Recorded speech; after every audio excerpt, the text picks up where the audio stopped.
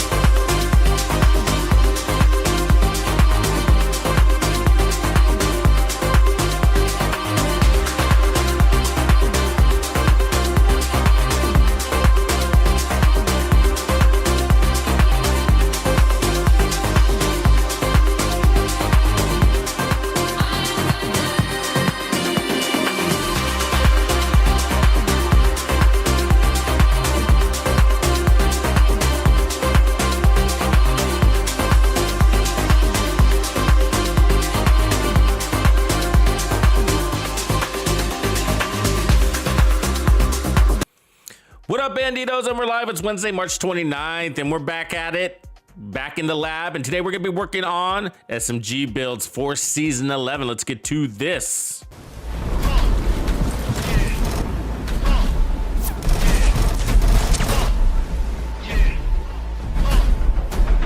It was all a dream.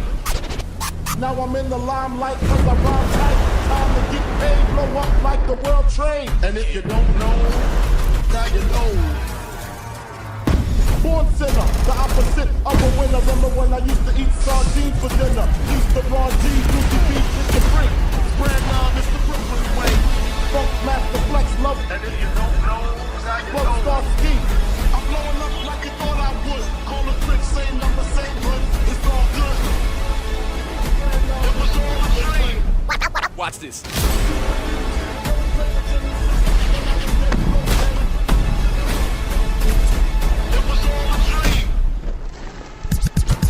And if you don't know, now you know.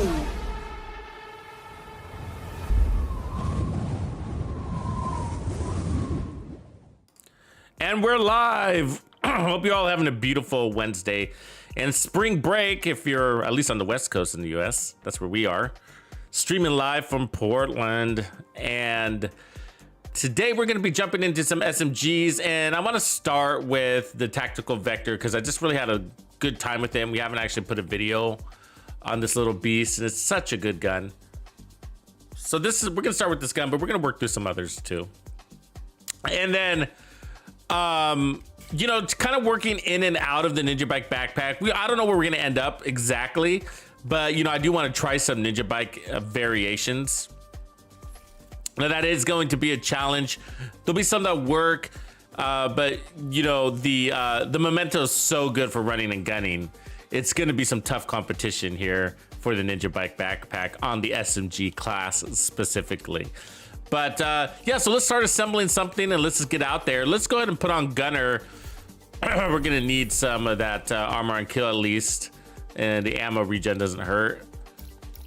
So let's put on that, and then let's go ahead and use the shotgun as a backup.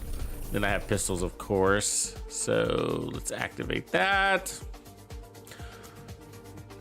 So how's everybody doing? Who's still in the game? Who got banned? Anybody get banned out there in the community? Lots of bans going around today.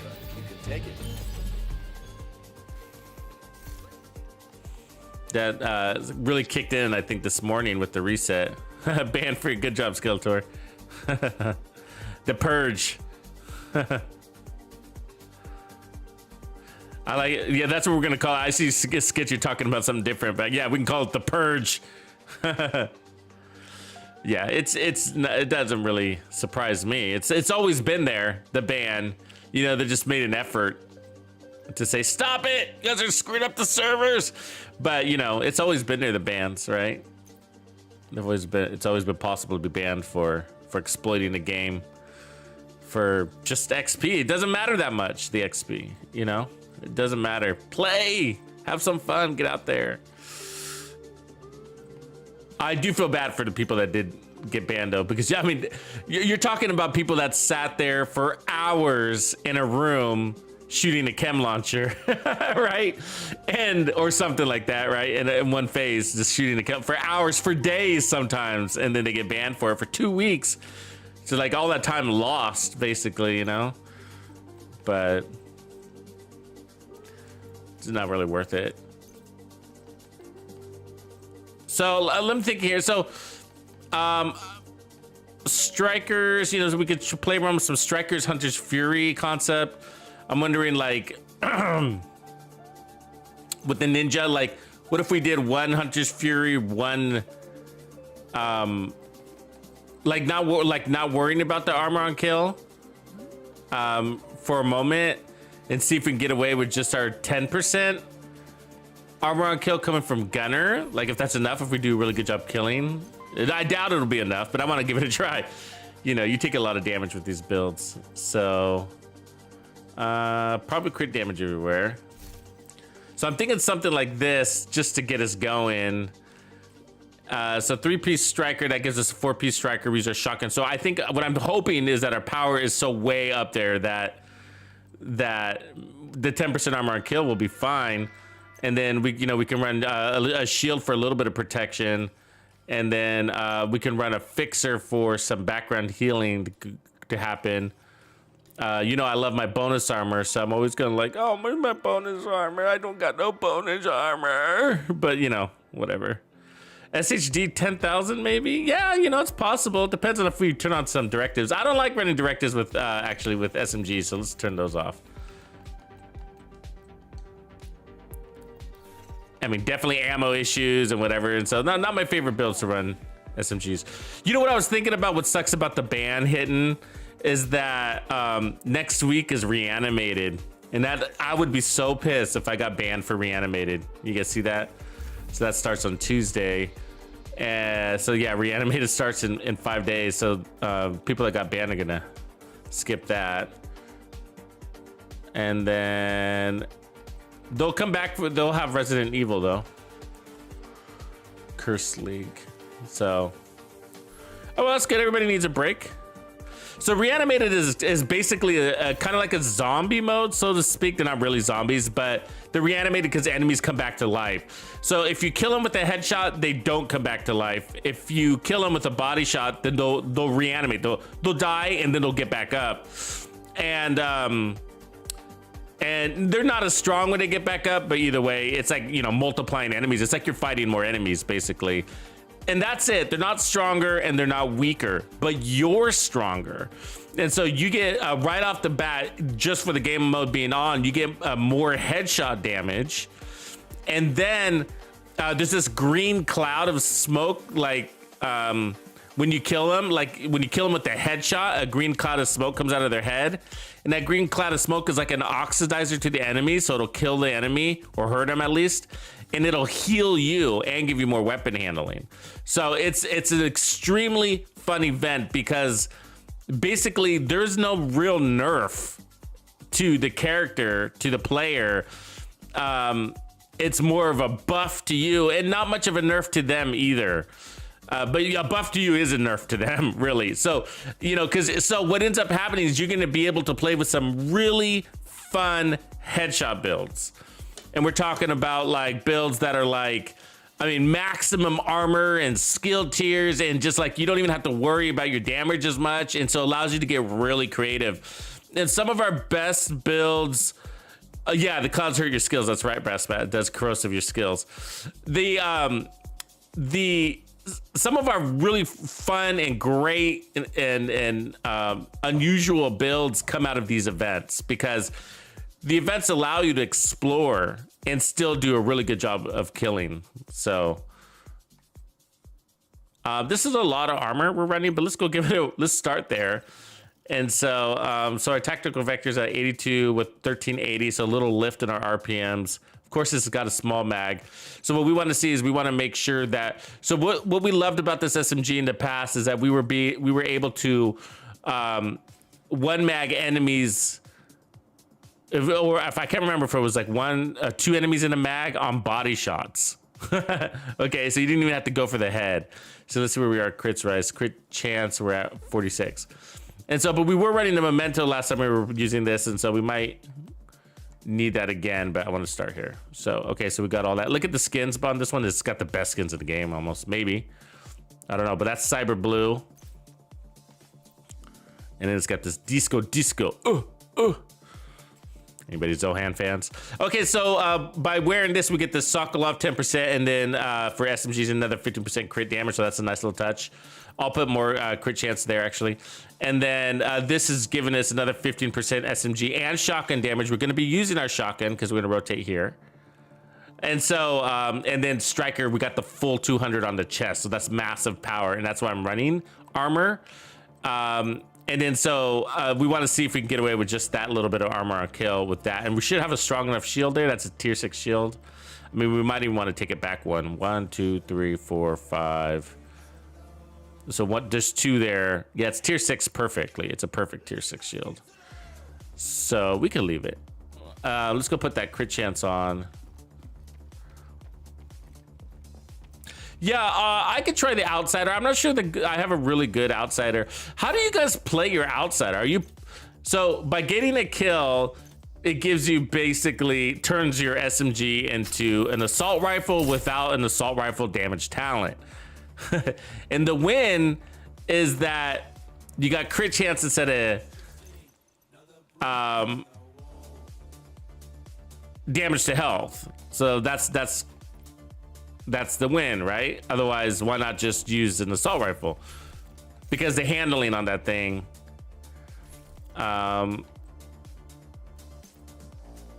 isn't really a win. I mean, like the RPMs on that thing isn't a win. There's faster assault rifles. The damage on that thing isn't a win either. So the only thing I could think of is that, well, okay, it's not immediately an assault rifle. You got to get a kill first, and once you do, you get the optimal range, which is great. But you're losing a damage talent. Not only you're losing the damage talent, you're also losing damage to health. So you're losing 2 things. So you could have crit chance, basically. And so that's the part where it's just like, ooh, I don't know if that's a fair trade.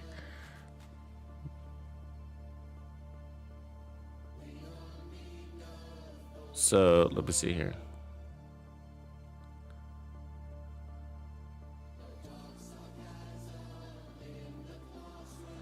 All our mods are right. And so, oh yeah.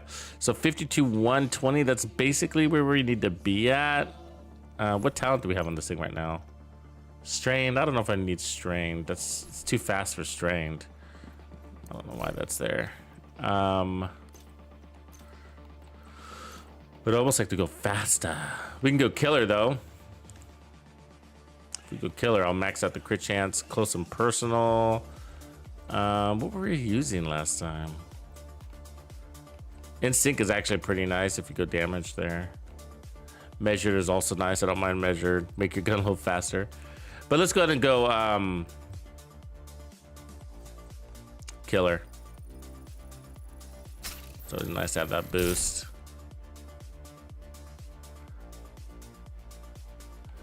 I mean, it makes you wonder if you should, you know, then use this weapon. So that's sometimes why I don't like doing that, because it's like, oh, you should just use the Dark Winter then. You know what I mean? You know, it's about the same damage, and you know, it's just like, and you get the perfect version. So sometimes it's like not good to do that because they're too close, where you like might as well use a perfect one. Close and personal is kind of nice because it's a full 30.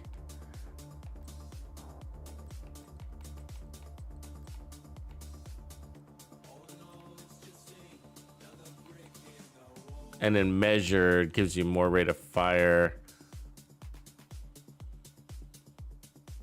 Fast hands is kind of interesting, except our reload's pretty fast.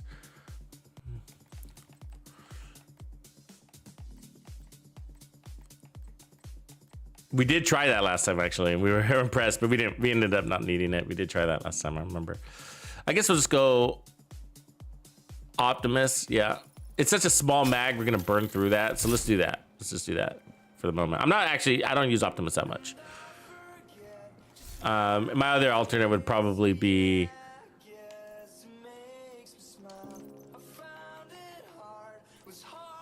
measure. No, you just never get those things.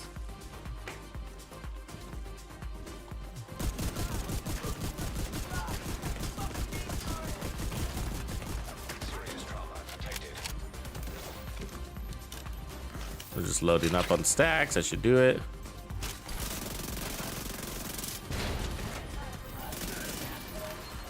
All right. Reinforcements en route.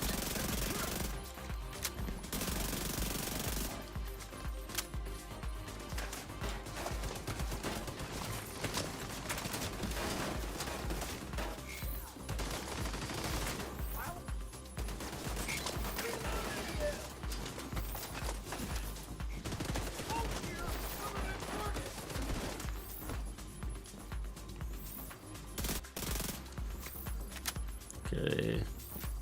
Also, you want talents there where you can switch from your shotgun over to your SMG without being penalized. You know what I mean? Back and forth, so you can work your stack. So if you got, that's the one thing about killer is that, you know, you disengage killer. That's another reason why, and that's a striker thing, right?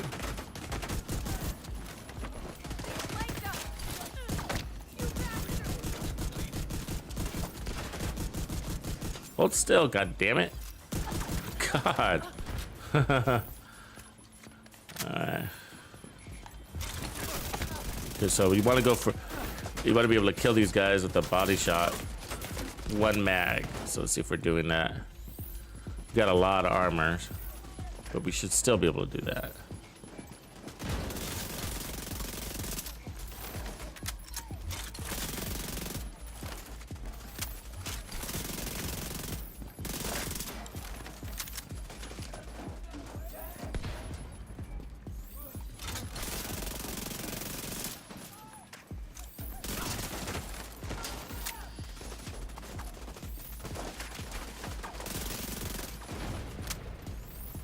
But I can't get a good fight here. Come on, guys.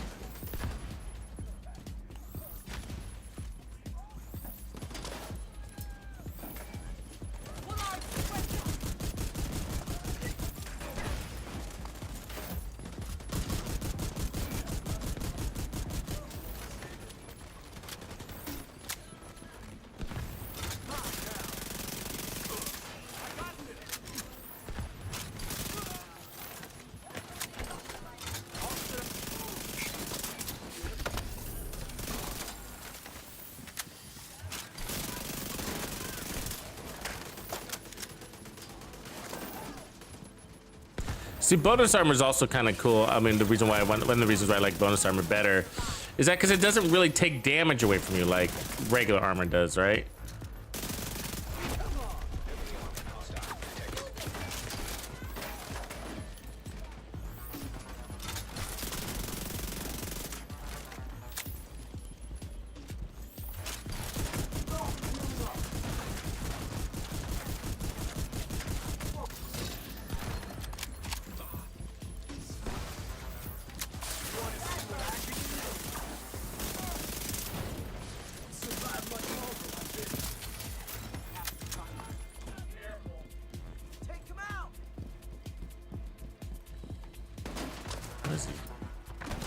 Here's goddamn boys. Oh, that's my guy.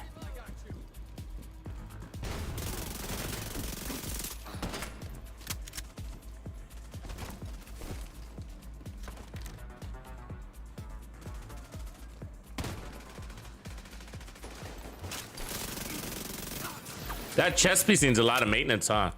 That striker chest piece, those extra 100 stacks. I feel like we're always working on them.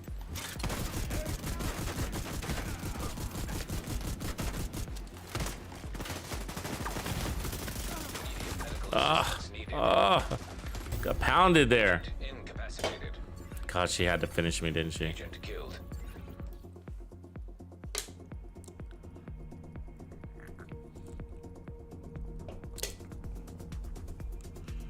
Yeah, I don't know what Arc Raiders is.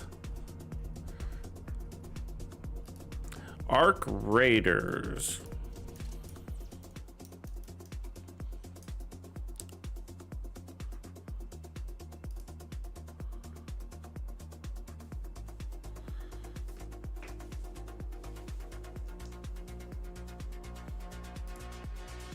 Got Celeste and Lance. Is it pretty tactical? I like the look of it. It's very retro.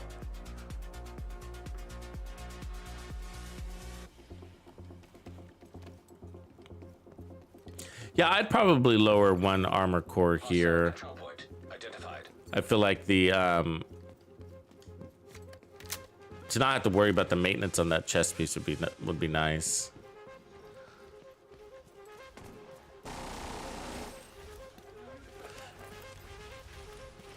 I mean, it's all right. It's doing the job.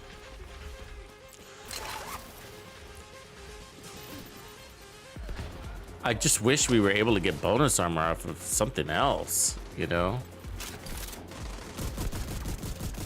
That's the one thing, you know? Because I would just so much rather have bonus armor than real armor, you know? I always prefer that. And it's just that they only give us bonus armor on our chest. Unless we go Heartbreaker. And we could try that, getting rid of the striker, put in 3-piece Heartbreaker. I mean, that would do it. That would actually do it really well. And we wouldn't lose any damage. Huh. Something we might consider, actually. That might be better. And I don't think anybody's done that yet.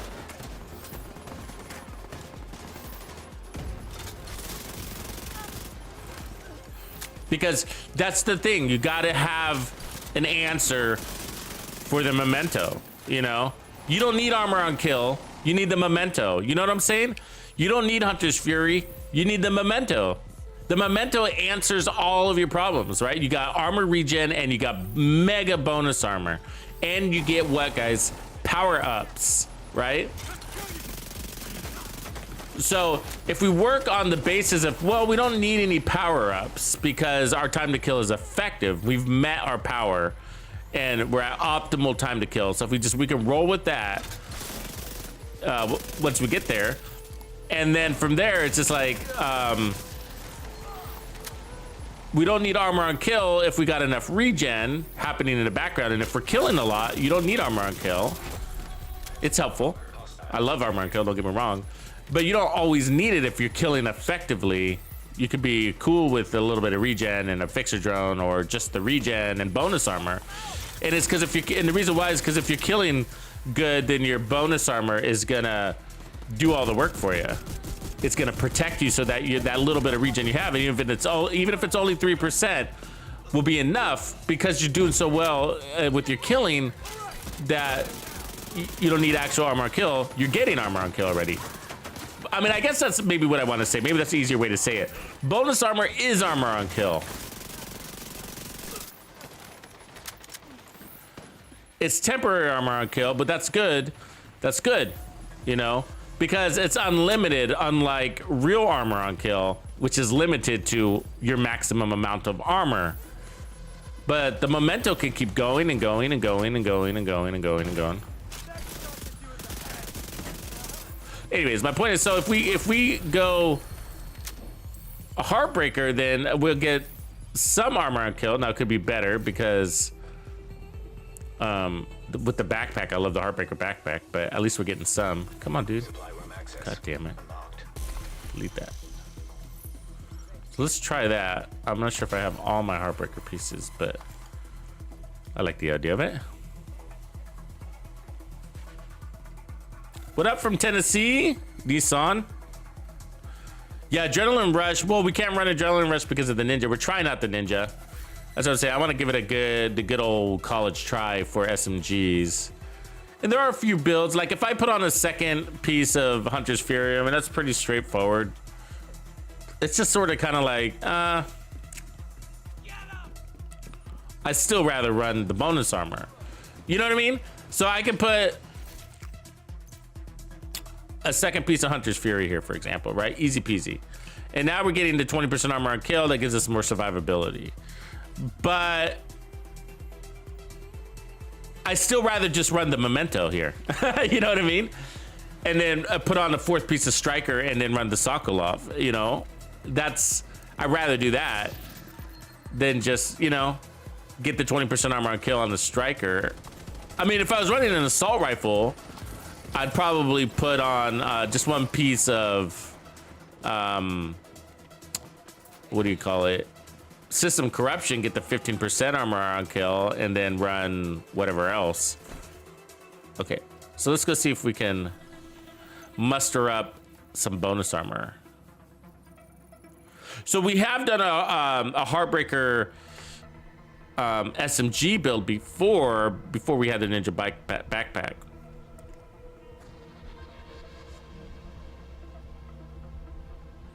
No, the chopping gloves haven't been fixed, Skits. They're still there. And in-sync would be beneficial. A lot of people like in-sync, you know, but with the way I'm setting up, I do need my fixer drone. Because at that point, the one that I just had, because I didn't have any actual armor on kill, and we don't have any regen. But yeah, in-sync is nice because, you know, you get that 30% weapon damage lickety split. You don't have to do anything. Sometimes you lose it when you lose your drone, but it's only for like 20 seconds. The downside is that they shoot at your drone and they can bust your drone, so you do lose your attack drone more than a healer drone. You know what I mean? Because they can shoot it down, which happens more in Legendary than it does in Heroic. But okay, so let's see what we got. Let me delete this crap. I want to try this converted one of these days. It's a fast little beast. Need a good one.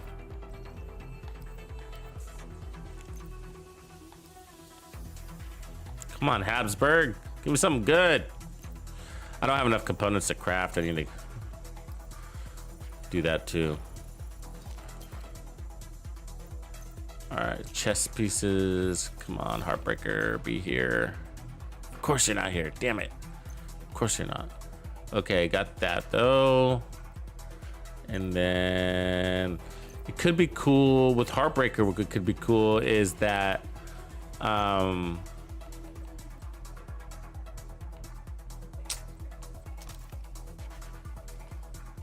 we could run the Picaros with it. We could also get rid of Gunner. Let's take this off real quick. So I think we'd run a full 3 pieces of the Heartbreaker. And then we're gonna run the chest actually there, and then what, I wonder, Sokolov and or the Picard's holster is kind of like a freebie for the weapon and the armor core, so that would be cool. You know what I mean?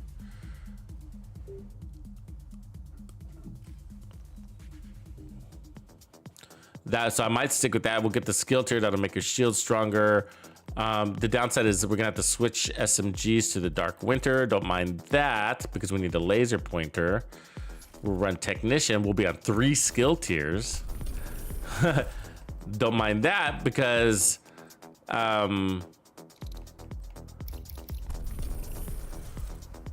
that means we can run Riot Foam with this or something. We don't have the Banshee. I don't know. Either way, that gives us a really strong healer. That'll be a tier 3 healer when we get that up. So I don't have my chest, so I'm gonna have to go snag that for my other character real quick. Or of course, we don't have to run the chest, but I want the 100 stacks. I like the 100 stacks. They're easy to get. So it's gonna give us 100% bonus armor. Let's do that.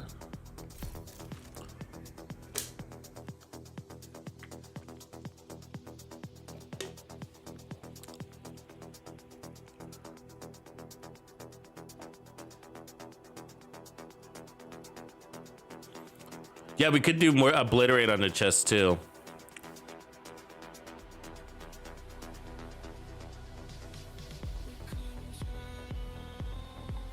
You're doing the bighorn shenanigans, Sebastian? Right on.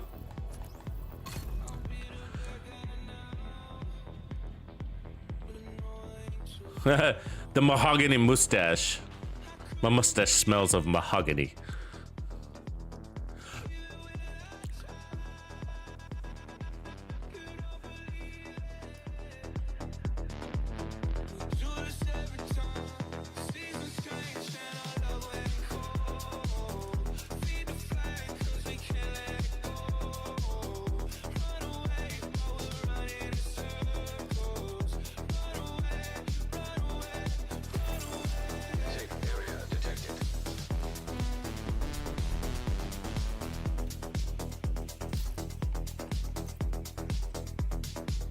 System Corruption could be cool too, huh?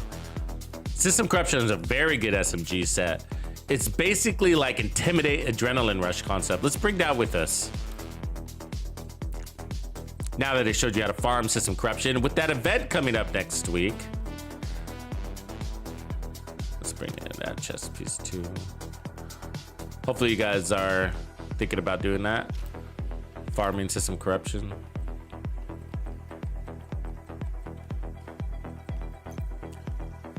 I mean, it's not like mandatory piece to have. It depends on where you are in the game. Like if you've been playing for a while, you got everything, you don't really need named item caches, then yeah, you know, I think that's the next best thing.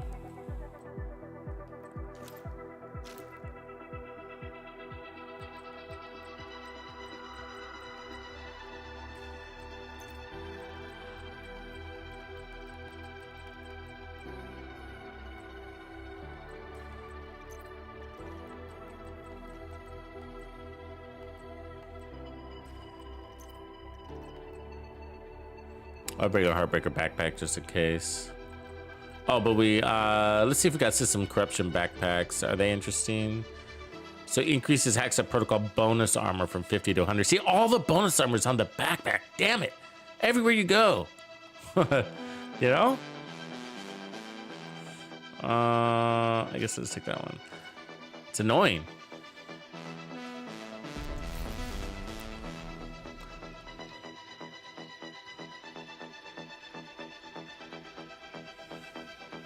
Yup. You want to go practice karate in the garage?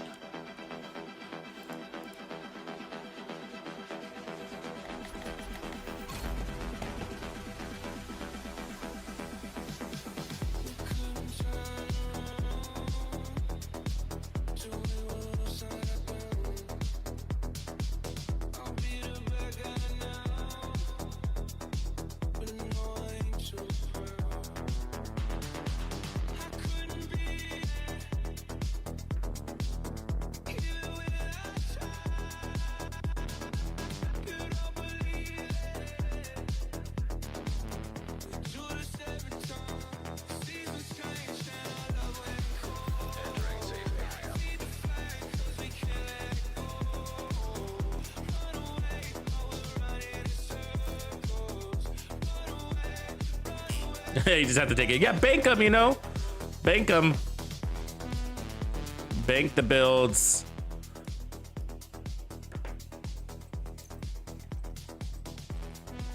Okay, so let's see. We needed that chest mostly.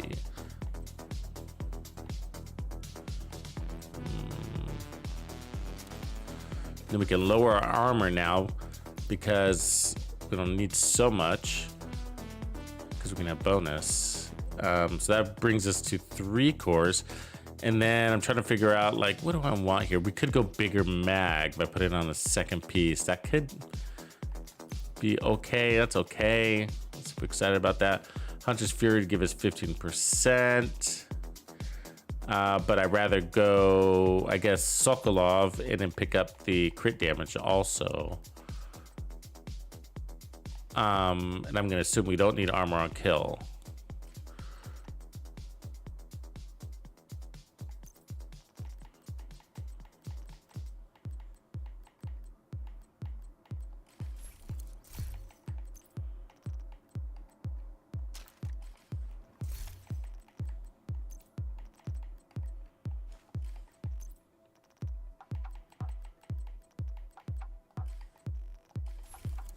More armor than I want. Red.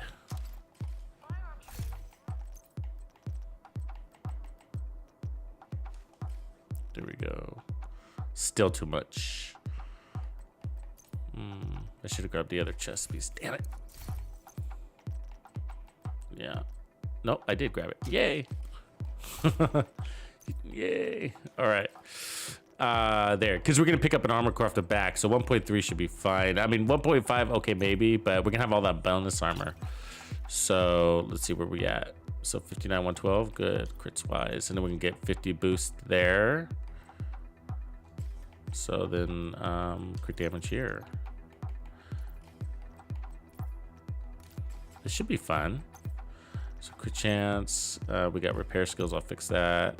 Crit damage. Where are we at now? 59, 124. Good.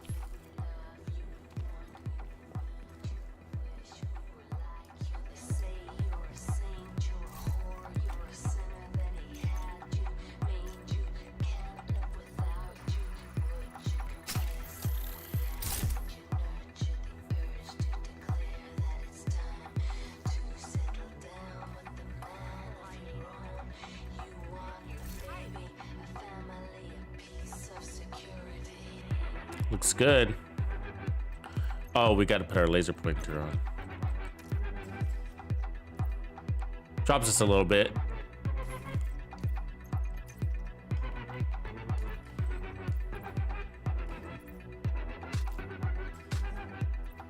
Perfect 60.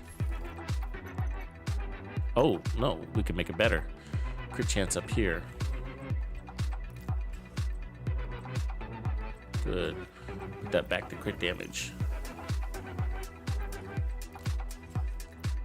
59, 131 plus 50. We're at 180 there. Then we're gonna have the 100 stacks there. Ooh, this is gonna be nice, nice, nice. All right, let's put this up to there. I like what we got going on here, players. All right, let's go rock it. You know, the only thing is I don't know about damage here. I gotta be honest with you.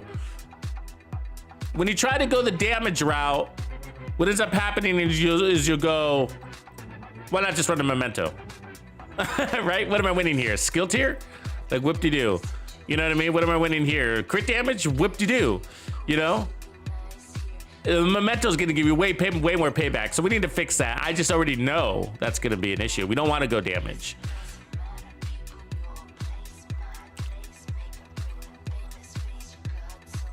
So we could go, what do we got? RPMs with Striker. So I don't mind that. I like RPMs. True Patriot will give us a bigger mag by 30%. We could also do that by just running another piece of Brazos up there.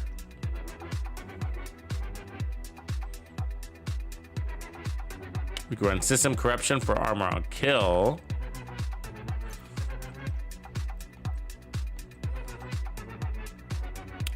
2-piece Hunter's Fury for 20% armor on kill. Don't really need that much because we're gonna bonus armor. I feel like Striker's almost the way to go for the RPMs. Fun factor.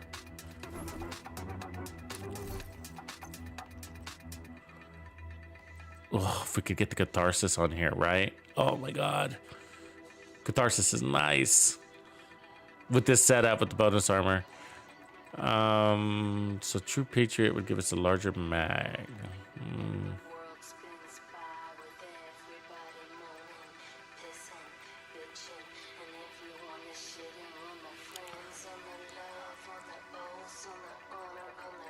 Let's put on one-piece system corruption and kind of go down the unkillable road. Let me do that. Let's got armor regen on it.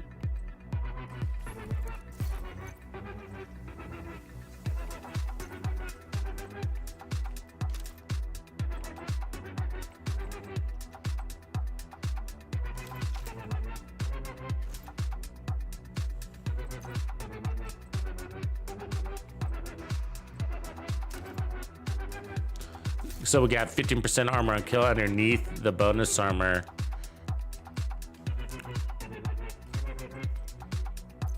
Do we want the Picaros? The skill tier. I mean, we get the free armor core. That's what's nice about it, but is that bringing enough value?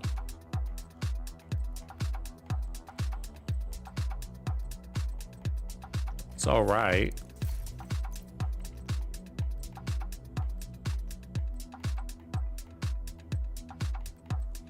If we ran Bellstone, we get more armor on kill. That pushes us 25. It might be over the top though. But it could be a true tank, and so that could be worth it. Like, wow, you are just a tank, you know? So let's just go give it a try as it is, and then we'll see. But I don't mind that going like, oh yeah, we're a tank. We're a tank. You know, we got all this bonus armor, and then they can't shoot through our regular armor.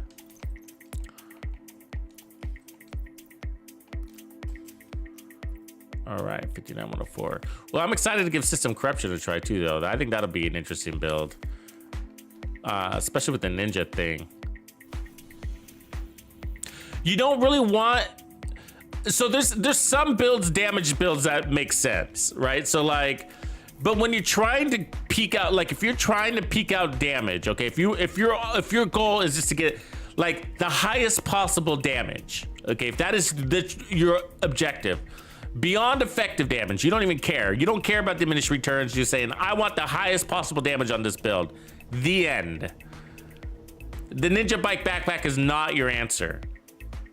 I mean, there might be one or two builds out there, but you're just always going to get more damage with that valuable Memento, that 30%. I mean, that's a lot of and then you're getting the short-term buffs on top of that. So I'm running gun builds especially.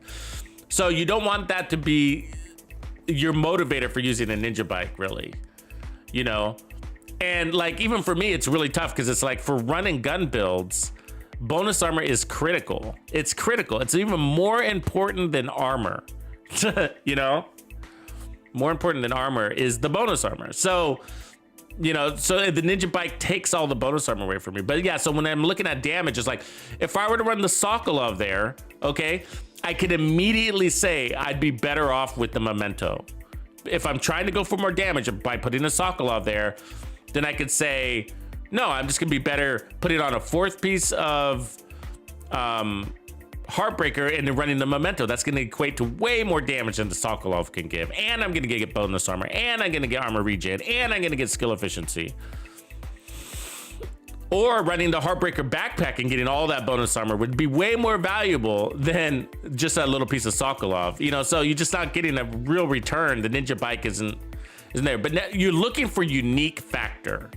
Uniqueness is really what you're looking for. A unique characteristic that would take your, the word you're looking for here is that would enhance or improve your gameplay. Enhancements to your gameplay. That's what the ninja bike really does. And that's because you go like, hey, look, I already have enough damage. My time to kill is already about 1 second with an SMG or an assault rifle. That's as fast as it can get, just flat out. And you can make it like 0.99 seconds, right? You can, but who gives a crap?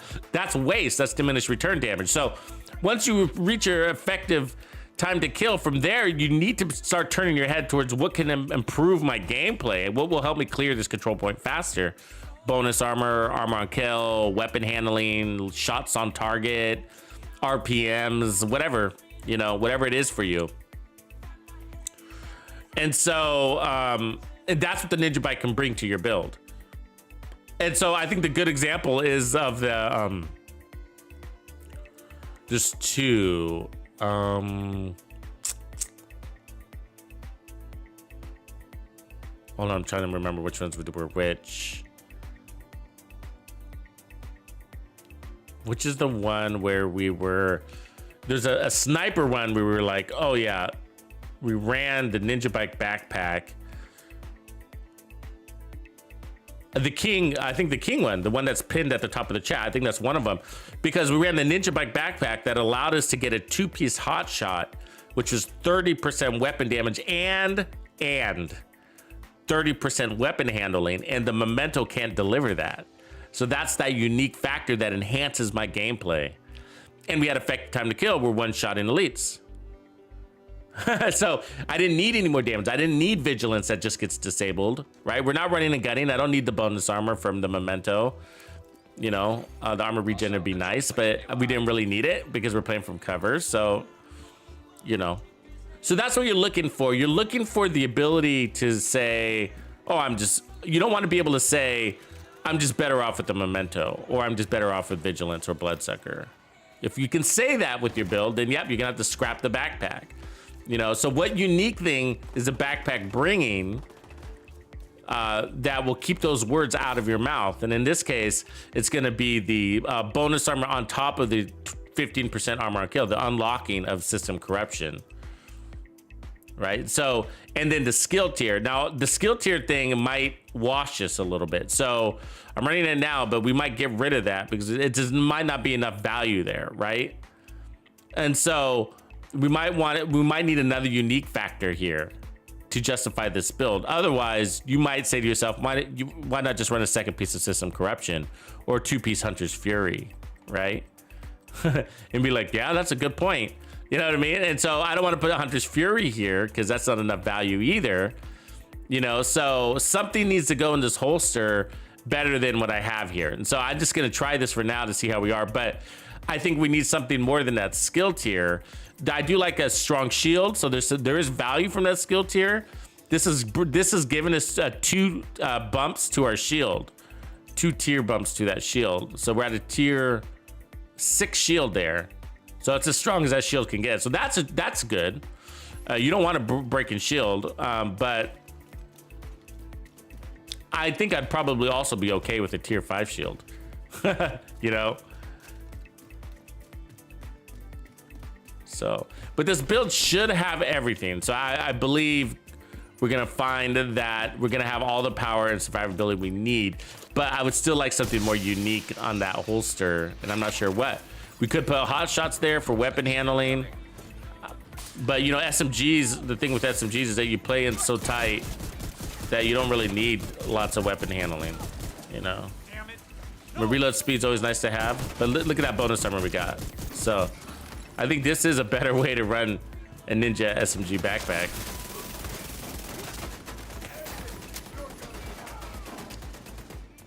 You just take so much damage in SMG builds.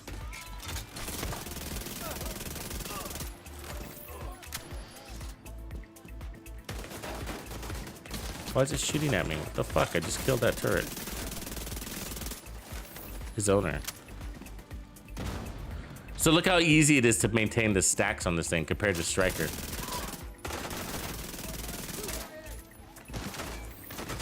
We got a tier 6 shield. Look at you. Oh, they're right behind me. Fuck, I didn't see them. Yeah, it's powerful though. That shield, so you don't have to worry about your shield. Our time to kill is nice. We got that bonus armor, which apparently they can still shred through.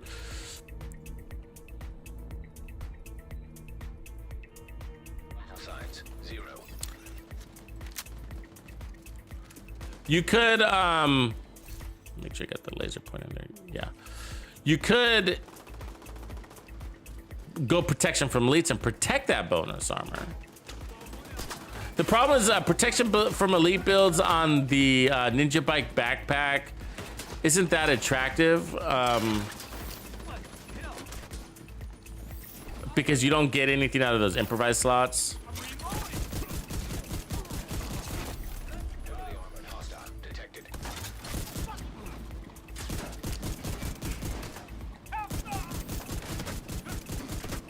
Oh shit, you can just stick with the shotgun.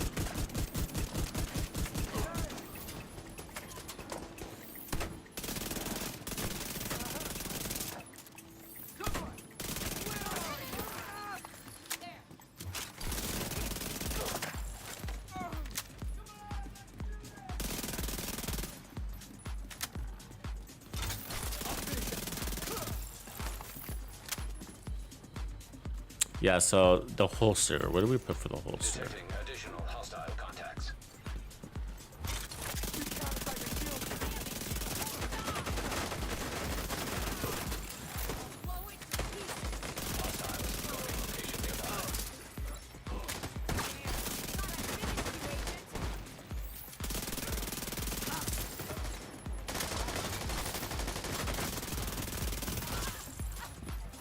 It's kind of a tough little fight. Shield almost broke there. We could run the Artificer Hive on that shield. Actually. Instead of a fixer drone. Yeah, we can actually. Hold on a second. Let me crush my skill. We don't need the fixer because we got the armor on kill. So we could make that shield invulnerable and that would justify the skill tier. They would make the Artificer Hive stronger since we're running Technician.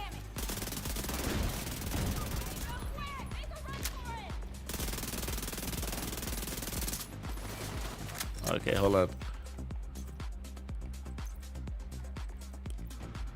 So that'd give us skill repair at 48%, guys. Woo! Oh, thanks. Thanks for the fire.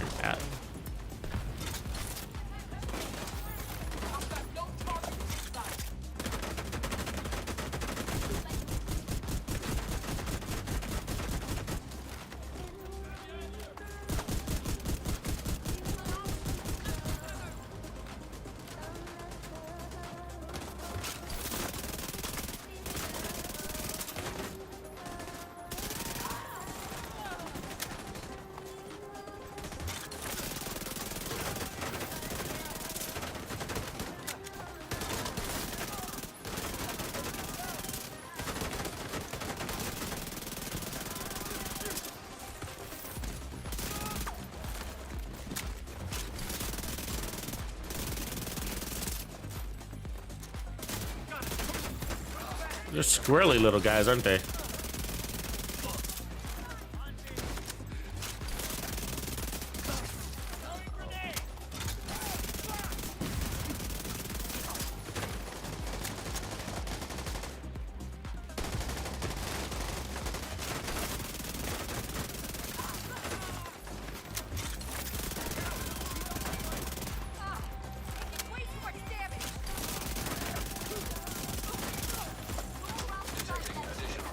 Really? Fucking guy's accuracy.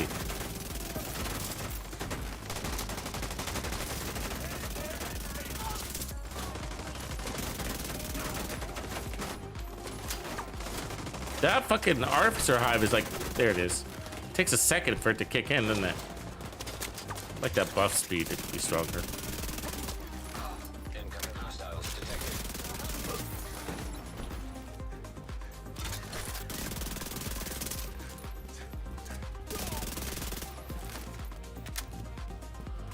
Where'd the other guy go? Fuck.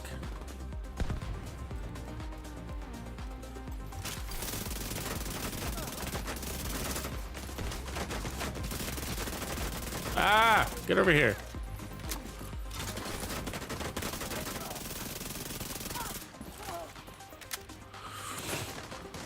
Of course you're up there. Jesus. Detected.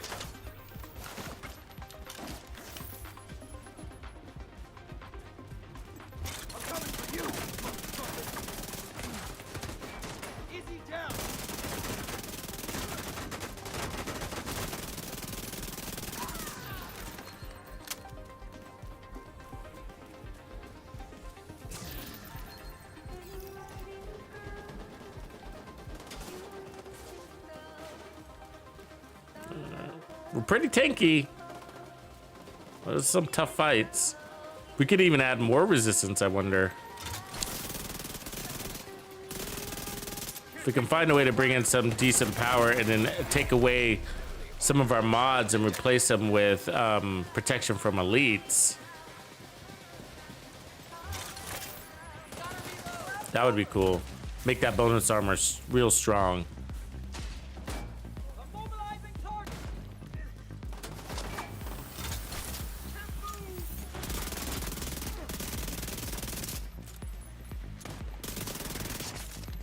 Fucking phone. Okay, who's sniping me with the shotgun? Get over here.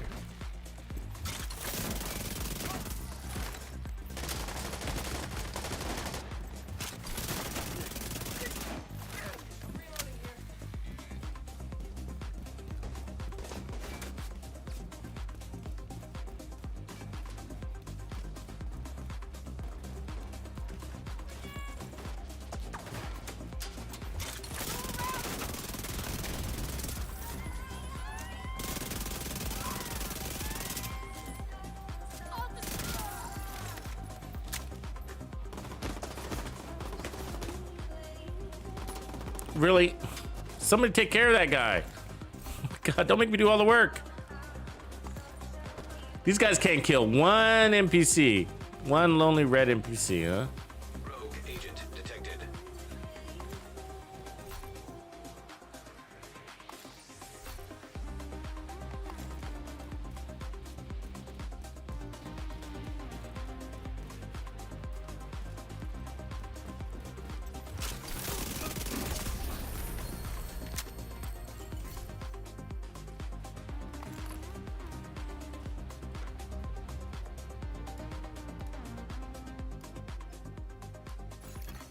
Supply room access unlocked.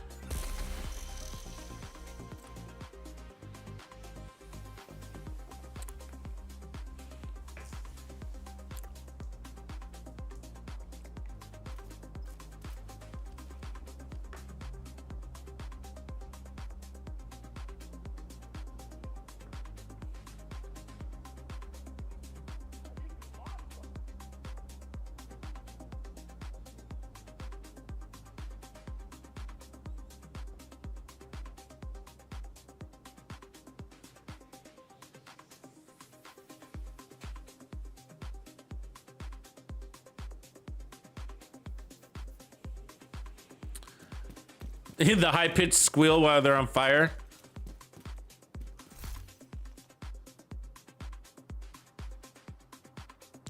Mordecai, what up?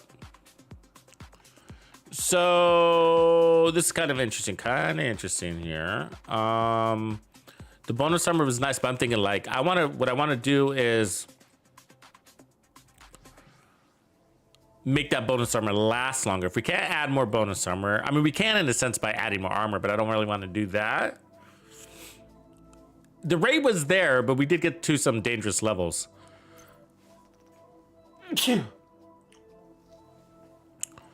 I mean, we could fix that by pretty easily, but there's a bunch of things we could do. I'll take off this real quick. I mean, we could just put a bellstone down here, and then you're getting armor regen, and then you got the 25%. Of course, I don't have a bellstone down here right now, but and then you're getting the 25% armor on kill on top of the bonus armor. That could probably be the way to better way to go. And then we might even be able to drop our armor down to 1.1. That could be interesting. The reason why is because I like to use my armor. I'm sure you guys saw that. Like, I purposely take damage so that I can drop my shield so that I can run faster. Let me go back.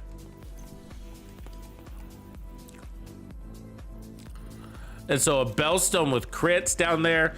The other way is protection from elites or both. That could be the best of all. If I can have enough damage where I can put on at least 3 protection from elites, that would be really cool. Thanks, Mordecai.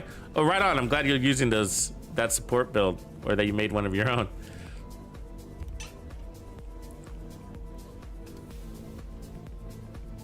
Yeah, I'll show the loot map. It's okay. We got Walker on the map today and Bellstone. Gila and shotguns in the best zones. Pistols and I think Empress.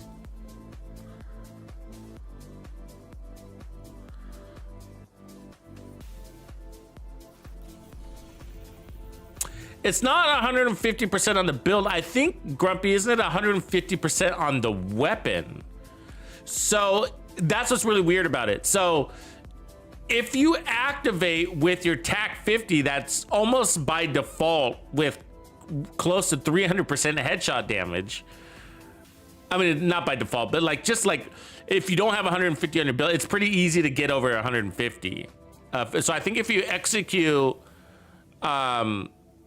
with the TAC 50, then you meet the minimum for the cap, and you could try putting anything else, something else on. I just always found like, what else is there to put on? You know what I mean? So you might as well put on headshot damage to your max. So we got knees, gloves, Walker, Gila, shotguns, Bellstone. So that's the attractive one right there. Probably the best for the day. And Walker as well. You can't have enough Walker. Actually, Walker is really good right now because of that backpack, the Ninja Bike. That makes Walker a very attractive piece on some of these power builds. Yeah, if you swap, your cap goes below 150% potentially, but you've already earned the cap.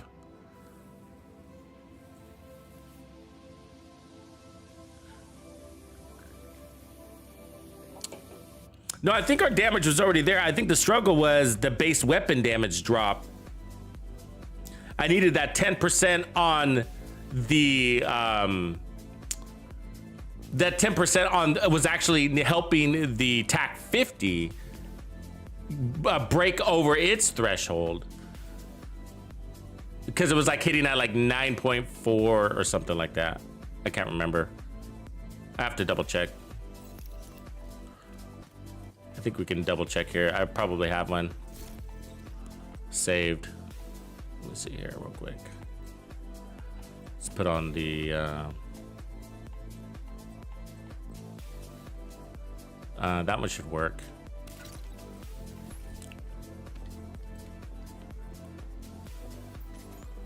The catch is I can't re-roll a lot of these pieces. Let me see here. So 175. Yeah, I could strip it down. Okay, so let's take that off. Take that off. Take that off. What does that give us? 145. Yeah, there we go. And then I guess we can leave that at an armor core. So if you look here, we should have it. So 145, 267, 180, 270. So the first shot is going to be an activator, so we'll take 2 shots. Let's see, I don't know if I have special ammo.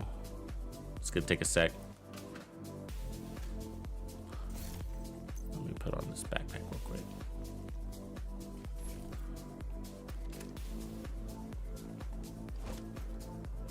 Just on the lead.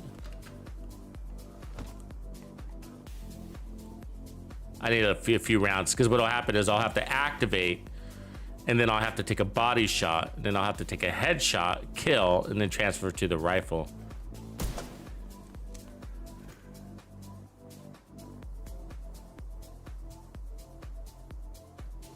I love Bellstone with Bloodsucker talent. I don't use it because I don't have it. At least a perfect one. I'm looking for it. That's like the one piece I need. I used to have it, an okay version. I deleted it because it was just okay, and I was using a Memento on everything anyways. And then now I can't get another one. It's just like, it's like the rarest piece apparently.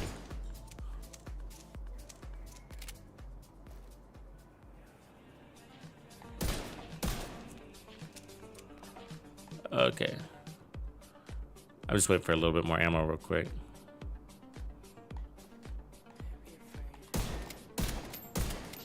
There we go. Okay, so let me put back on the Memento. Not that it really matters. So just to double check, so we got 145, so we're under the threshold there, but on this one is 270. So we were struggling with, I think these are right. I should probably go check. Sorry. I should go check. Make sure I got the weapon selected. Yeah, okay. So the other day we were struggling, transferring the damage over, and we were trying to get all 3 protection from elite mods, which is basically what we have here, right? And so, and we don't have any trophies right now. Oh, this might be a hard test, because I think we had a couple of trophies when we were doing this. Okay, let's put this back. Okay, so this is an activator. All right, then I'm gonna kill him with the body shot. So we have no Headhunter, and then Headhunter. Yeah, so we need a couple of trophies on this. I got too much armor. Okay, let me put that one on. Okay, I'm gonna kill this guy. Okay, so our headshot damage is still the same. It should be 145. Yeah, it is. Okay, good. 145 on that. So back to this. So get that one first kill. There it is. So that's 14 million. And then transfer over 8.8. Do it again. Oh, gotta kill him.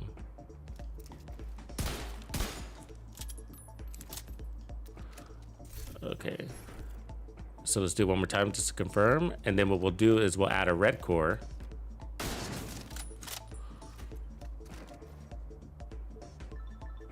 Can see that, see how the headshot damage, let me go back.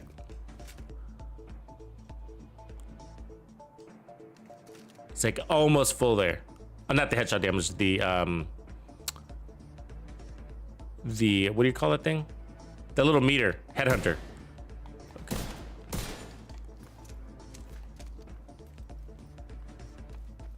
You think that'll work? Let me try that before I switch.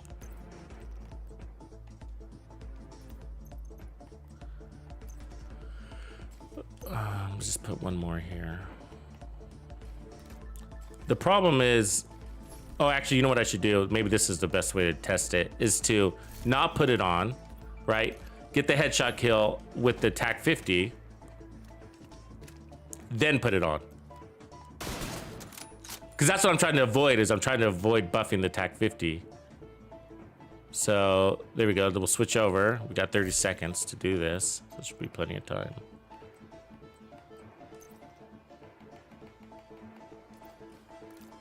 All right. 8.9. We did pick up more damage, of course, but that should be 155 headshot damage.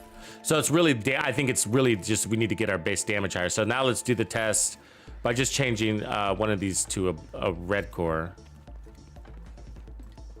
I could just take off the Memento. That'll be easier to do this test, like an Araldi. That's fine. Then I'll keep, that should fortunately pick up our headshot damage. So we need one without headshot damage. Do I have that?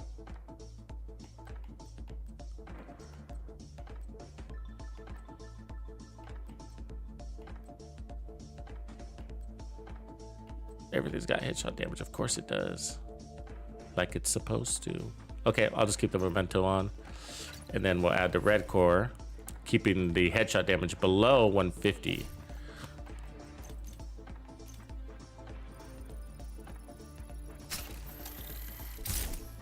There we go.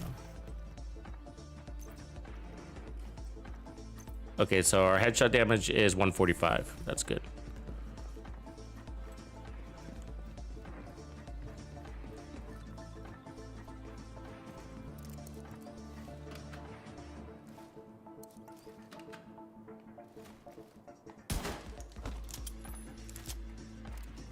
So we got to activate. All right. Clean the clock. Get a headshot kill. And then switch here. This is with 145% headshot damage. Ooh, we're really close.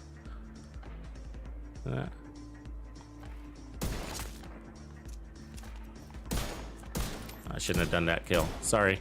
Let me clear that. Shouldn't have done that kill. So with the memento, it throws over, of course. One memento. But since we don't have mementos in here, then we'll do that. So let's do the other test, which is basically should be the same thing. Is that what we'll do is get a headshot kill and then switch to the rifle and then put on the 10% headshot damage.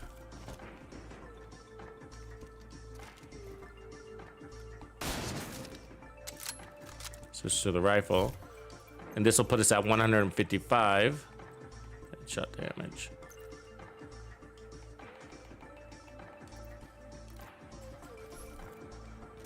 All right,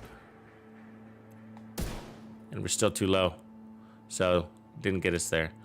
So it's gonna be the base weapon damage. So that was 155.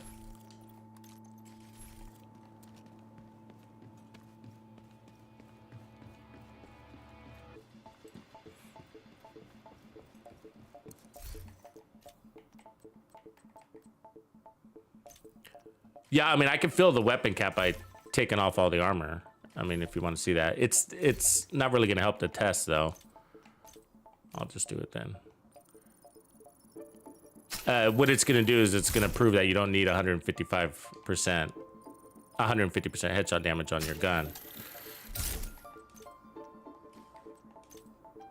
You need it on the weapon that's activating Headhunter.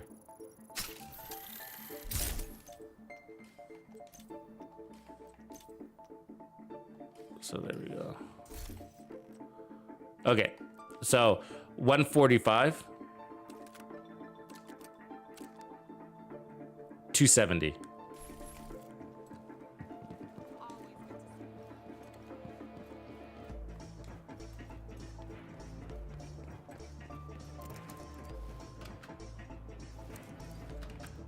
Yeah, so the armor was just, all the armor was doing was just slowing the testing process, you know what I mean? We would have eventually taken off one more, and that's what I'm compensating is just it's the backpack. It's really the backpack that we didn't have any memento trophies. So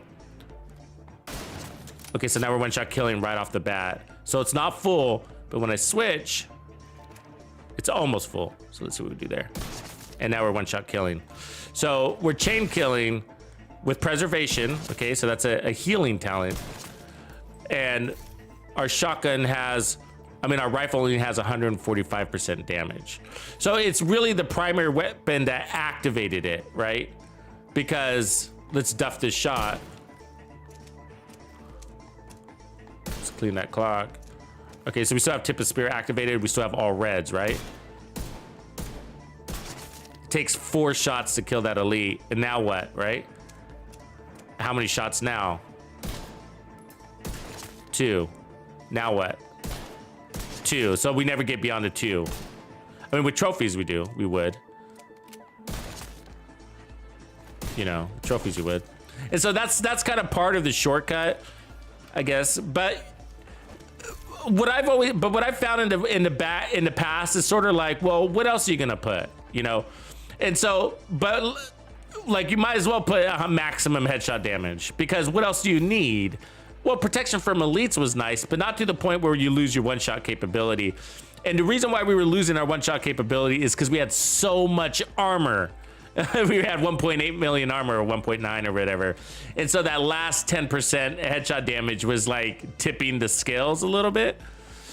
But if you have different colors, you don't have to rely on your memento. I mean, your TAC 50. You can work your way up there. Maybe.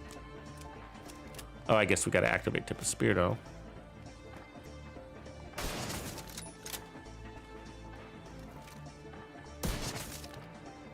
We duffed that shot. Okay, so we're gonna start over. Tip of Spear's active, so we'll start with the weak guy, and we're one-shotting him. So we didn't have it active there, so I had cleaned it. And so if you start on the weaker guys, then you can work your way to your cap.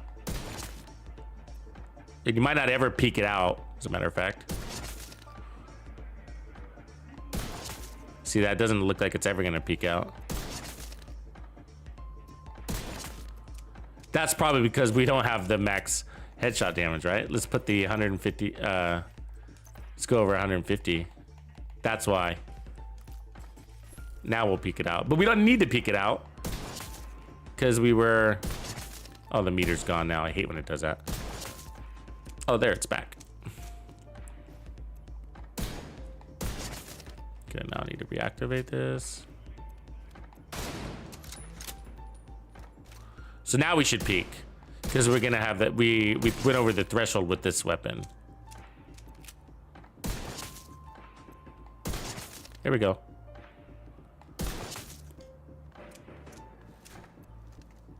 But it's still one tapping, yeah, so. But with this, what's interesting is that it peaks, it should peak no matter what, you know what I mean? So, because it by default it has over 150, you know what I mean? So one kill should peak it, but it doesn't. It doesn't. It reads halfway full, which is weird. You know what I mean? It reads halfway full, but it should peak it. You know, when I switch over to the sniper, it does. When I switch over to the rifle, it doesn't. And so, but the TAC 50 has over, I don't know why the meter says that. According to this, I feel like the TAC 50 should be peaked. I mean, it's got 270% headshot damage. That's way over. So the meter is deceiving. It's deceiving, that meter. Because with this, it should be peaked. Let's do it again. Off of one kill, really. You know? Let me go to an elite kill.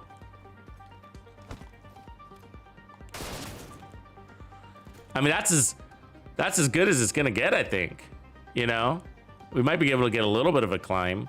Like if I get consecutive kills with this thing.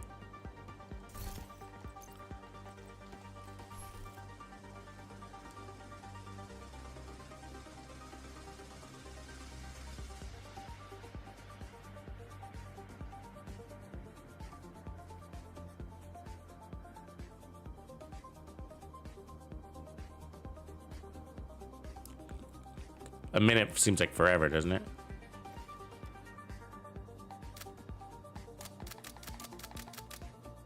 Come on, buddy.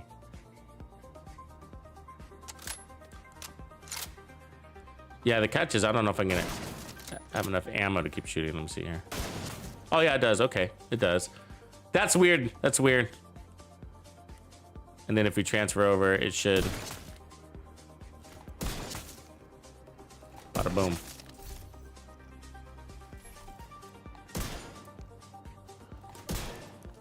Okay, going back.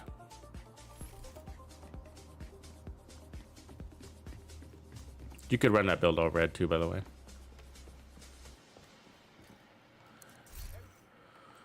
So we had technician.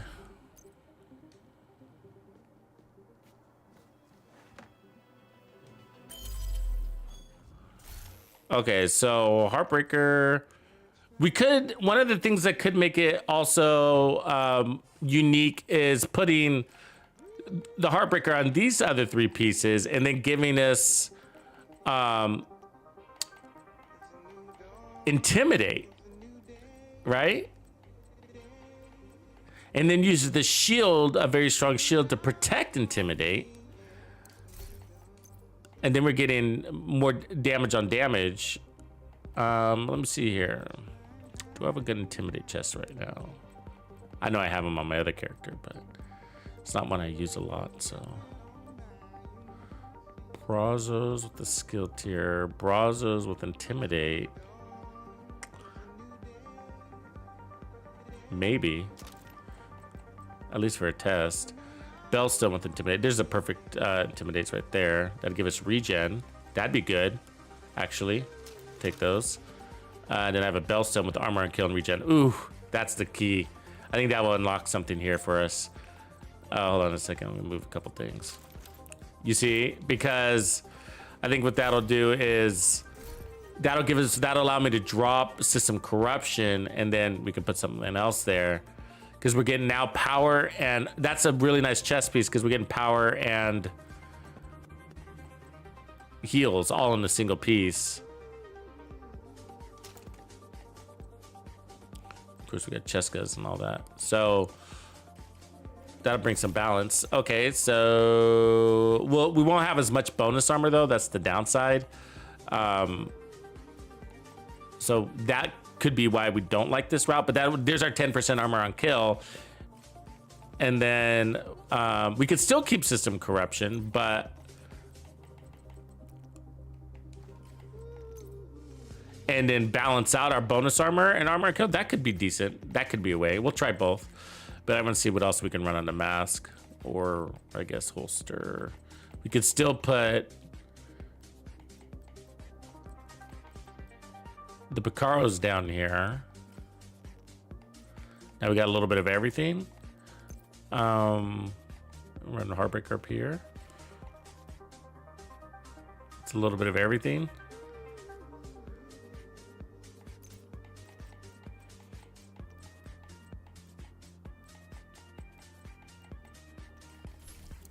If we go Golan, we could put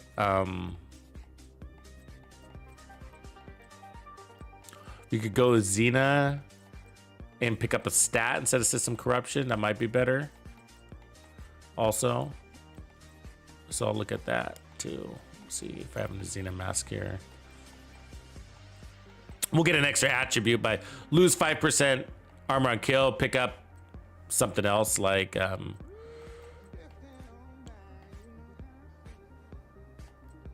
that one's got Hasbro. But pick up like crit chance or something like that.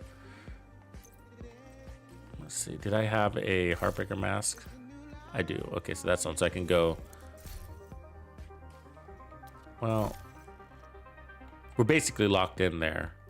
So it comes down to system corruption or Picard's holster. Okay, so that's what we're looking at. And let me just see if I got a Heartbreaker holster. I do. Bring those. And then we'll bring a system corruption. All right, and we're very full. Very full.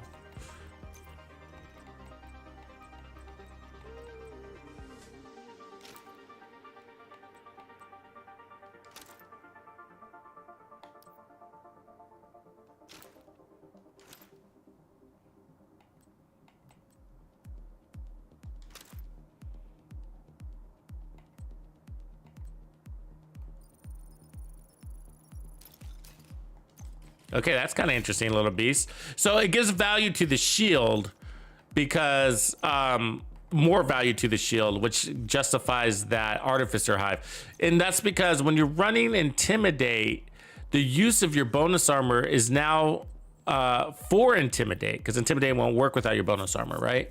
So you don't, before where I was dropping my shield and running around and allowing my myself to take damage, I won't be doing that anymore because I want my bonus armor to stay up.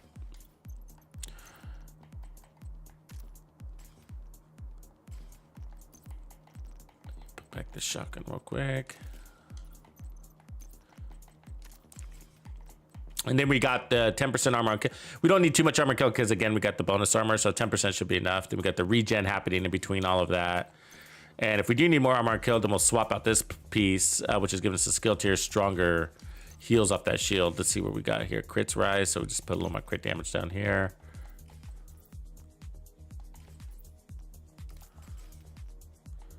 We could also run the spotter chest. If we don't want to Intimidate, spotter's 20%. This gets way higher, but there's no reliance on bonus armor, and spotter's pretty easy, and that would also give us armor on kill. And so I have that piece right here, so that's also cool. We have a lot of armor. I should drop one of these probably to red if I can. Yeah, don't want too much armor. Okay, that's 4 rolls. That's pretty high, but let's go with tanky. See how it feels. Slayer, what up?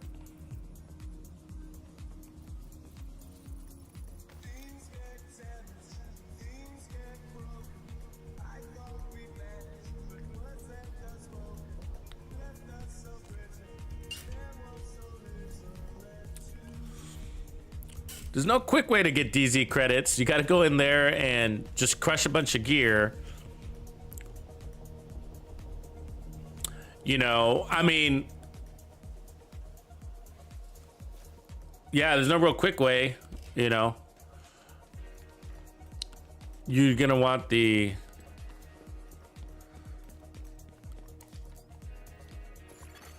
Hostile control point detected. I guess the run of the ground, you know what I mean? I mean, that's the best to do it, is just to be able to own that map. So you want it kind of quiet. You could try going on an off hour from your server's time zone. So if you know most people are on at like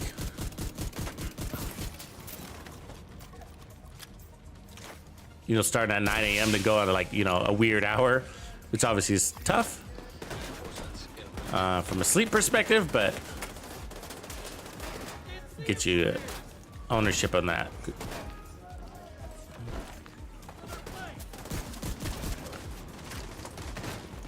Excuse me. All over me, huh?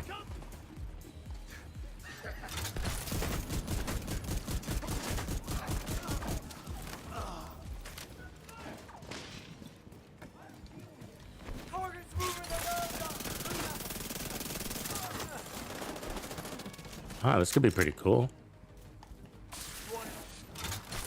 Where are you? Fucker. Oh, lady, get. God damn you.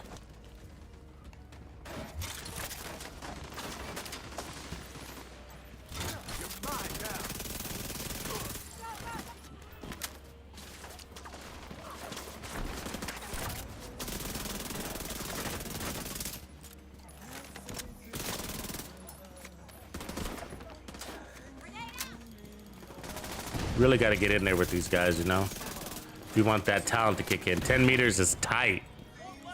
Way tighter than you think it is. You don't need to obsess about it, though.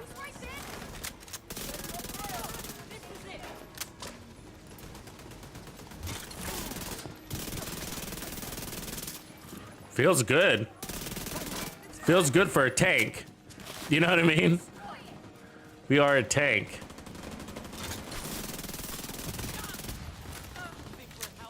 We got a very strong shield here. Heavily armored hostile detected.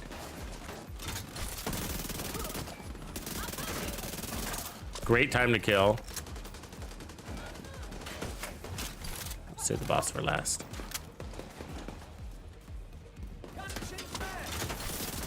Oh, that's my guy.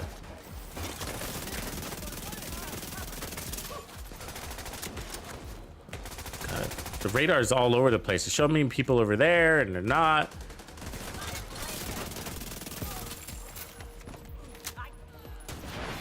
Woof. What up, boss?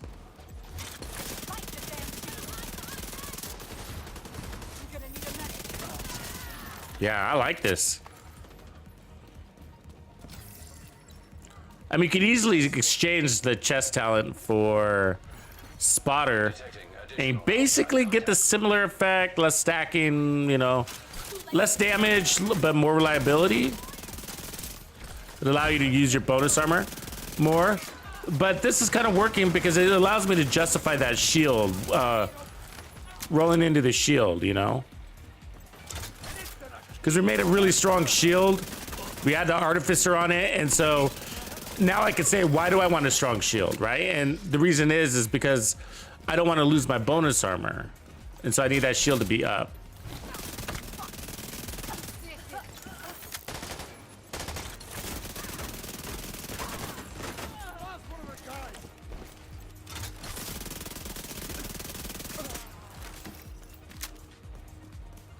Feels great. We might even be able to lower our armor core, take off one more armor core.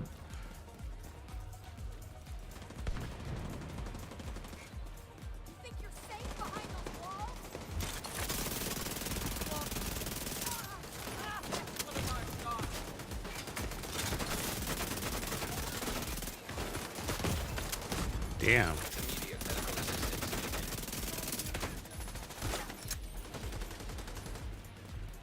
So much for this tactic. Heavily armored hostile detected. I'll cover you.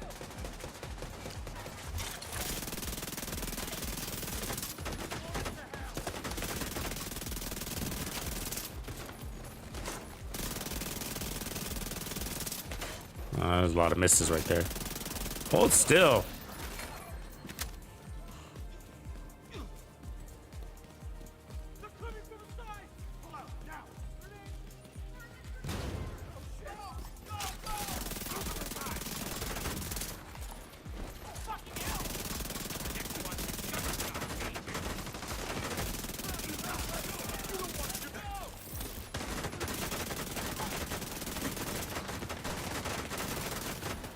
Oh no! Fucking shock! God damn it! The shield. Gave him free reign on my shield there. It's alright.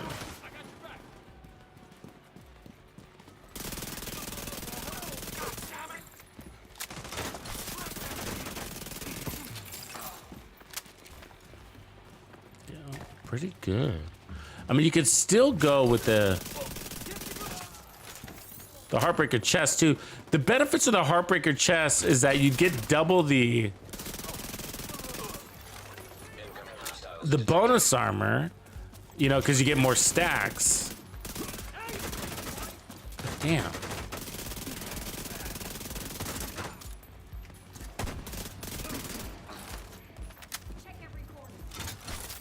They're so fast.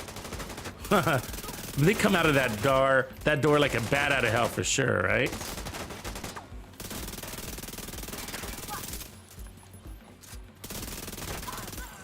Detecting additional hostile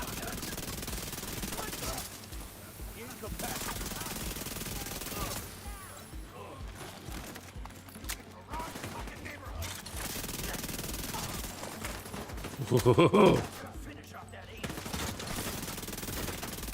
Come on, you fucker. Yeah, I can feel that talent. Because when you step inside that range, it just, you can feel that little burst. I mean, we're doing a good job of maintaining it. Oh, fucking see you.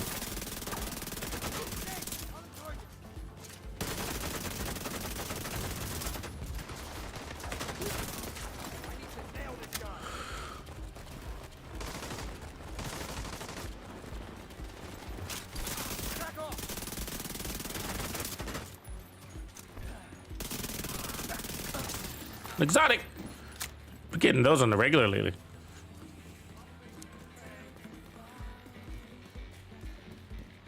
At least one a day. Oh, they're downstairs, I bet. There's one up here though.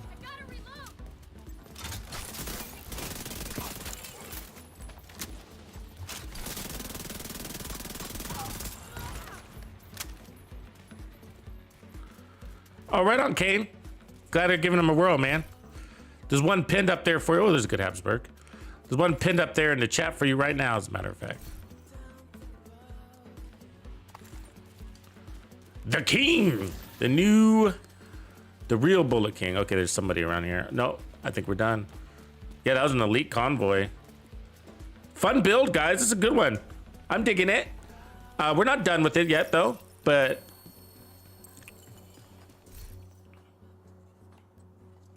That was fun. That was fun. It doesn't feel overpowered. It feels perfectly balanced, you know? And so I'm wondering about this piece down here. I mean, I like the 15% weapon damage. So, you know, our shield is tier 6. So we got 2 coming off of that, 1 coming off of that. So there's 3, 4, 5, 6. So we got 7. So I can lose a blue core and still maintain this 6 skill shield. So that means this is being wasted, that skill tier. You get that? So we got waste on our build there, technically. Ooh, Converted SMG with rate of fire. I kind of like that. Ah, it's in bad shape though. That little guy's fast. That's how I want to use it. All right, what do we got here? It's an Acosta scope bag. Yes! Oh my God! Acostas!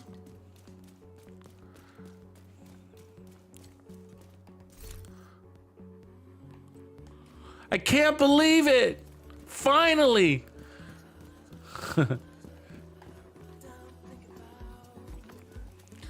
I've been called melodramatic.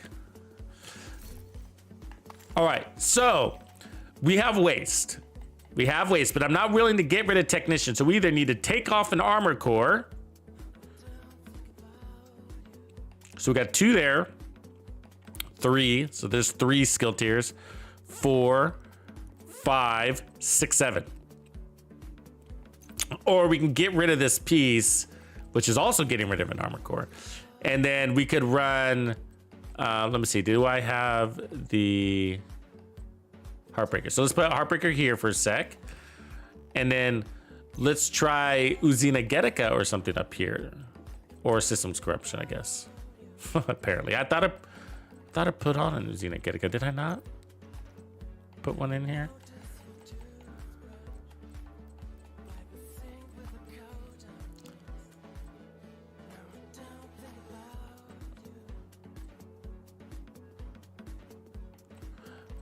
Let me see if I got one laying around here real quick.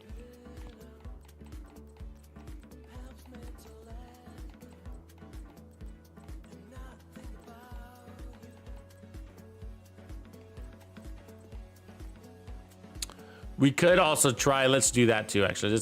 Let's go ahead and take off this backpack. We should try.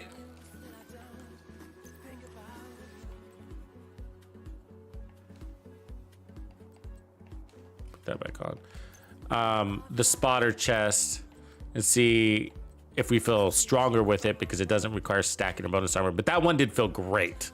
So I'm liking the way that panned out. But now we got 20% armor and kill. 1% armor regen, and a tier 6 shield. Should be tier 6. Tier 5. Tier 5. So 1. Oh yeah, because I lost an armor core there. So let me bump that back up to try to keep the same feeling, mostly. There we go. Power-wise. So 60, 105. So this could go to, so we gain back a slot. So we get more crit chance because of that. So we can put this to crit damage. Fine.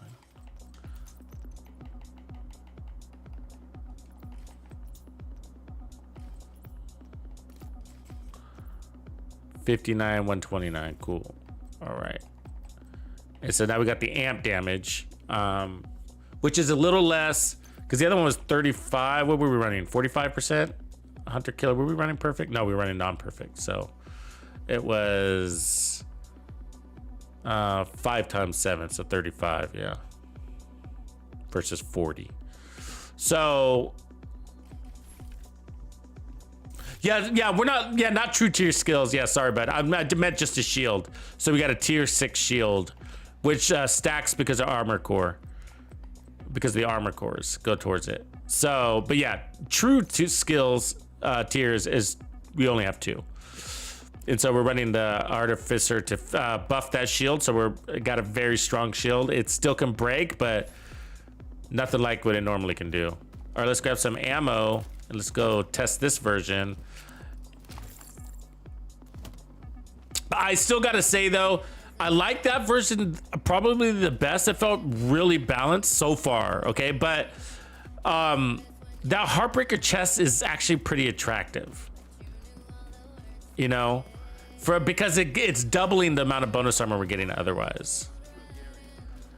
But on this setup, the benefit of this, okay, is that we don't need that much bonus armor. It's balanced.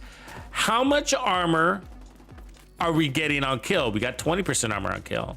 And now we got bonus armor on hit, which is very unique.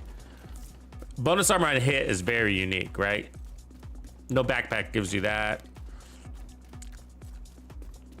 And it doesn't time out either, if I remember right. I don't think it times out, right? Well, the stacks deteriorate. So it does, actually.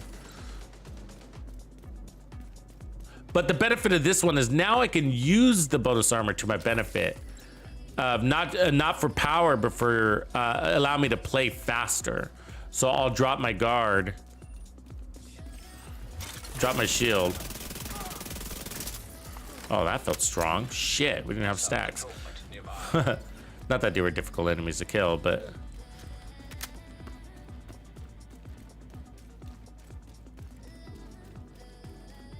Switch over to shotgun.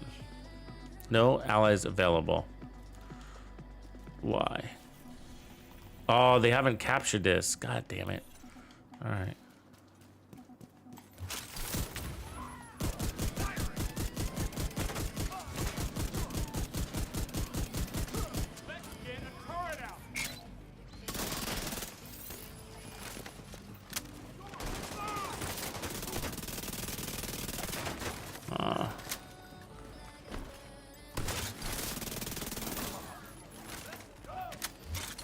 We also don't have a power at all distances too. Another big advantage, right? So not only is there no stacking, but we don't have to be inside 10 meters. So that's gonna make you feel a little bit more powerful, believe it or not. Might even improve your time to kill. Because there's some enemies we're shooting at like at 12 meters, right? And you didn't have that power for them.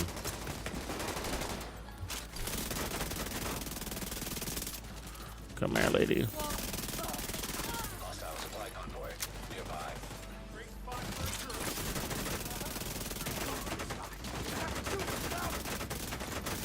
Stop walking like that, man. Heavily armored hostile detected.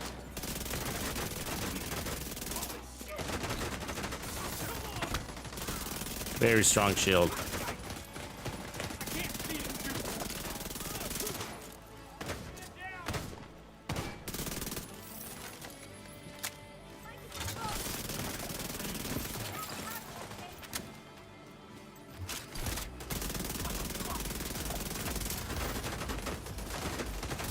Oh, this guy welling on my back.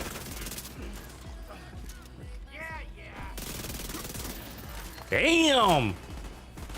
Control point secured. Well done. No, man down.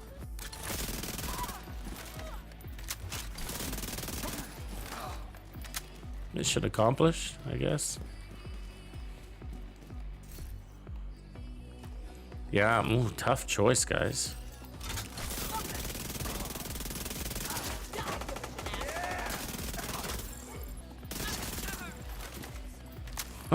Tough choice, I'm telling you. I mean, this one's got a logical synergy because of the technician spotter thing. I'm a big fan of the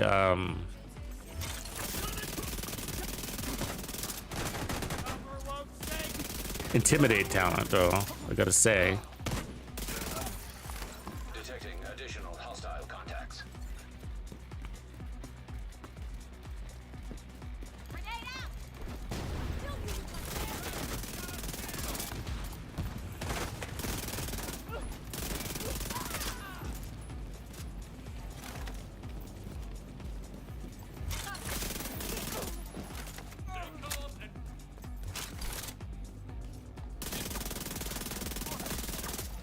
Incoming hostiles detected.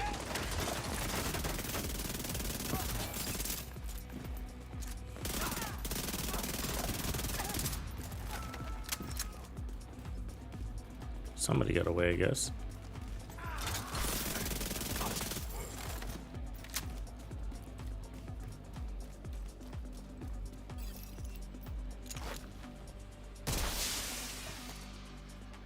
You like this one better, Chris? You think this was better? Reinforcements incoming. Isn't or is better? For range reasons, you think it's better. Okay. Yeah, for range reasons, it is, huh?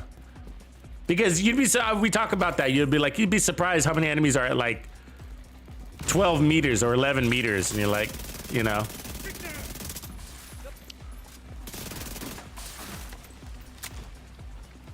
And then no stacking thing, I mean, for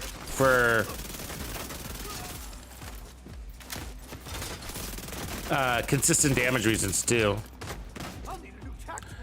That other one did, I think it did have a slight, and it should too, but faster time to kill when you were fully buffed. It did feel pretty good when we had that big swarm of enemies. And I could tell when I was inside that 10 meters, I could feel that lift. Or I thought I could feel it. You know. Maybe it was placebo.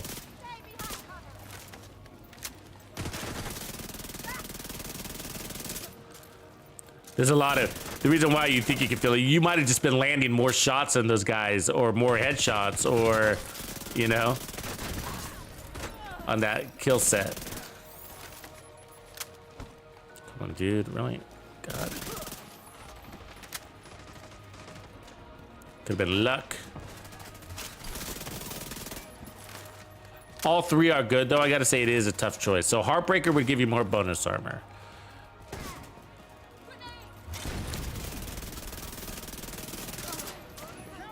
And it'd still give you another 50 stacks of damage, too, total weapon damage.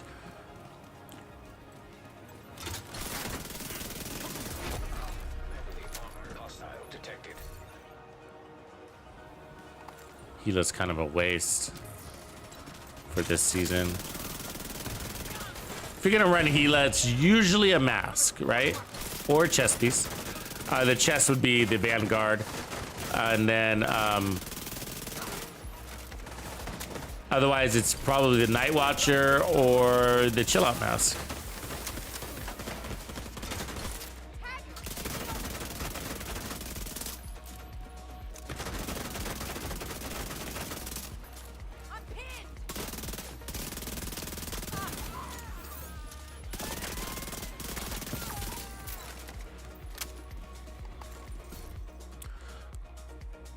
Somebody in the clan the other day got, I think he said his Eagle Bear.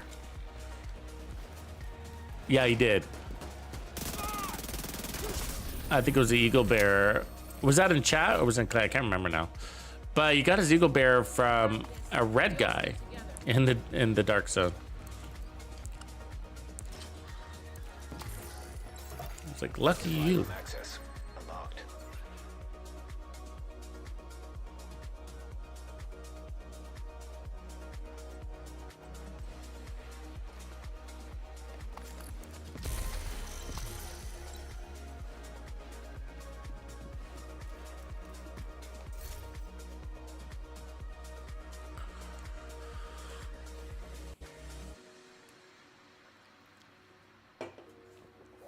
Huh. Thinking I have to go back to the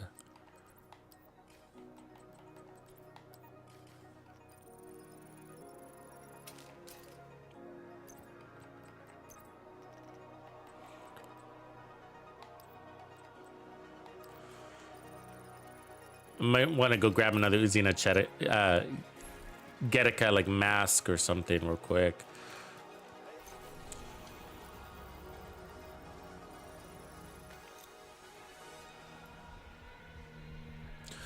Yeah, I'm torn. I think, you know, the distance on this does make it nice, being able to get a little bit more damage outside of 10 meters. And no stacking.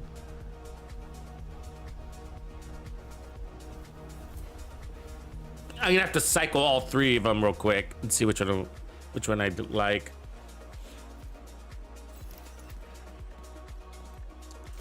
I like the idea of more bonus armor too. That's the tough part. So this should just go real quick. So we'll cycle through all three versions real quick. So I'm looking for basically that piece. So I think we can go, well, I guess the question is, do I have, yeah. And so I want to test, let's take this backpack off. The Heartbreaker, so the win of going to Heartbreaker chest is you get an additional 50 stacks of both bonus armor and damage. So you're winning offensive defense there. And you can still get your 20% armor on kill.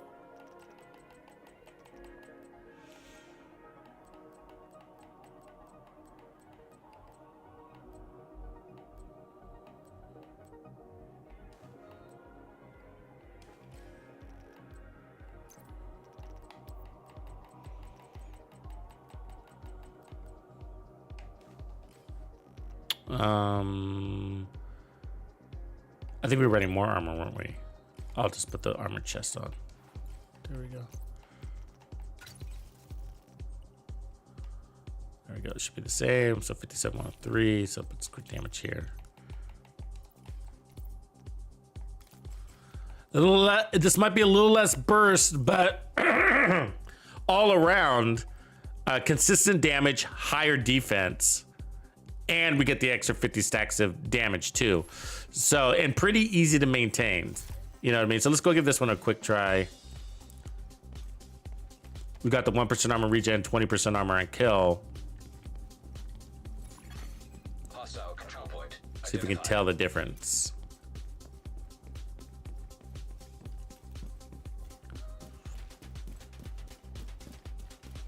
In theory, it should be stronger than Spotter, right? The Spotter gives you 20% amplified damage, but we got 50% more damage off of this. So less damage on your first 50 stacks, but more damage once you're at full stacks. Which is pretty easy to maintain on this build because we got this big shotgun. And a high RPM weapon, of course.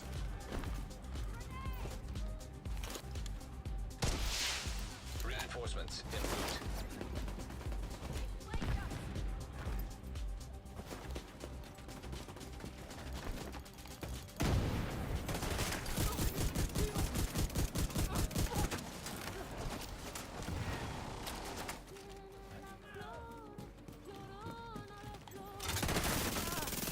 Oh yeah, I felt good. Felt no distance to this one too. I mean,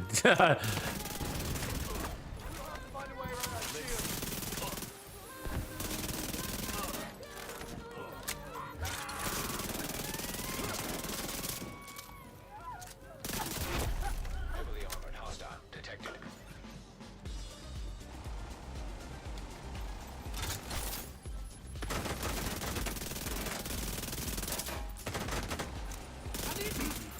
it's really easy to maintain those stacks. I mean, look at the stacks, right? I sat there for a minute.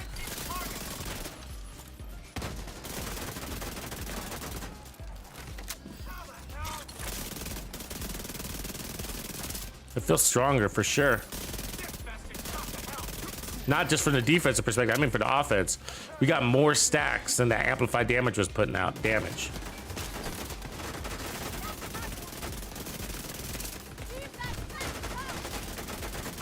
Hold fucking still, god damn it. Took all that damage to the back because I couldn't kill her. Part of that because of that fucking twitchy. Alright, you're next, buddy.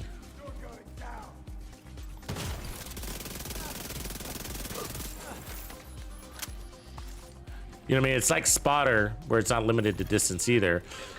So I think if I were to choose between Spotter and this, I'd probably choose this. We're getting more out of it. Both damage and offense.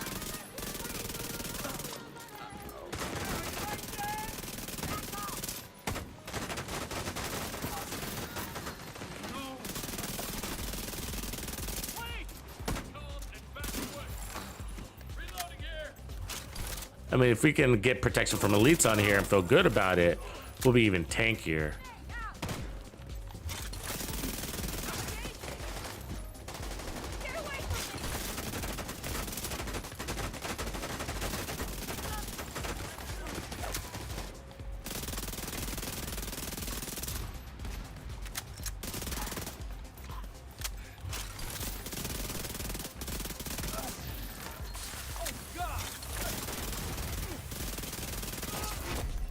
Heavily armored hostile detected.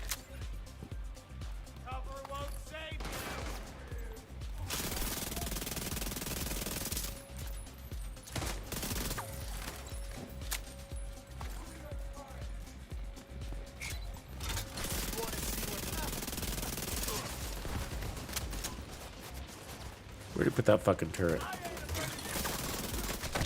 Oh, you jerk.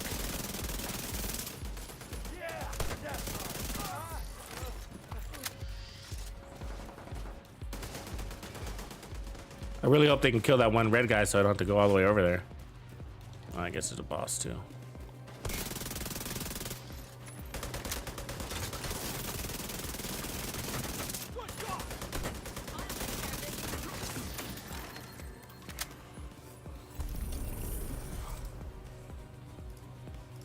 Tough call. I mean, that's better than spotter. So spotter's out. So it's now going to be intimidate or no intimidate. Now, if we go intimidate, we don't really gain much damage. Actually, we do up front, but overall we don't gain much damage because we gain 50 stacks by running this chest piece. And we get the 50 bonus stacks too, bonus armor stacks. So I think this is probably the best way. The question is, do we really need the 20% armor on kill? I mean, it helped a couple times.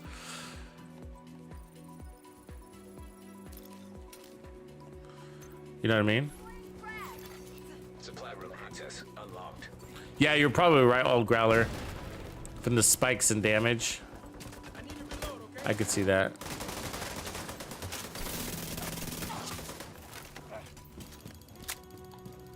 Let's get some ammo. Do we really need 20% armor on kill? So that's the question. And if the answer is no, what would we put there? Yay. I mean, handling? No, not really. I mean, we could go duration. Would that give us some repair skills? Actually, that would repair skills would fix the shield. And we get armor regen out of this too. So repair skills. So the we'd unlock repair skills, and that would make the Artificer Hive get more skill repair and heal the shield. But we weren't in. Our shield almost broke a couple of times, but not worried about it. I'm not sure I'm worried about it enough, you know. But that's something. Foxes for accuracy.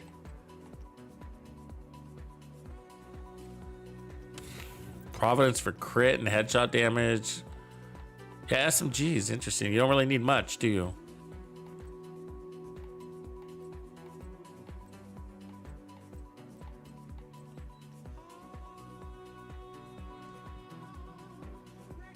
I mean, we could put on 2 Hunter's Fury right here. Should we try that? So we get just as much armor on kill plus weapon damage. In exchange, we lose some crits. So let me see if I got those hunters. So there's one. Take this off just in case.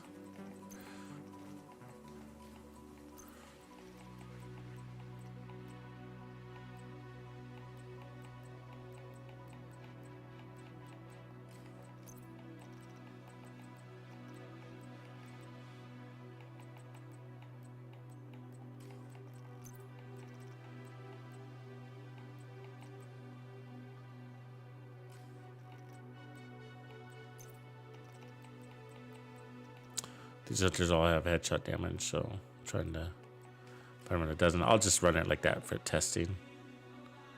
So we got the same armor on kill, but now we pick up, we lose armor regen, we lose a couple of crit slots, which kind of sucks on this build. But 47, 105, so yeah, we get exchange crit for weapon damage and could gain some back there, but let's just try this.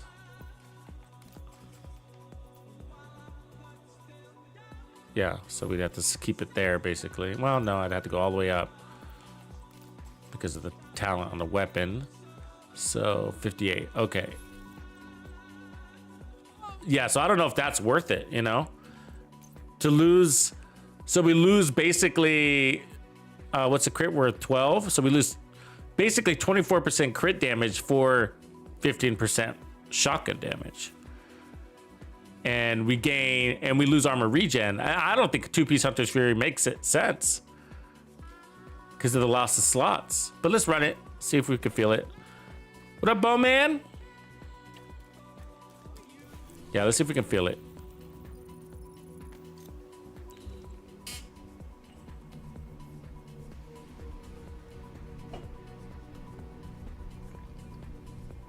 So if we run Uzina, we get total armor plus 10% armor on kill. So we win total armor and we win a crit slot back.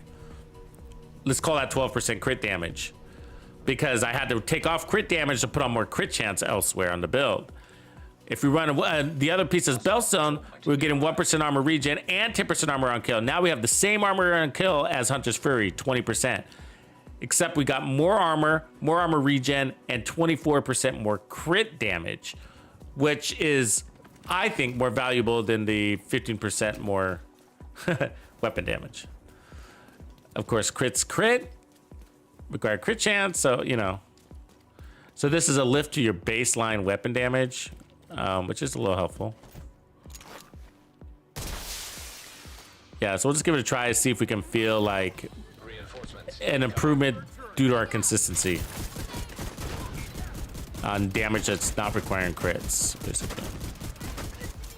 Plus, we get a little more damage to our shotgun, actually, too. That's helping.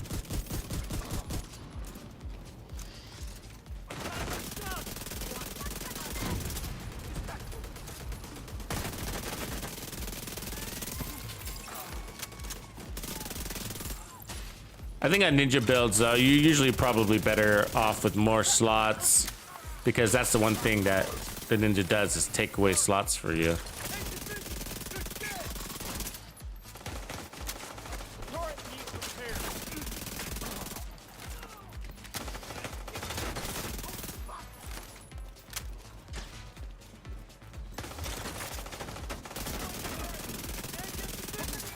Don't feel stronger. Don't feel a hell of a lot weaker either, though. But technically we are.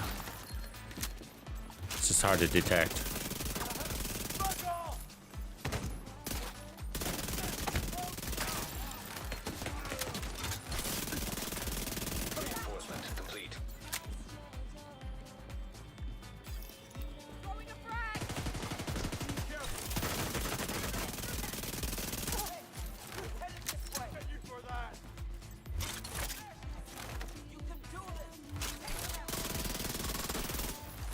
Sneaky little turret spot there, huh? Ah, it's all over the place.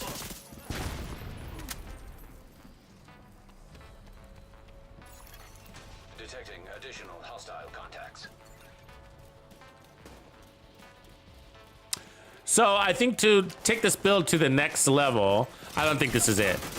And I think that I want to run on the assumption that I don't need 20% armor on kill because of how much bonus armor I get. I want to run on the assumption that 10% armor on kill plus 1% armor regen is all I need.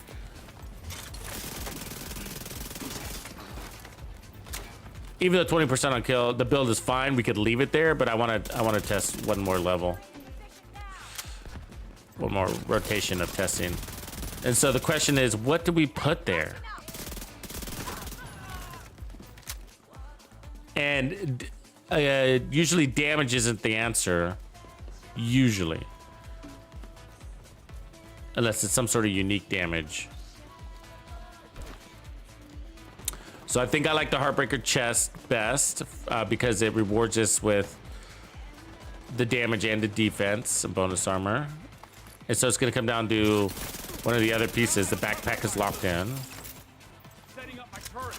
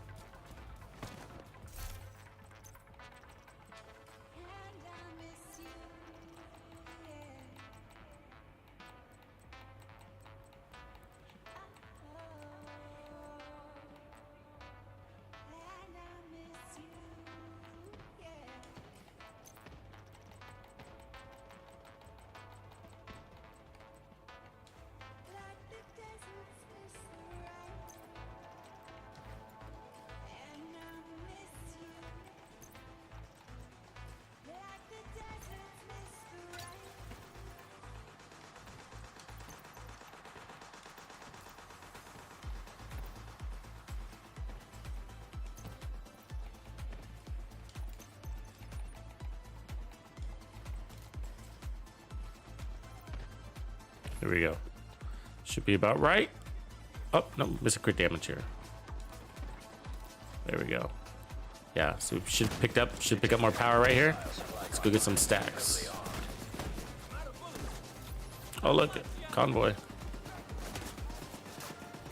See, that's what I'm saying. Every room, every place has got a convoy. They're everywhere. You don't need to go hunting. Good. I like starting with a nice tanky guy.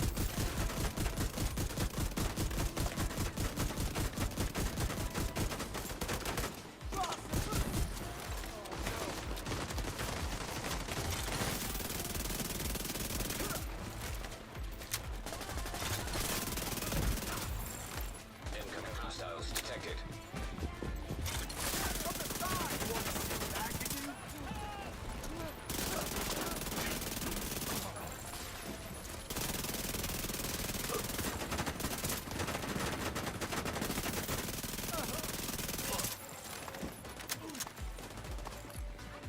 We got away. Is he behind me? He is. Supply convoy nearby.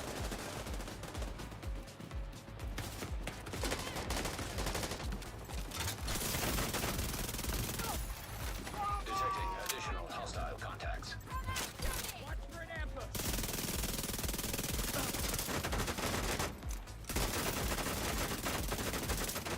Ah, I could not get that weak point. Ambassador, come here.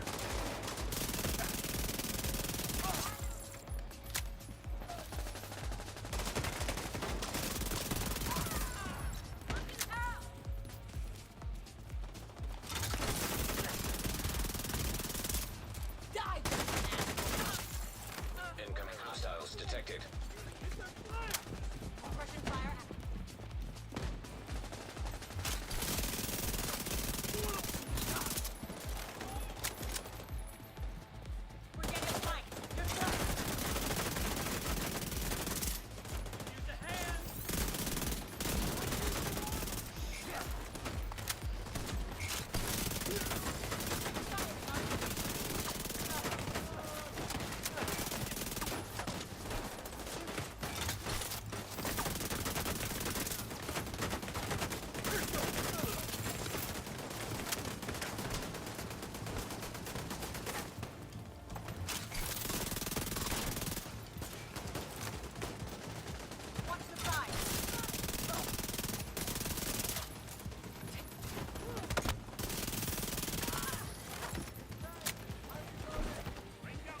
Guys are everywhere.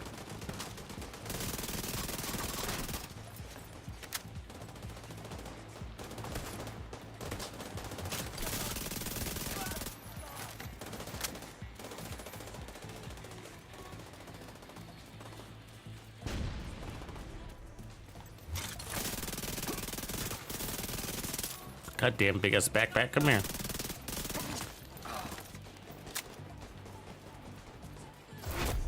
Heavily armored hostile detected.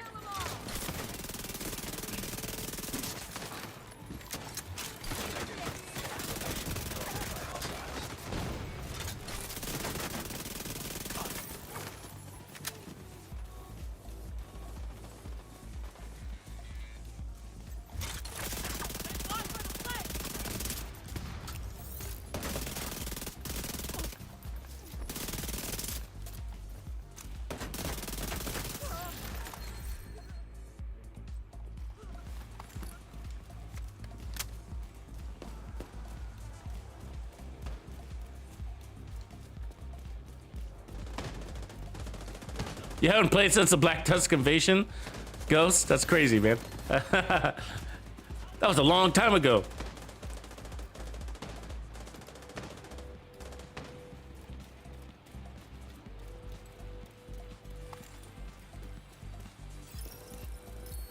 Yeah, it's a little bit of a beast, huh?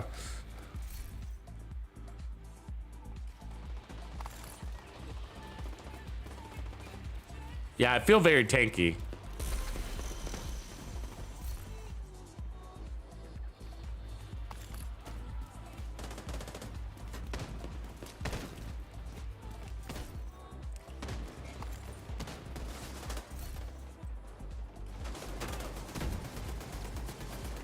We're gonna change it up in a minute. So we'll have one more rotation on this, and then we're gonna go to system corruption build, SMG build.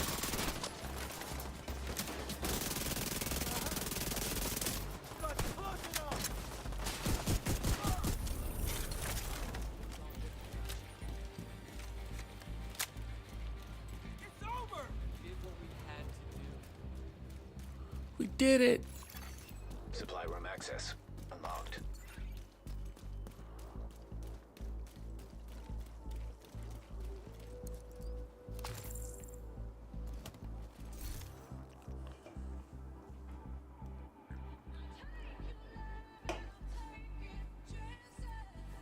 Yeah, the thing is, I just don't feel like going over the top on the armor on kill. And one of the reasons why is because if I just ran the Heartbreaker backpack or the Memento backpack, I wouldn't need the armor on kill. You know what I'm saying? A little bit's okay. I could say like one piece of armor on kill can compensate for the 3% armor regen that you lost. So that's okay. Get that back. But I'm feeling like too much armor on kill. It's just like, I mean, it works. This whole set works. But can I just run one piece of Heartbreaker here and then throw in a Memento and then that 3% armor regen plus like more bonus armor off the backpack plus the 30% damage? Wouldn't that just be better? You know? I mean, I think it would. And we run that build. You know, we have that build. And so I think like it wouldn't be armor regen. It wouldn't be armor on kill. We need another utility to make this. And it wouldn't be damage. It's got to be really another utility. And then that's sort of like, well, what do we have left? You know? And and what we have left are things like the shield and then the handling and or RPMs. Which RPMs is technically on the damage side of things. But so when I say RPMs, it's mostly because you like RPMs. You know what I mean? Not for a competitive damage reason, though. Because if it comes to damage, you'd be probably better off at 30% damage than 15% RPM boost. But running two-piece striker, because that's what we could do. We could put striker here. Just for the RPM lift and a little bit of weapon handling. So that does give us utility. But then we lose our armor on kill, and then life sucks. And so, like, if we run hot shots, we get the weapon handling, but I'm just not sure that's really worth it. Yeah, it's a tough place to be in. It's a tough place.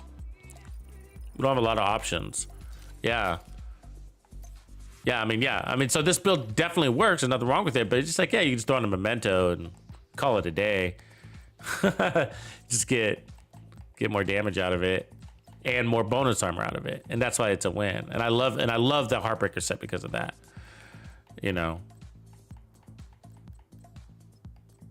And so the problem is that I don't have anything that would really give us enough utility. I mean, that gives us running two pieces of armor, gives us crit chance and reload speed, which isn't bad, but it's sort of like, yeah, you know, I could also run one piece of if I wanted reload speed, I run one piece of that. That's 30% reload speed too. I mean, it's the same. And so then we don't lose as many slots. But I don't really feel like we need reload speed. I mean, this reload is slow on the vector, so you know it is. It is 1.7 seconds. I would like that faster. But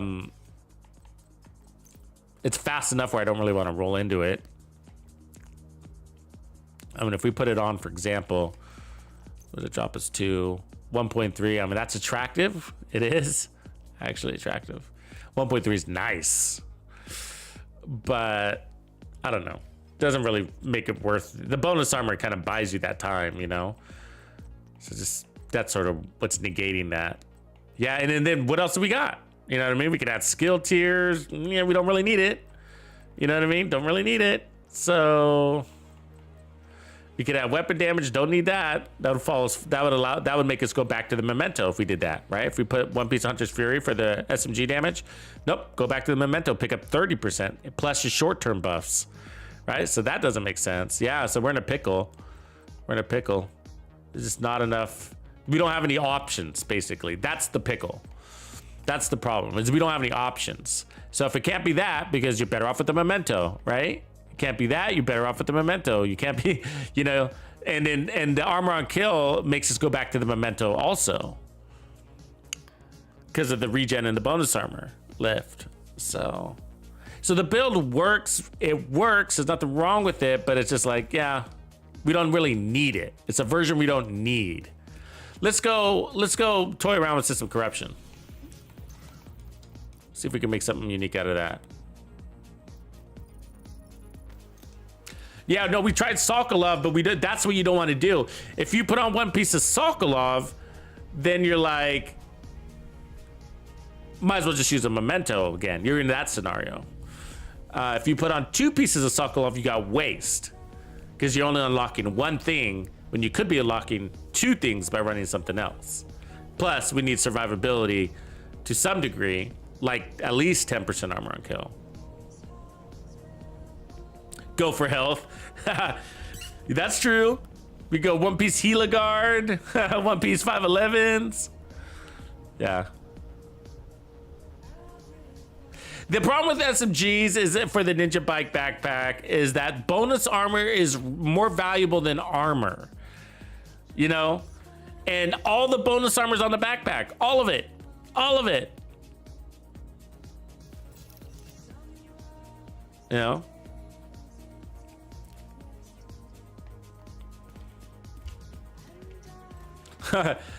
That old Growler, yeah, fast hands is insane reload. Yeah, on crit builds, it's insane. I like it. It's a little too fast on SMGs though. I really prefer on assault rifles though. That really need that lift. Okay, so let's take this off real quick. And so let's look at the system corruption chest piece. I don't run 4 pieces system corruption, so this will be definitely unique for me too. So system corruption, so you can get armor on kill, you can get disrupt resistance, which is helpful against the Tusk. Okay, so replace armor kits with an instant infinite use ability on 20-second cooldown. So every 20 seconds you can use your basically unlimited armor kits, but they don't fill you up all the way. So you repairs 20% armor and then grants 50% bonus armor. So that's sort of what we're after there. There's a way to get bonus armor off of our chest. And hide your nameplate, which we don't care about. And increase total, and then you got increased total weapon damage by 1% per 5% bonus armor gained. Up to 20%. So we got 50%, so that's 10% total weapon damage right there. And then the chest piece does what? It decreases hacks up cooldown for 20 seconds. Yeah, so the chest piece might not be that exciting, actually. Because it's happening only once every 15 seconds. But it's a possibility. We'll see. So like if we run the mask and then we would need 3 pieces, right? So let's run the mask. Let's run the gloves.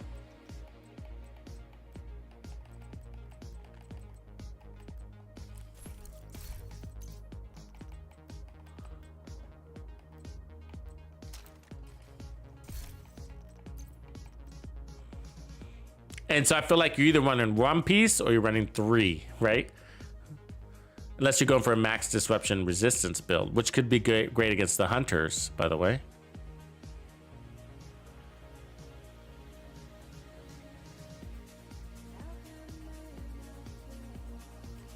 Yeah, Ninja Bike should have had a second talent. Yeah, that would have been nice. So then I'll do the knees next.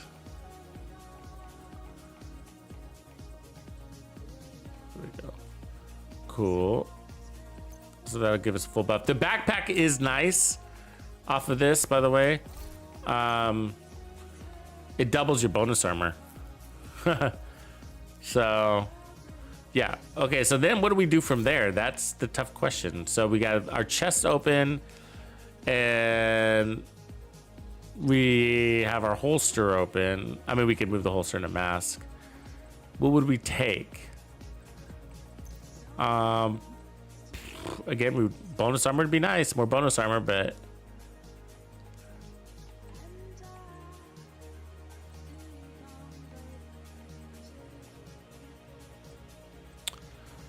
So Intimidate would be nice with this one. Power off a bonus armor. If we run Gunner, then that relieves us of 10% armor on kill, so that we wouldn't have to add a second piece or even one. So you could go 2-piece striker here and get your weapon handle speed up, but I don't know. Our gun's already fast. True Patriot, 2-piece True Patriot. No, that doesn't make sense. We get the Picaros. Just put that on for a second.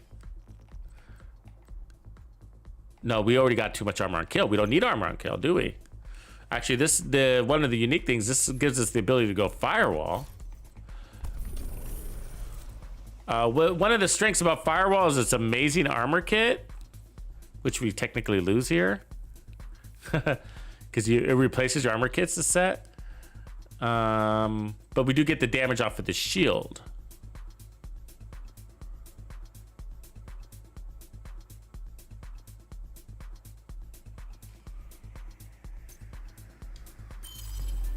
So we don't need armor on kill, so I can take away that 15%. This is say that's sufficient for the moment, and then that gives us more power. That's good news. And then we could run that bad boy.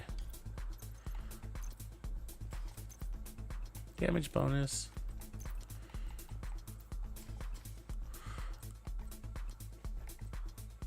And so right now we have 25% armor on kill, but I don't know if I want that. But what else is there, right? There's nothing else.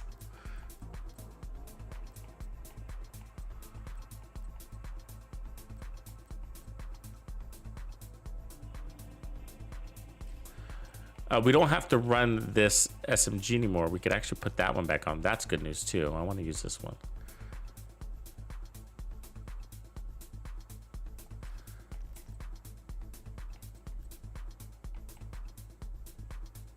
What up, Blue? What's going on, man? See if I can find a synergy off of a weapon talent here. Preservation, strained. I mean, we could put preservation on it. That'd be interesting. Close and personal, fast hand, sadist, vindictive, ranger, steady hand, spike, eyeless.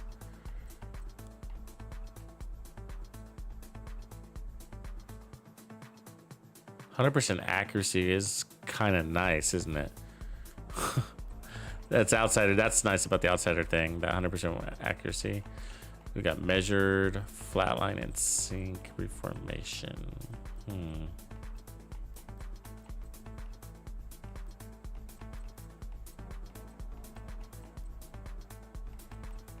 They're all attractive. So, I mean, I could even run killer on this. Preservation, close and personal. 30% weapon damage for 10 seconds. I mean, this one's mostly only good if you're not running a crit build. You know what I mean? Which we are. And then otherwise, killer, you're better off with just killer. Because there's no distance requirement on killer. Just a crit requirement. And Optimus just doesn't excite me, you know? I think measured.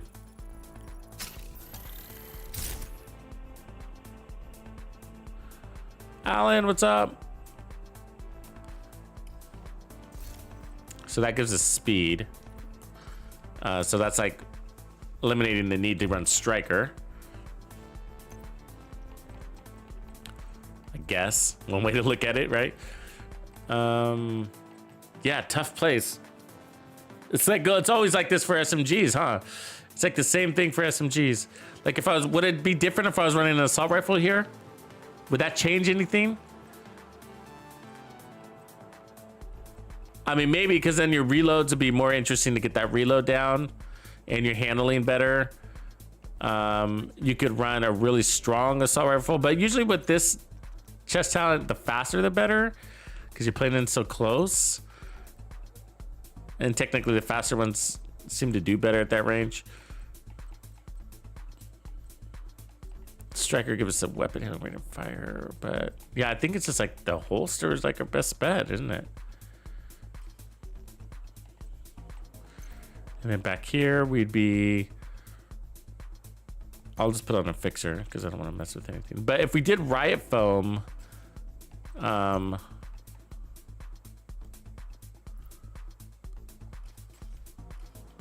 then we're making use out of that skill tier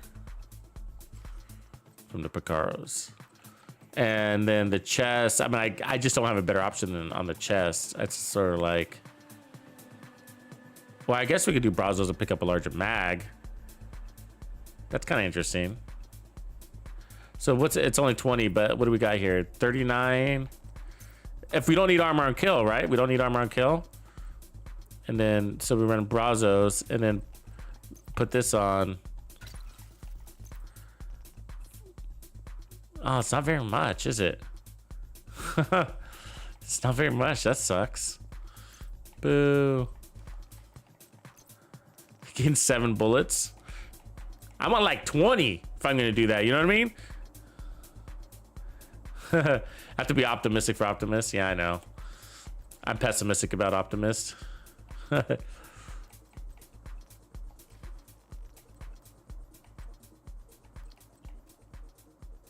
Or we could go maximum disrupt resistance. That's kind of interesting. So what is our disrupt right now?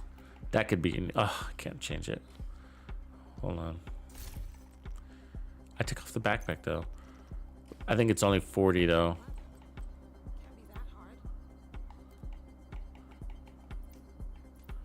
Oh, it's not letting me see my stats. I don't have my backpack on. Oh well. You need to craft something?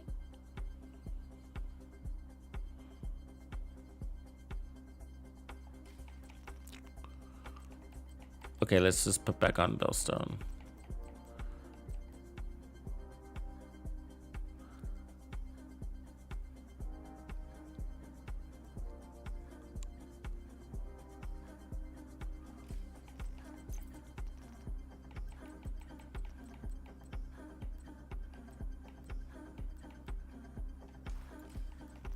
Let's go see how it does.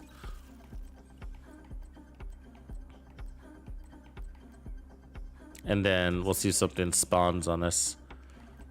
Some for an idea.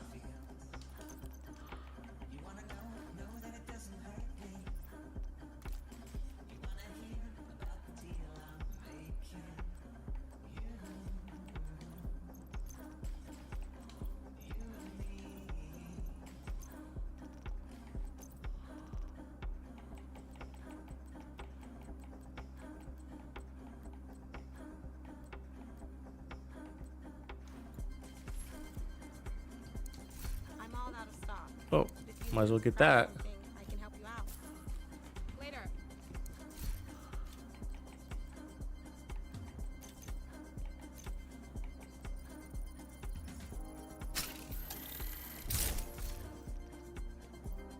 $57, there we go.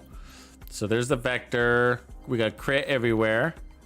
Then we got the extended mag, damage to targets out of cover. And then I'm running measured, which isn't the strongest of talents, but we're gonna zip through that mag nice and quickly. So I like the speed of things. 1.5 million armor might be on the high side for how much bonus armor we have. And armor on kill, I should say. You know, so we might have a reason to drop this.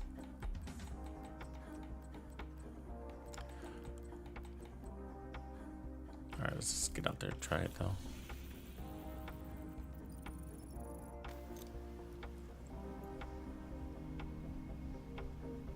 What up, Shorty Bloss?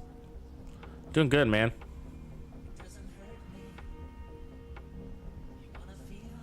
How many builds do I have? Oh my god, I don't know. It doesn't really, I don't really like, probably, let me see, I'd have to look at my slots.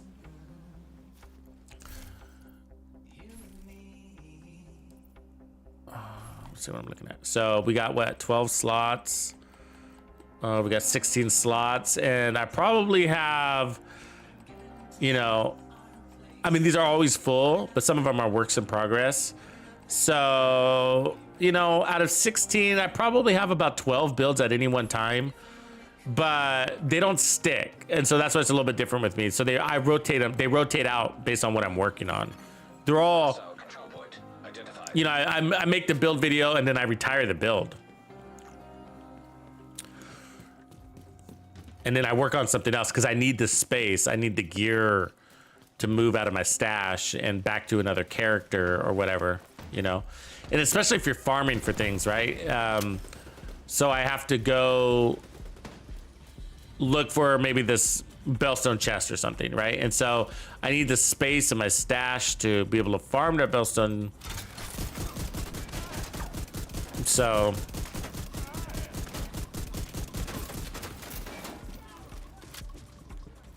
there's the hack set protocol right there. Ooh, that felt great.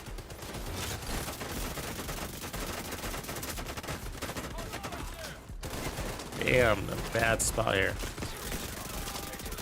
Oh, I was in like three-way fire from all directions, but the damage felt great. Yeah, so yeah, I'm always rotating the builds in and outside, you know, so everything's sort of like a work in progress, so.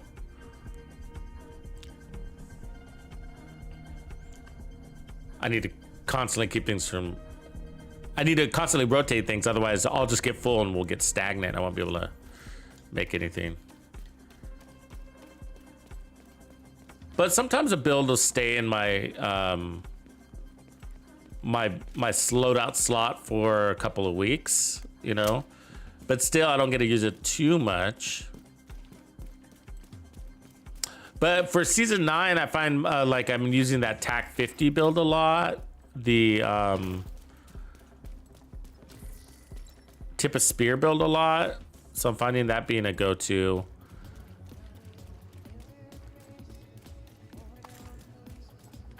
It's kind of nice. And then the weapons are always constants because I have my favorite weapons. So there's always seem to be a constant. Swap this shield over to the left side.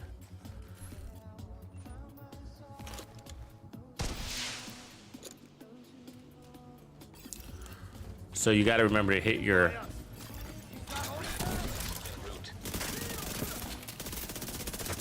button for that bonus armor. The downside is it's our only source of bonus armor. So the talent doesn't make sense on our chest, I just realized. Because once they take it away from you, you don't have a way of getting it back. We might not care, but because we're killing so good anyways.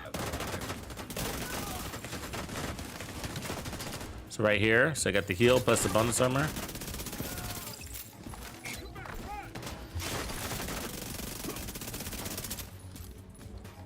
So back to that dilemma. So without the back, yeah, this isn't gonna make sense. A full system corruption build doesn't make sense. Not that I can think of. I mean, actually, it might. Hold on, let me think about this for a second. So without another source of bonus armor, you know, and you don't got a real med kit, that sucks. You don't want your, so I'll have to change chest talents, but without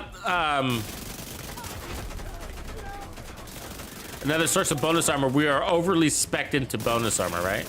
So right now we're not using it. Now we are. Damn it. Fucking.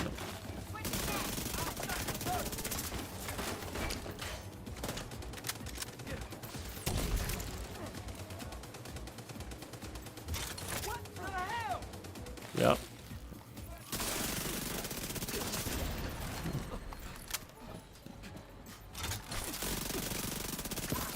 So our chest talent is based off of bonus armor, but sometimes that bonus armor isn't there. The good news is that we're killing anyways, so our time to kill is pretty good anyways. And we got 25% armor on kills, so, but still, for efficiency, I think we wouldn't want to overspec into the bonus armor. We'd probably want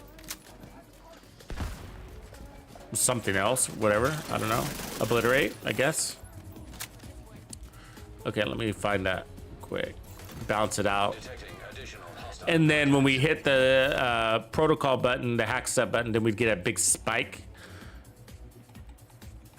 So it's good. So let's see here. There's a bellstone right there. Perfect. Okay, where we at? 57. Good. So basically, we maintain everything. We get a little bit of headshot damage. We get some ammo. We should make us stronger then. Should make us stronger.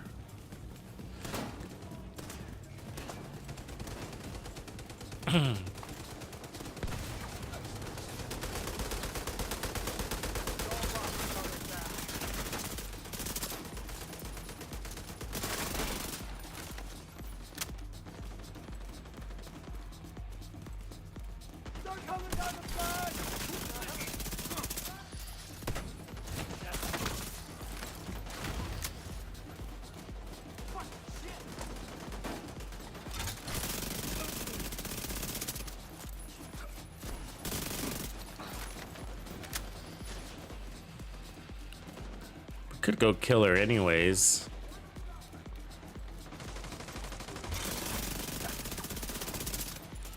Where'd you come from? I like the RPM though.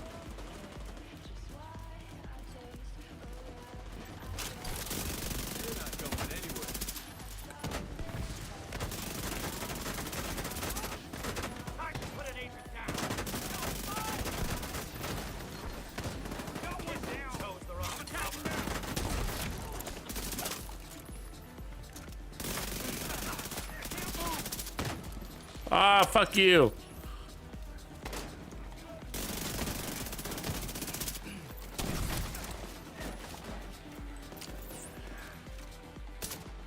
Ah, God. Bad spot right there. That was annoying. Okay. Did it to myself, though. Missed too many shots.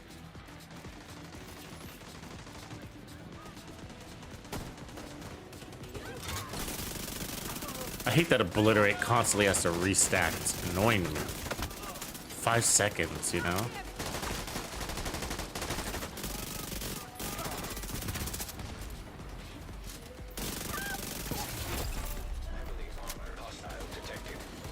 Jump!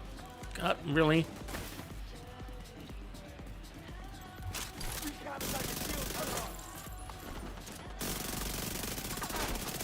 I think we would probably be better with Killer.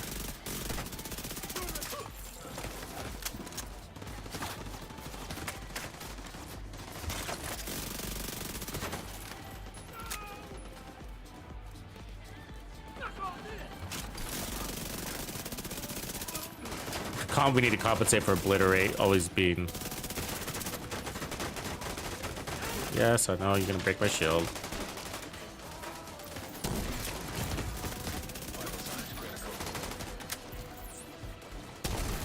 Oh, that's dumb.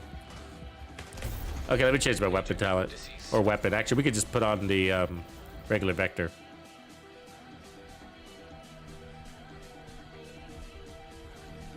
Oh, right on, Skyvolt. Yeah, we did a bunch, man. We did a bunch. That's why I mostly had to take a break on them because we had done a bunch of SMG builds. Not that long ago, just a couple of weeks ago. So we had a Lady Death build. We had a Shieldless Spartan build. We had another Shieldless SMG. So we had 2 Shieldless SMG builds, basically 3. They were all basically at the end of February, right before Season 11 dropped. So they're still good for sure. So weapon. Okay, so what I'm going to do is just put on the regular Dark Winter because we need to compensate for Obliterate being down. It's annoying, Obliterate. I mean, that makes me kind of want to put on Spotter with this. That would also make a stronger shield, but I like the damage off of this shield. That's the good part.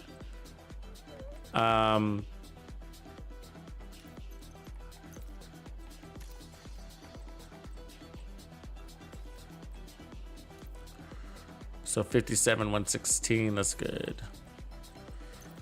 If we had a crit chance there, then we'd be able to push our crit damage up even more. Help with those body shots. I mean, I could do that. We could do that and say we don't need, well, no, the backpack wouldn't lock. Has pro, we don't need that.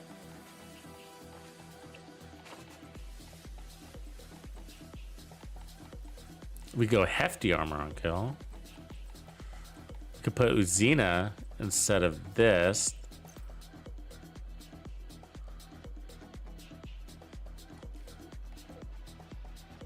Yeah, that's kind of interesting. Be like it's a balance of armor on kill and power. It's kind of interesting.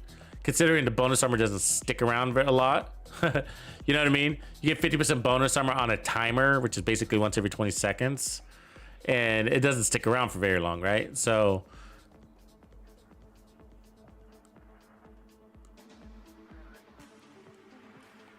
let me see here. Let me see if I have a good system holster. Of course, it's got skill tier on it right now.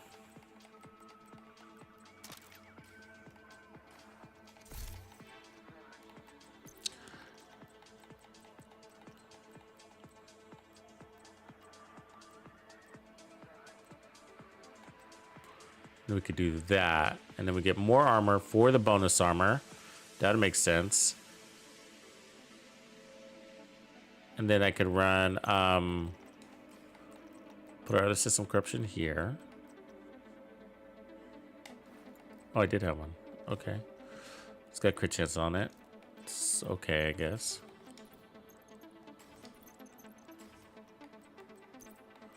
We'll just roll with it for now. There we go. Now we got a lot of armor on kill. So that's 25, 15, 25, 35% armor on kill. Yeah, we don't need gunner now. And then we could keep move one of these to crit damage real quick.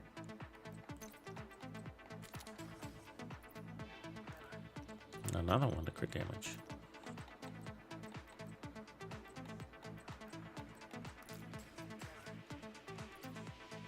Here we go.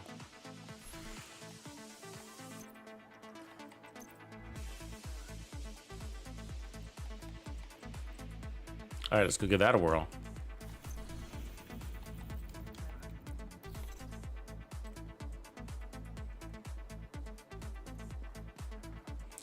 Yeah, my inventory is always full. Thank you. I should drop off a couple pieces before I get out there.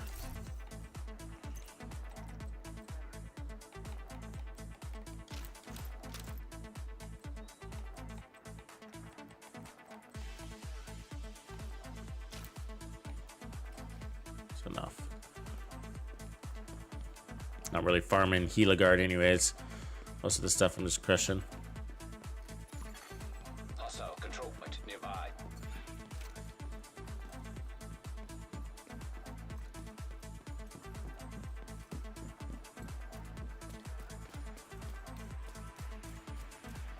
Yeah, Busy Bee's not a bad idea, huh? That's a great idea. Yeah, I mean, I think that Countdown is the best to farm anything, really. I mean, you're not always going to get great rolls, but it just all happens so much faster. So at least you can, like, get your build together and decide if you even like it.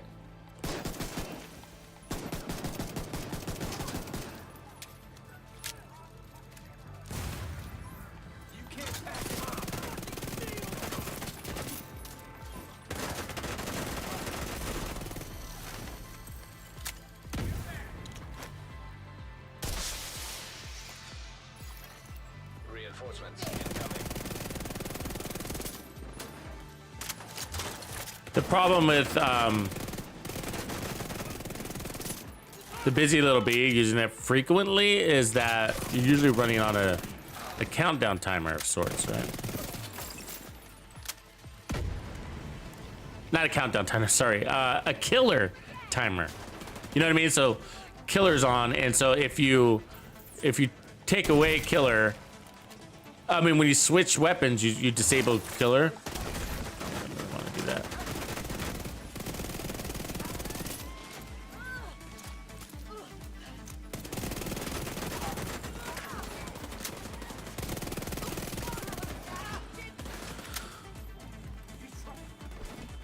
I mean, it's kind of nice to sort of save your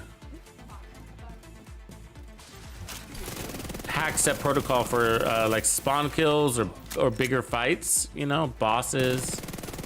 Just kind of store it.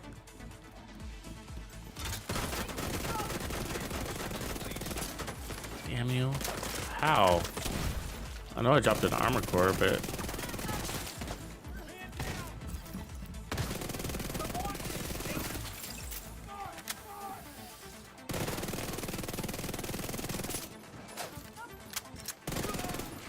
takes forever to get that shield back.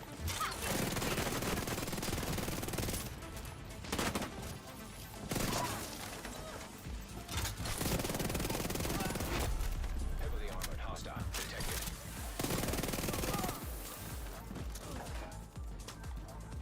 What the fuck? Okay, that was a waste.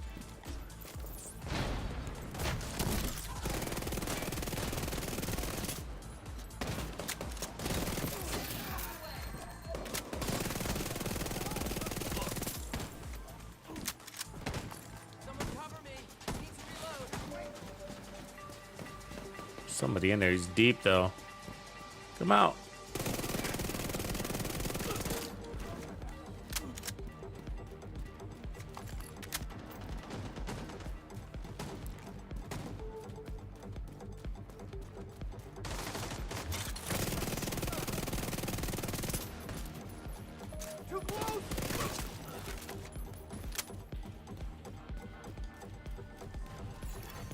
Incoming hostiles detected.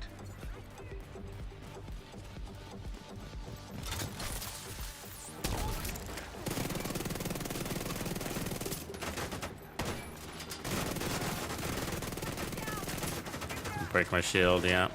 Shield can't take it. Serious trauma detected.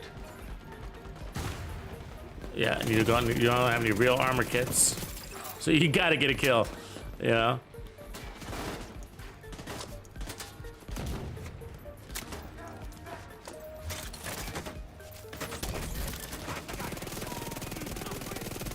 I don't feel very powerful. I actually feel weaker than the last build, which is interesting. You know what I mean?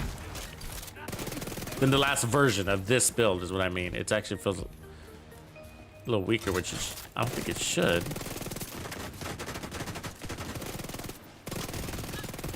I mean, the other one's got the other weapons got a little better DPS, but like not mega.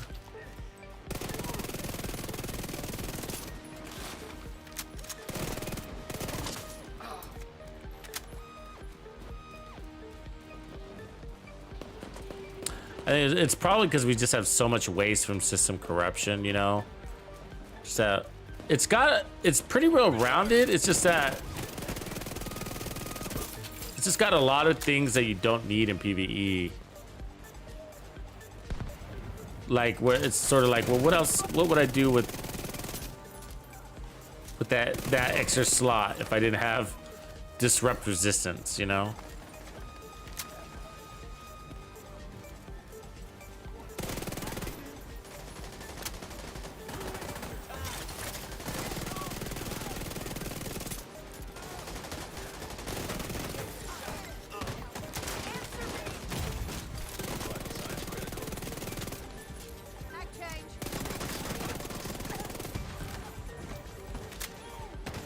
Yeah, I'm not feeling the power of the extra armor on kill, and where before we did have the weapon damage instead of more crits.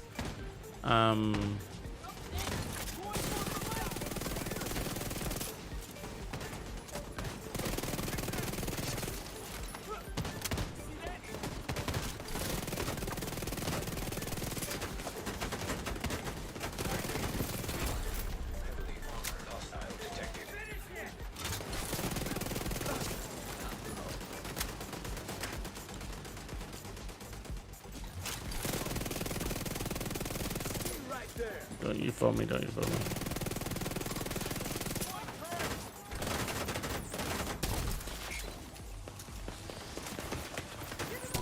Oh god. Wrong weapon.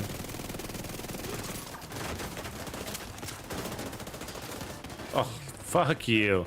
You look at him tagging me from behind cover over here.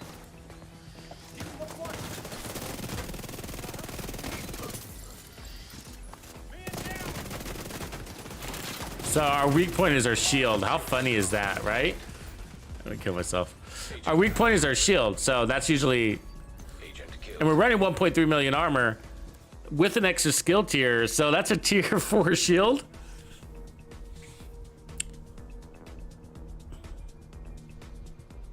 Flying Indo, thanks for the sub, man.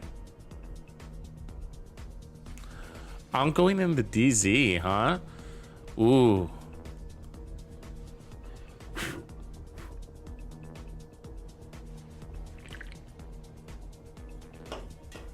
You probably want to run that amplified, the ongoing chest piece, and probably the Vile Mask.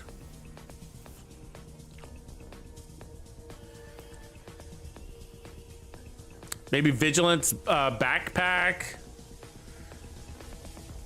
And then you want to run damage to armor on your weapon and damage to armor on like contractor's gloves or two-piece walker. And so you want damage to armor to make that bleed stronger. And then maybe one piece of Golan with crits on it. And then for weapon, you'd want Sadist to get that quick burst multiplicative damage.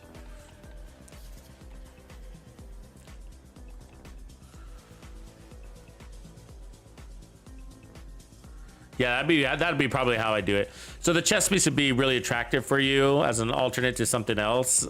It's just like free amplified damage, like might as well. Right, and I'd definitely do Riot Foam and Stingers. Yeah. Riot Foam and Stingers would be a nasty combo. And the backpack will make your bleed, increase the damage of your bleed and the duration.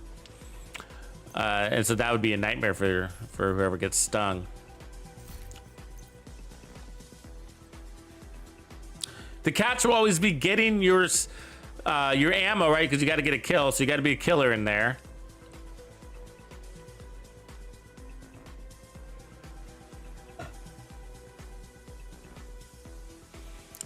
Yeah, if you go into the DZ, just...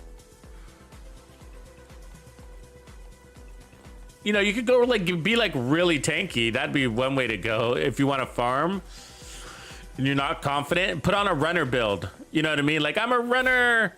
You know what I mean? What I mean by that is like, you know, you're willing to take a lot of damage and be able to escape and not put up a fight because you're gonna grab your gear and you're gonna run and outrun them. You know. And so you can make these builds that are so much defense, it'll take a full squad to bring you down. As long as you're moving. But if you're just standing still and trying to, you know, face off with two guys, then yeah, they'll probably take you because they're gonna burst you down.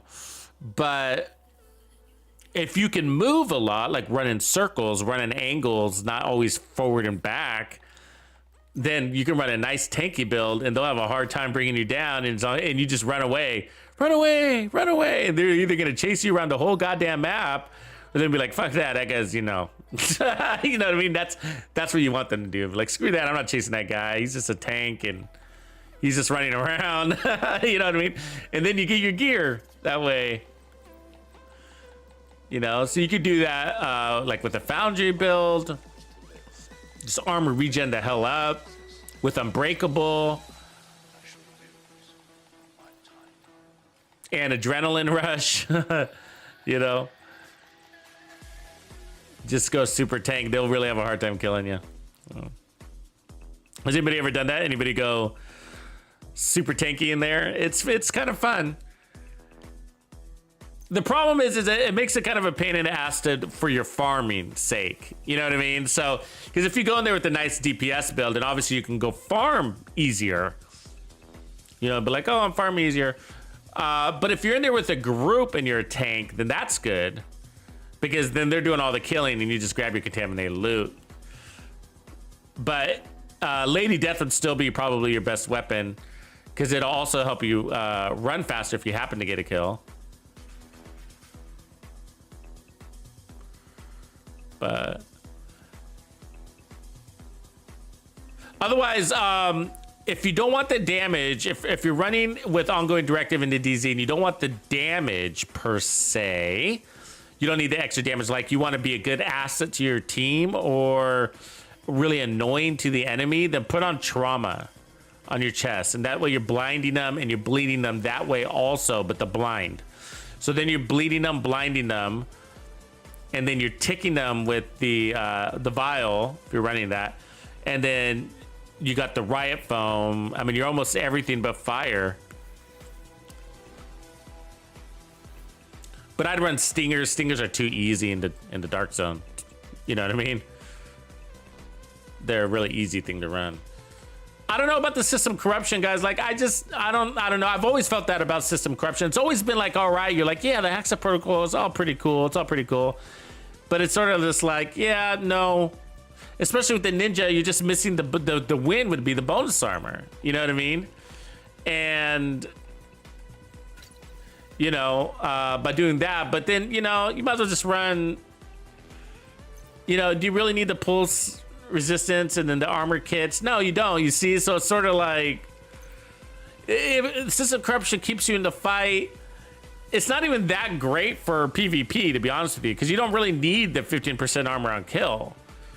Maybe against NPCs, but, you know, I'd rather have something else there, armor regen, or even, you know, I don't usually run armor on kill against a live opponent, because I always look at it as one kill is what's important to me. That one guy, the first guy, you know. Because if you can't get by the first guy, then then who cares about the second and the third guy? You know what I mean? So unless your first guy's like really easy, I get that. Yeah. But you got armor kits, you know. Okay, so where were we? This is what I want to do. This is what I want to do. I want to put on, go back to this setup.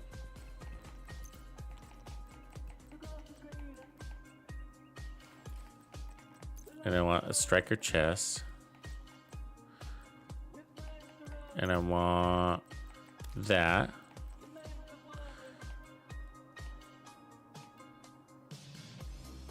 Not that.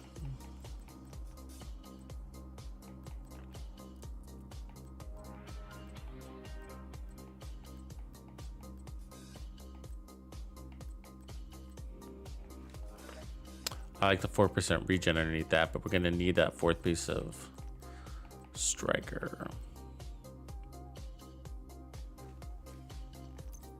Actually, probably striker damage. Crit damage. Yeah, that'll make a very healthy bonus armor.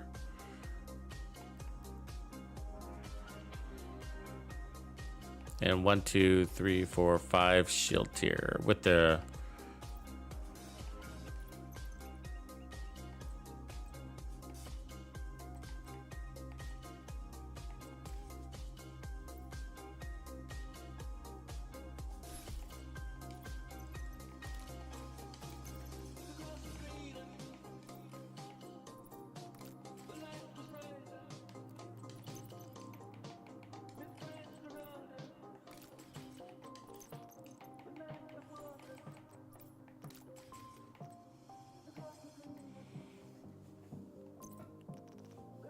so that pushes us to 4% regen, so we don't need to have armor on kill, and we can rely on bonus armor.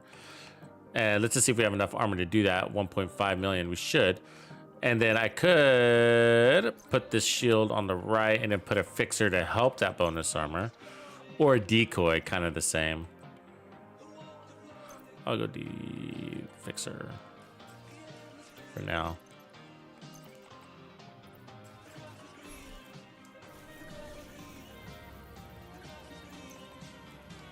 We created a build similar to this. I never got around to making a build video for it. Meant to, though.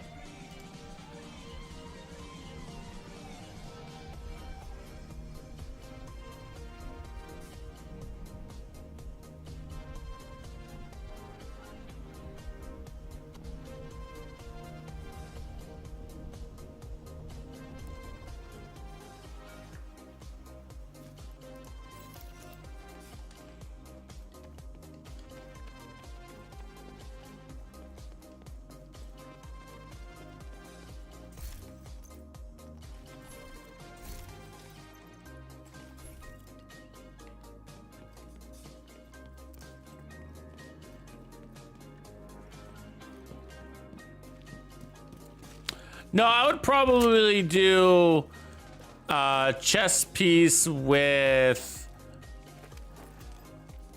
unbreakable. Hostile control point detected.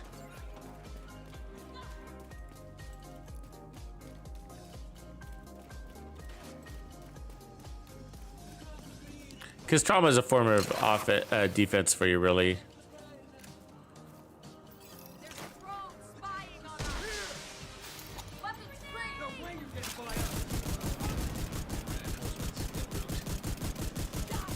asshole. Give me those stacks. Give me those stacks, lady.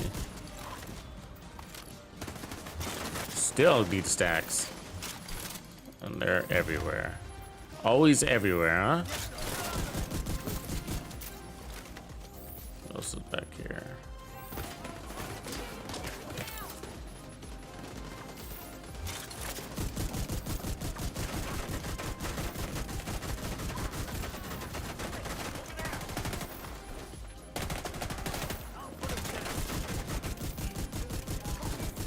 Damn, Striker. You know what I mean? A lot of stacks, baby.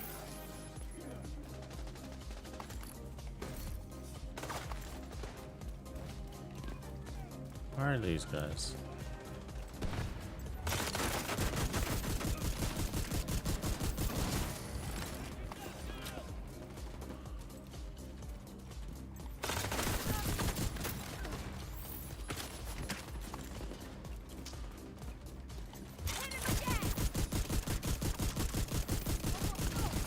Reinforcements in place.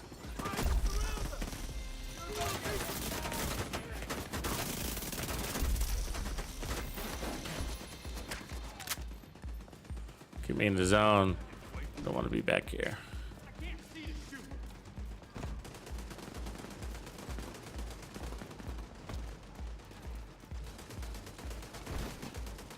I worked so hard to get those stacks. Now what?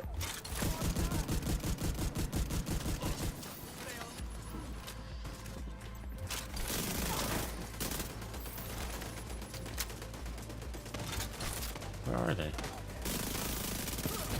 Oh, yeah. It's all about that Memento back there. SMGs. And shit. That bonus armor, just so much easier. You got power lifts and everything, right? Hold the boss for a second.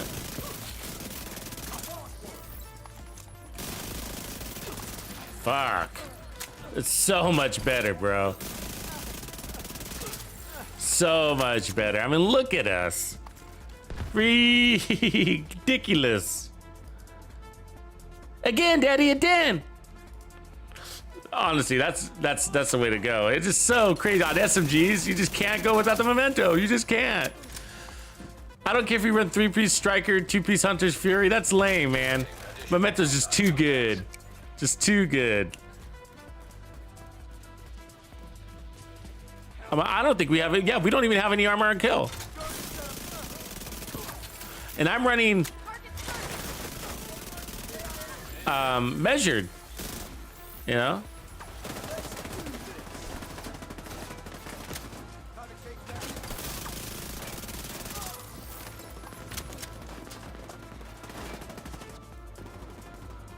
Where'd that guy go? I'm lost.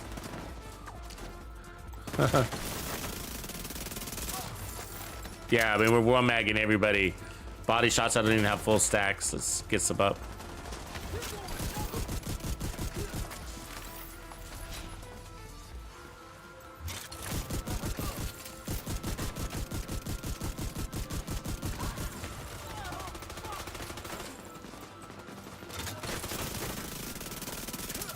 Oh, yeah, baby.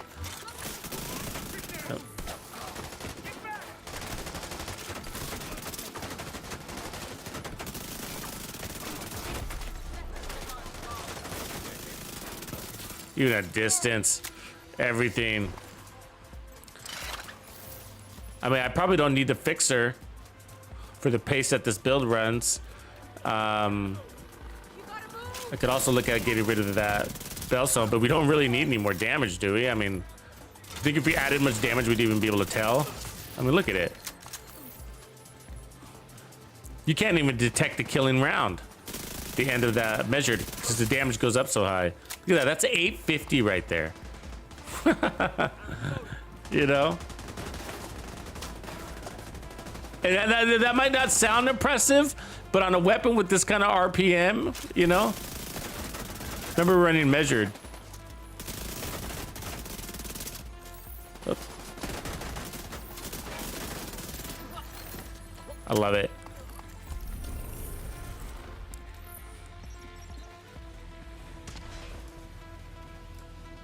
That was basically a 3-minute control point. Fantastic, fantastic.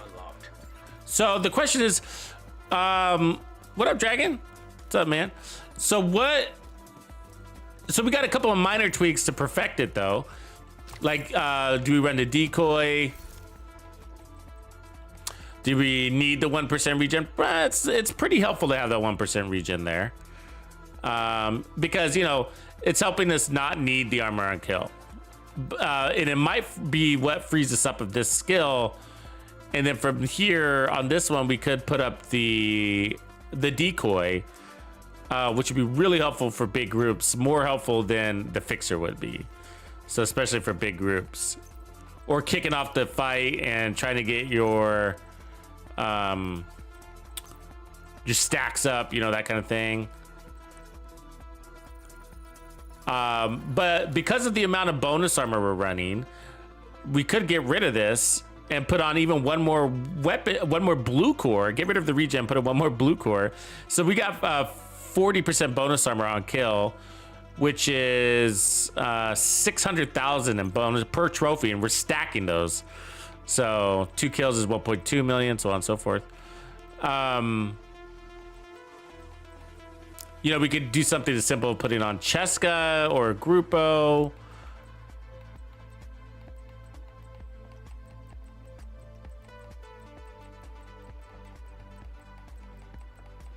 Yeah, that's one thing we could do. So if we put on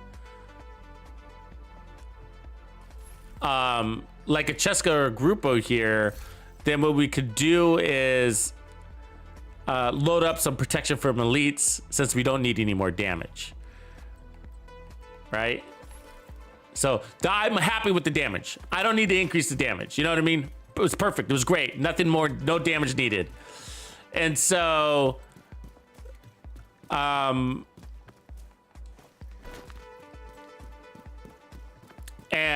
part of what's helping is that we have no reliance on kill with this build, really, except the kill allows us to get out of cover for the next series of fight.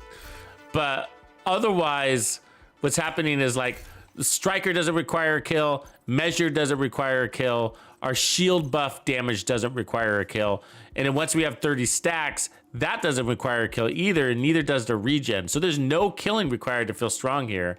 Of course, you need your stacks to feel even better. But yeah, so let's so I think, like, if we can preserve that bonus armor so it makes us even tankier, take off Bellstone, or even keep Bellstone.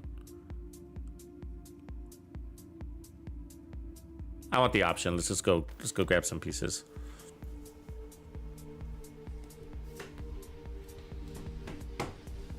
We need to try it with and without.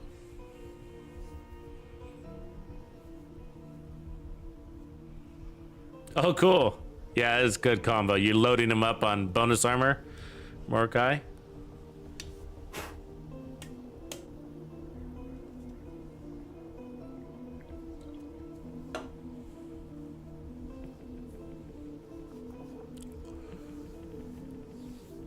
Yeah, I'm digging this build, though. So we ran something similar to it a while back, and I just never got around to making a build video. So this will be a fun one to get. So I think basically if I can get a compensator by running like a Cheska or something to lift our crits and then take off crits. So I could do a Grupo or Jessica, either one of these would work. I'll take that one over. And then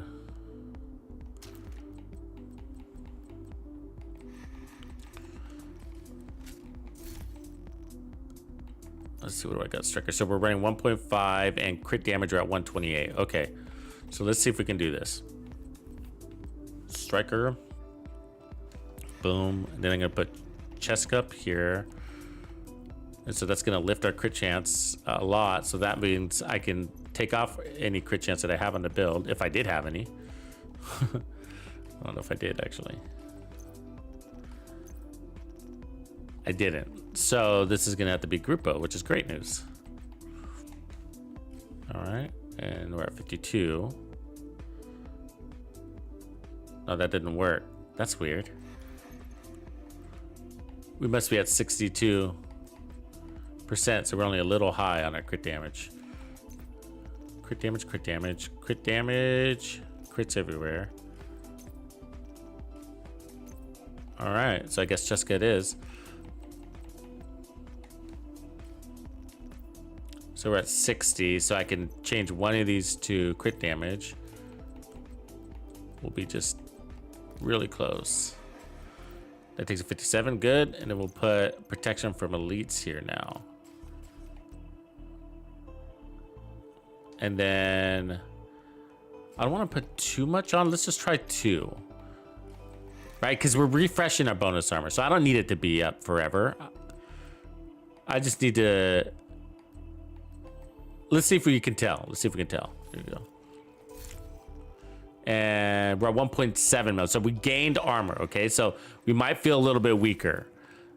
All right, because we gained armor. So keep that in mind. I rolled a little bit more armor here.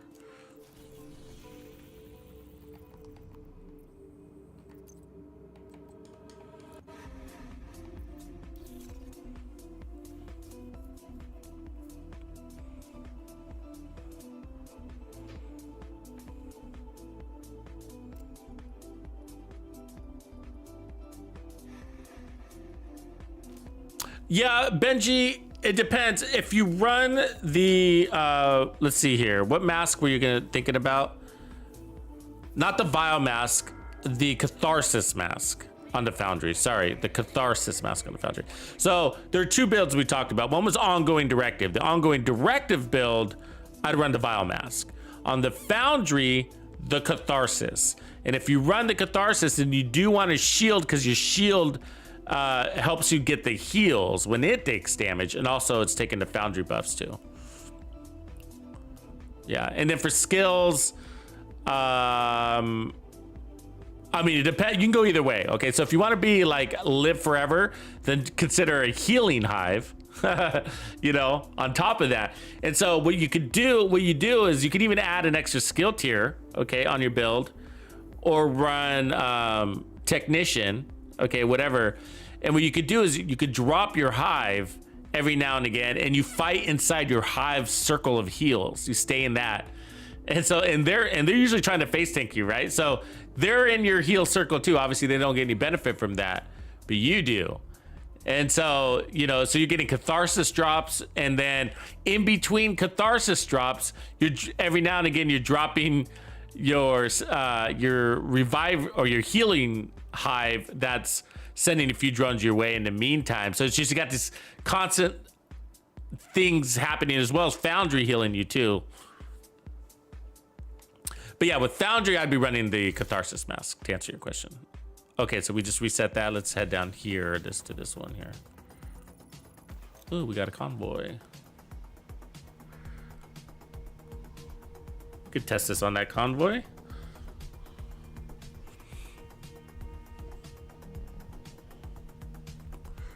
It's not too far out there.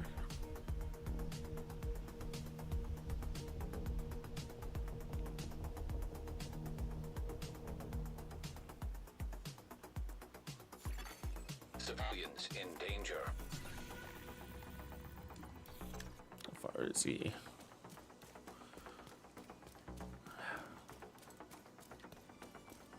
Pretty close.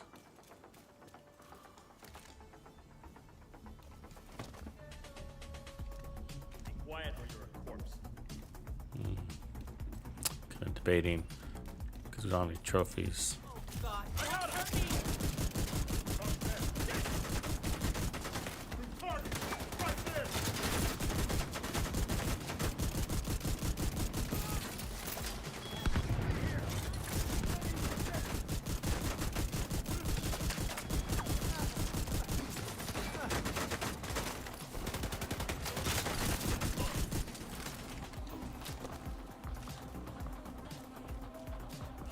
Is that drowned lady?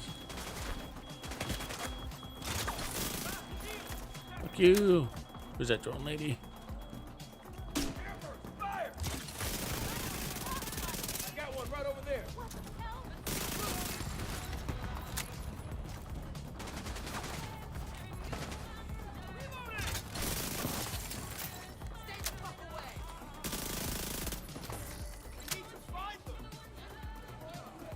There she is. Where?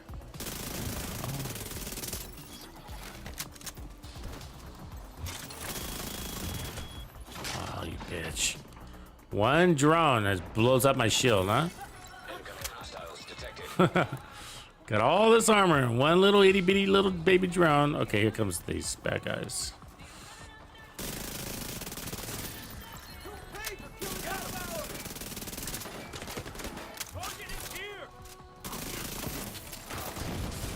Ah, what was that? I'm still dizzy. Too many explosives on there.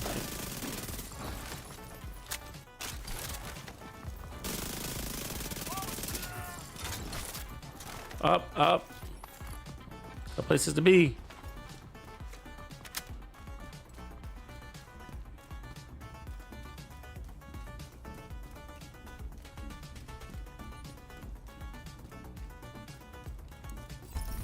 Target is nearby.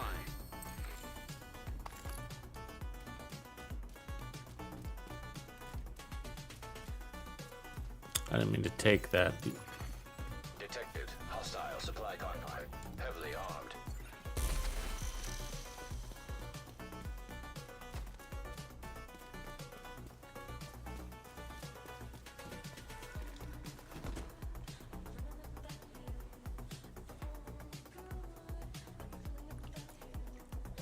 The gazelles.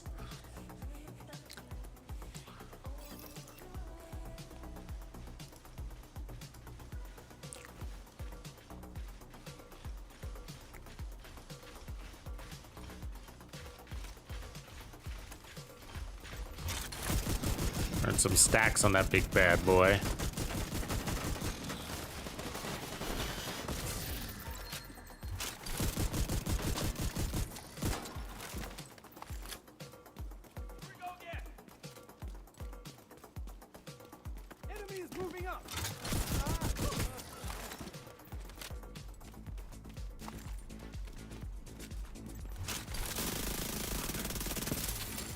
Detecting additional hostile contacts.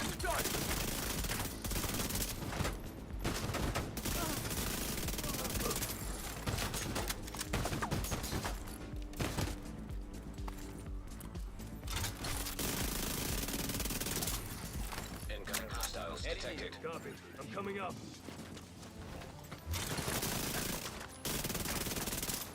Oh. I didn't want to blow up his backpack. You know how that goes, right?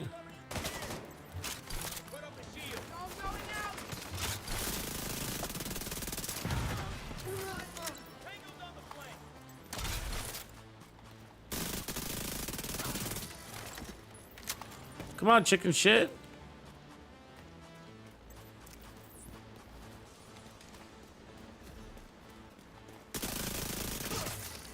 Detecting additional hostile contacts. They're right on the line.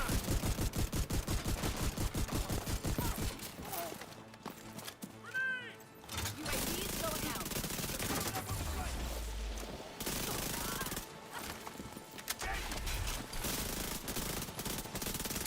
Damn, slippery fuck.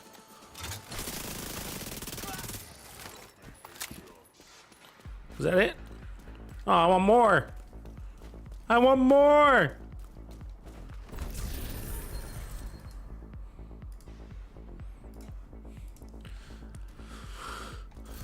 We didn't take a lot of damage, so I couldn't tell if the protection from elites is working. But so we'll just keep going.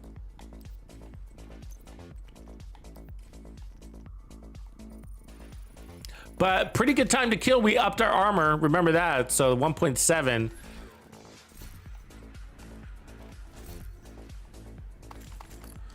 It's a part of what allows us to go really high and not feel too much of the effects is negative effects is the shield. It's a very cool thing. It's a nice little bonus when you're able to run the firewall shield and get that scaling damage onto your build. You know, we got no armor on kill on this thing. You know, no armor on kill. As long as you're killing, you're getting technically the best armor on kill in the game. 10, 20, 30, 40, 50. 50% armor on kill in bonus armor, right? But you're always killing, so it's always coming, you know? 10% more, or 50% more, 50% more, 50% more. So it's, I think it's the best armor on kill in the game, you know? The way I look at it, you know? Convince myself at least.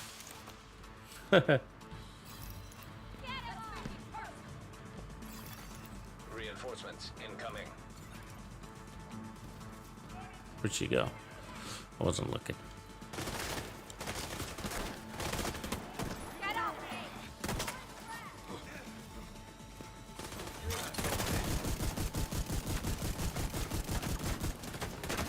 I hate when they're up there.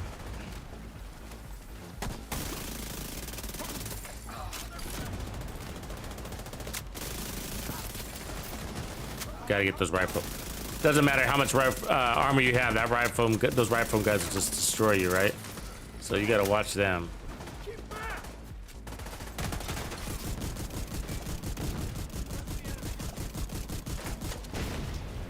Oh, fuck.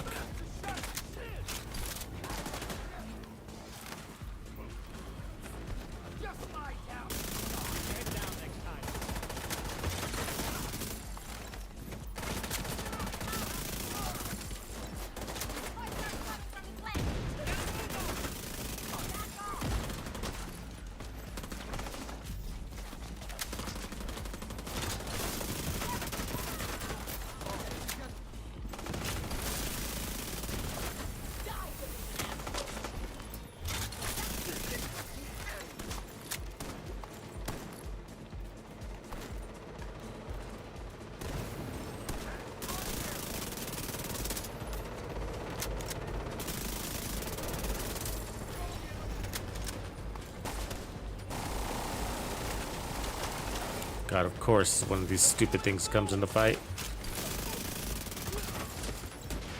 That never shoots at the enemies, by the way. It never shoots at the enemies. It only shoots at me. Thanks for being realistic. You know?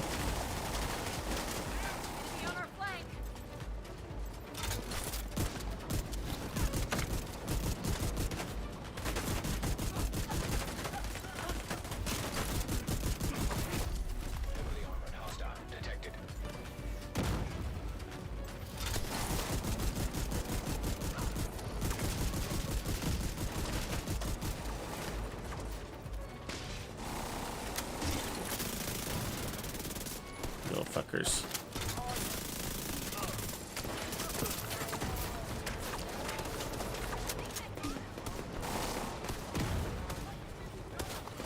I like not running killer sometimes, you know? And not having to worry about that 10-second timer. It's really nice not having it. I mean, nothing is on a very dramatic timer. I mean, the striker stacks are. So I think that's what's nice about not having to run killer is that it's not like two things you're worried about. I mean, we're crushing this control point. Hostiles detected.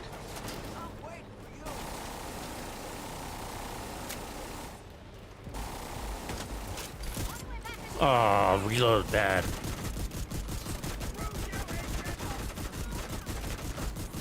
Thank God for that strong shield. It's a rookie move to forget to reload.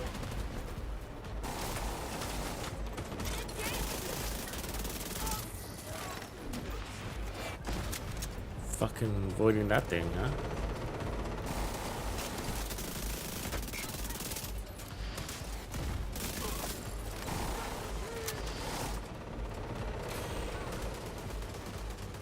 I don't know what these guys are. There's one.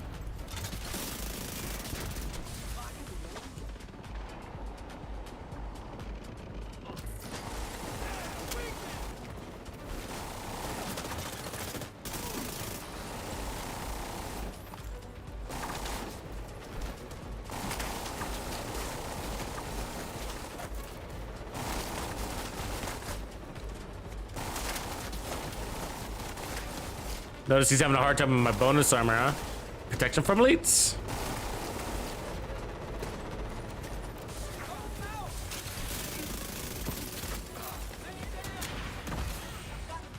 Fucking get off me with your phone, bro.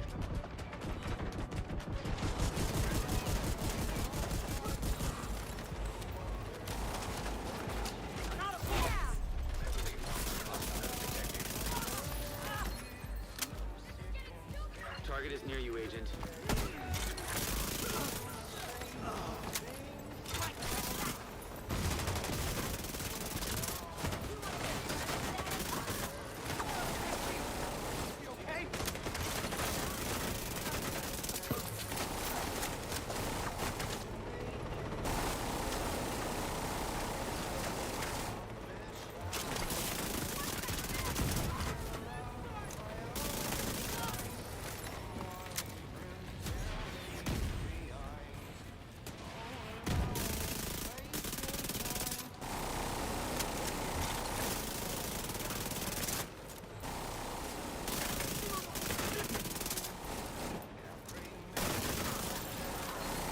Without all our striker stacks.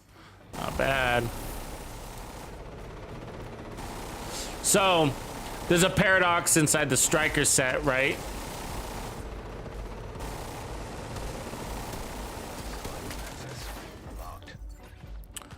We saw that in what the original striker builds after they buffed it when we were testing it, which is that if you're killing fast, you're gonna have a hard time stacking, right? And so it's kind of a good sign when you see yourself not stacking in a funny way, but you can fix it. So, in other words, we're killing so fast that the enemies die with so few bullets, we're not getting as many stacks, right? And that's because you require hits to stack, and there's nobody to hit because they're dead.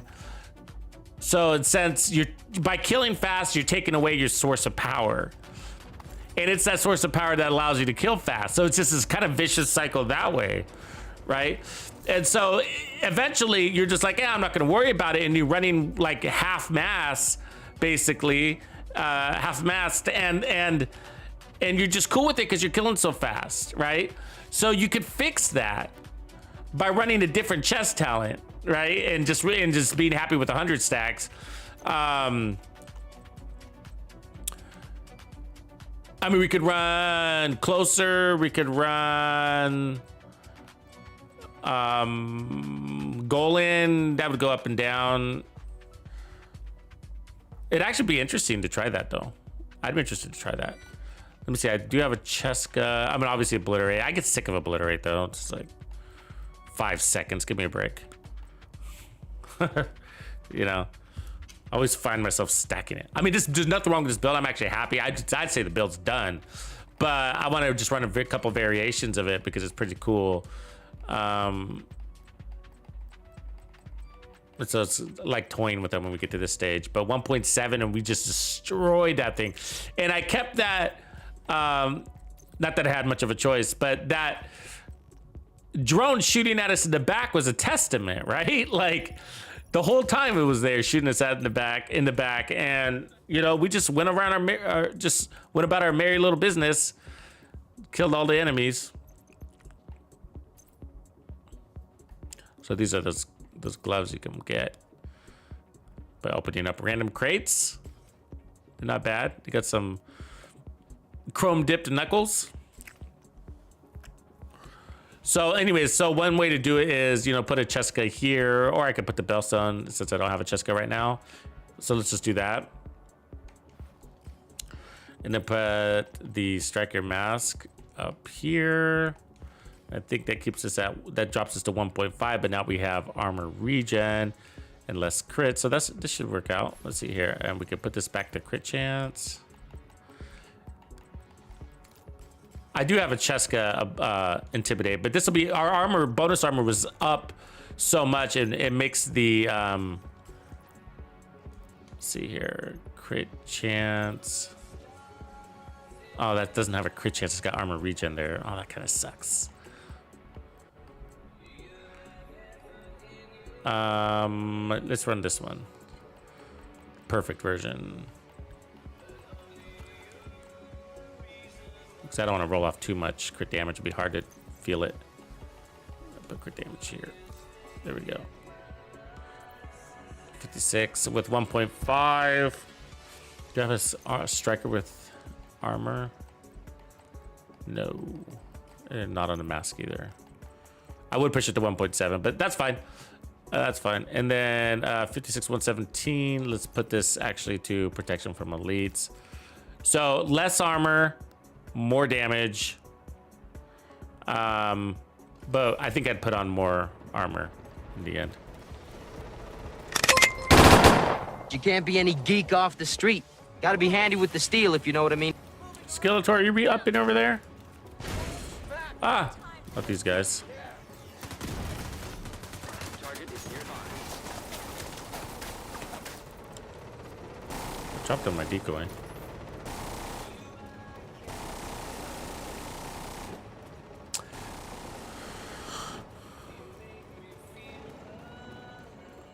Tord Fiend, what up? How are you, man? Chiduk, thanks for the nice words there. So this should be fun. This should be fun. Oh,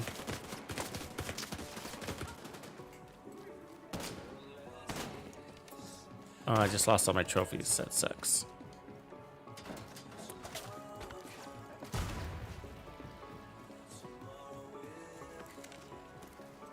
Ooh. Should be a name boss. No, they're all reds. Name bosses don't have reds.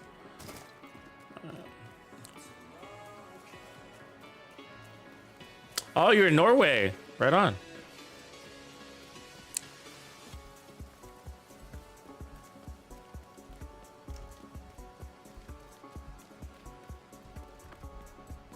Got lots of people from Norway in our Discord and clans.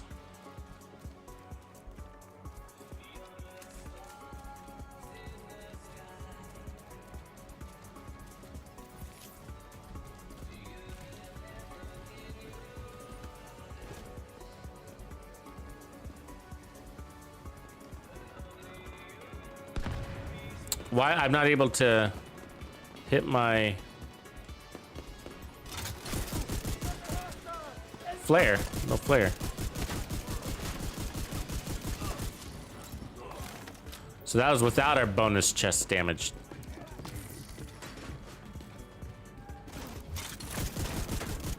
That's with it.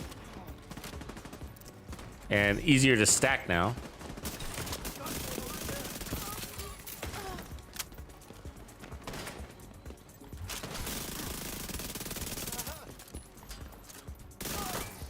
See how that bonus, I was getting shot in the back and the bonus armor stayed up the whole time. So they can have a hard time as long as I keep killing.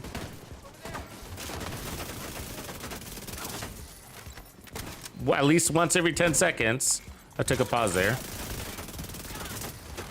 So we're gonna maintain that stack.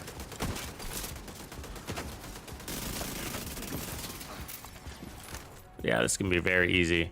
Probably a lot more valuable too. I don't mind the 100 stacks, but this is on when on a tanky build like we're running. But this is nice. This is nice, good use of our bonus armor, and less stacking and less decaying, right? Because those upper stacks decay really fast. So there'll be small moments where you don't have that damage, like there was just a second ago, but I really think this is probably smarter. Because of the decaying, probably levels out, you know?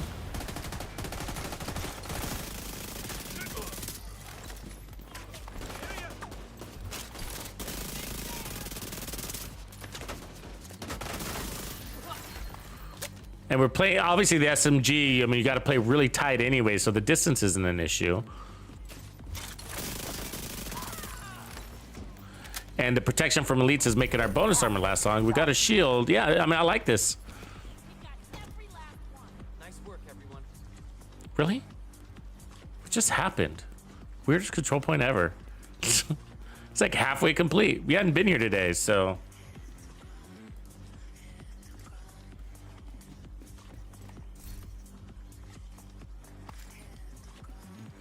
Random.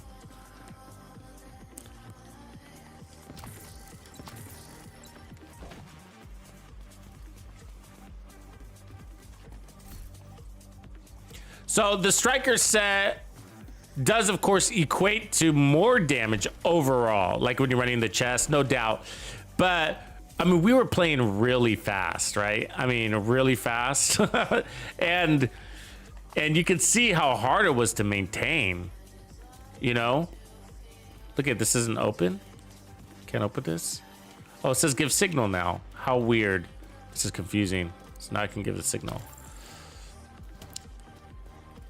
Yeah, so I mean, so it's sort of like, yeah, I can achieve that damage, but the reality is that the degrading is so fast. It says give signal. What's happening with this place? But I can't signal. There's no signal thing. Okay, we're out of here because you guys suck.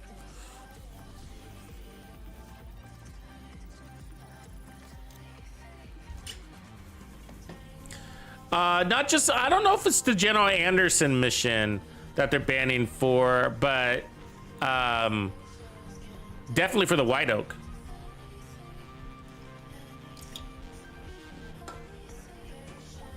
Yeah, the White Oak is one for sure they're probably banning.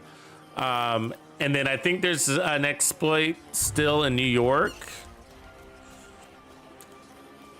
So if you're doing that one too, I'd look out. Hostile control point detected. My friend's open for business. Want to know where?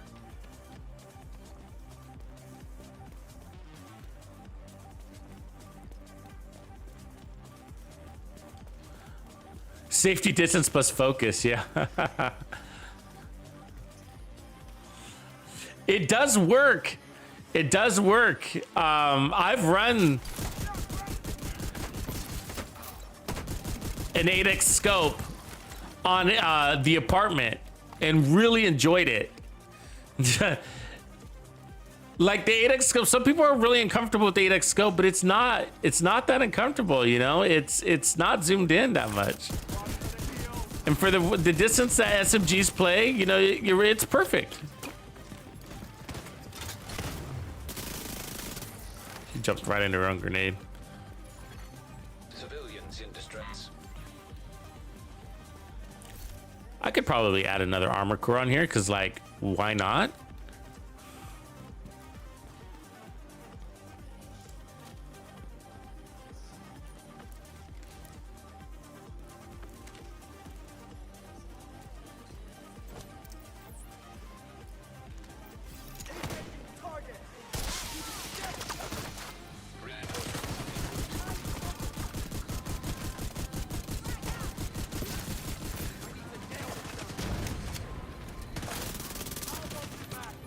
Damn, I need to remember to reload, huh? Apparently I'm not doing that.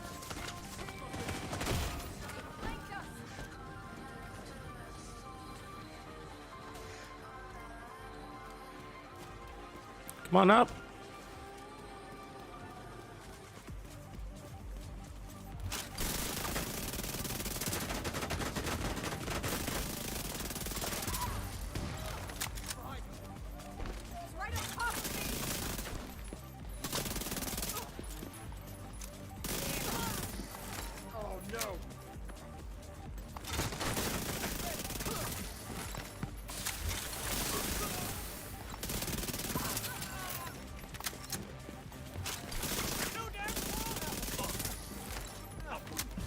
Ah, I don't know which way to go.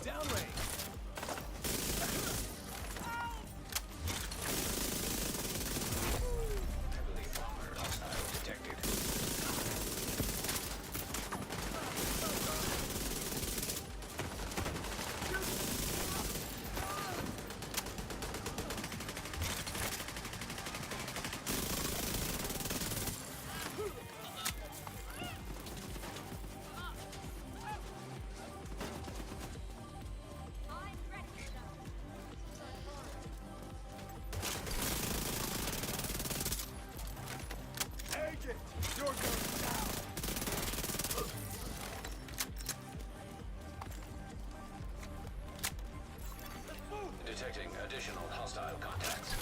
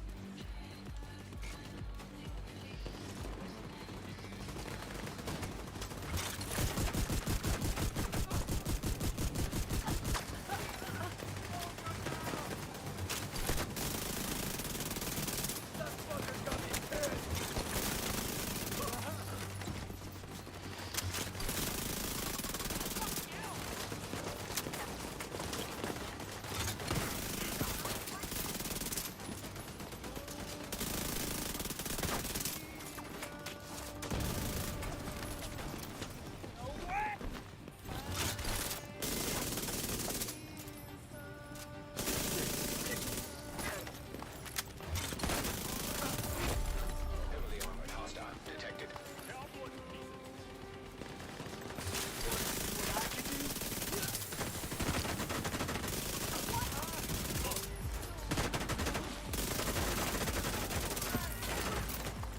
That shield did not break. Wow. You know what it is? It's the protection from elites helping your skills, right? You guys ever think about that? It's hard to measure, so it's more of a suspicion than everything, but I've always kind of realized that. But because it's really hard to measure, to prove it, never really make a big deal out of it.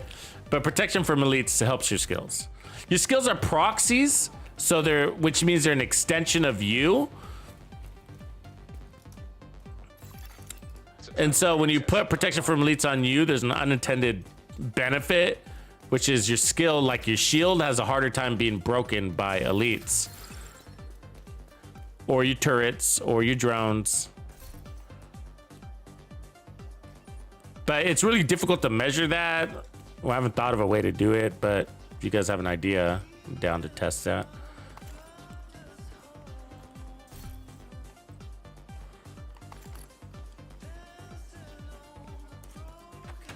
Should we probably go back to the White House and then take this one level up?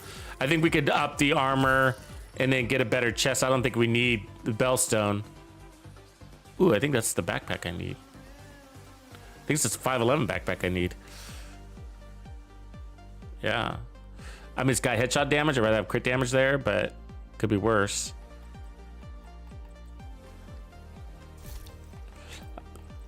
I think I'm getting close on that. That allows me to get a little bit closer.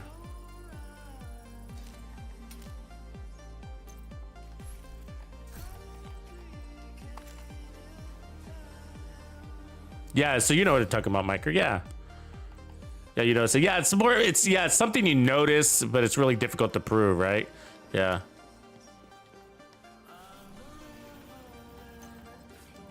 Let me change this real quick.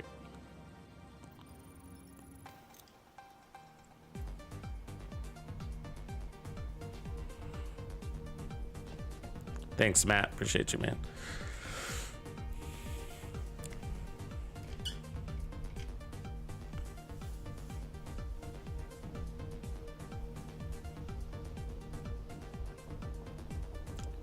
Oh, thanks, Clark. Yeah, everybody loves an LMG, I mean an SMG stream, right? Everybody loves a good SMG build. They're pretty good in this game. Yeah.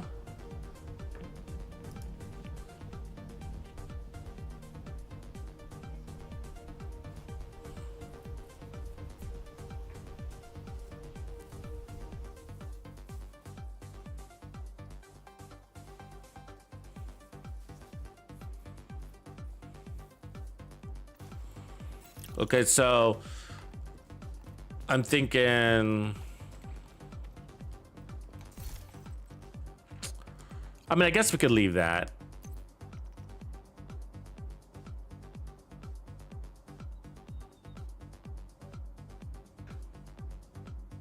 Yeah, because it does give us 5% more.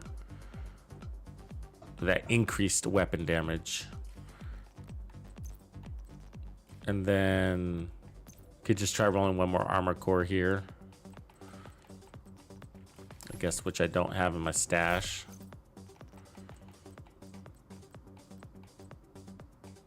Oh, we do.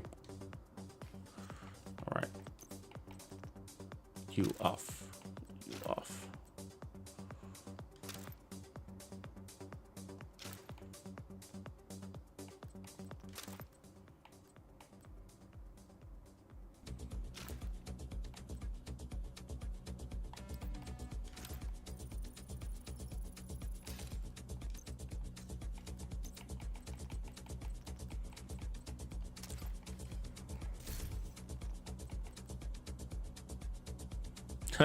It's good to be a noob. Everybody's a noob. We got lots of noobs right now in the game.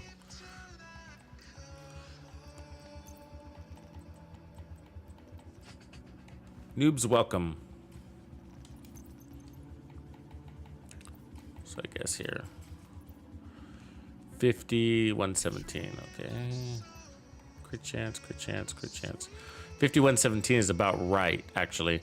So we don't have anything relying on crits but the crit damage. And since we're at about 120, we can leave it at 50. That's fine. Crit damage, crit damage.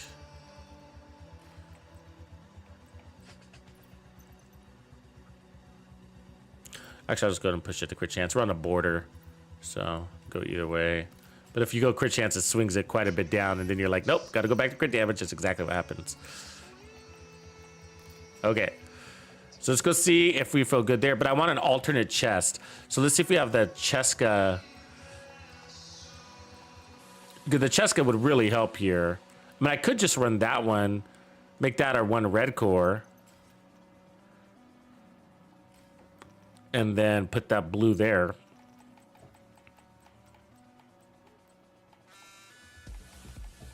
I don't know if I got a striker blue here, though. I can. And then what that would do would push our crits up a little bit more, which would be nice because then in case our bonus armor is down, the crits will still be there. And then we'll make it, and then we get rid of that status effect stat. Okay, let's do that. Let's do that. So reliability is the change that we're making without losing damage. So shifting damage over to crits, a little bit drop on the chest, but it ensures that when we lose our bonus armor, we got a little still strong crits, a little bit even stronger. And then when we have our bonus armor, then we're even happier. What's it called? Intimidate. And then we want armor on the gloves.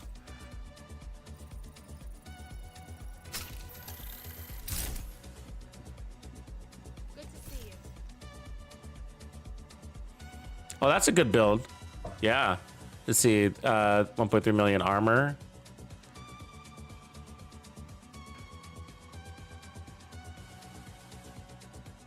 Okay, 20% armor on kill. I like it. That's good. I like that build. So, protection from elites here. And then we're still high in crit chance. Nice. So, that's good. It's because we're peaked out on all our rolls. Yeah. sitting pretty now. You know? So that allows me to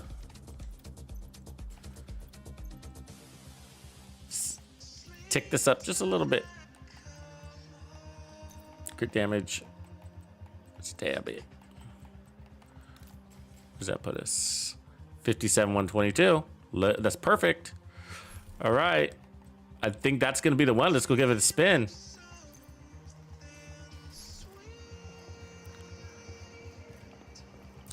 I mean, that's a tier 7 shield.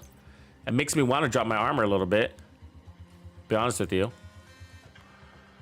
But the thing is, that's our bonus armor. So that's a 50% bonus armor on 1.7. So that's about 350 plus that's 850,000 in bonus armor.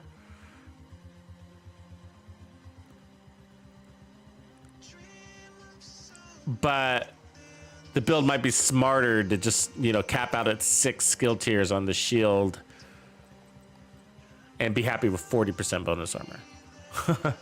You know, tough decision, tough call. I wish I had an alternate whole glove that I could just pull with me, so I could just swap on the fly without having to come back. But you can't go to the castle and make a change there without losing your trophies, because the castle doesn't lose your trophies. So it's one great thing.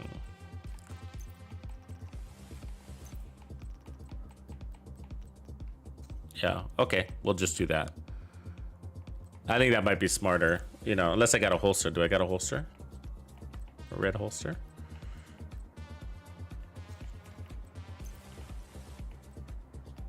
No.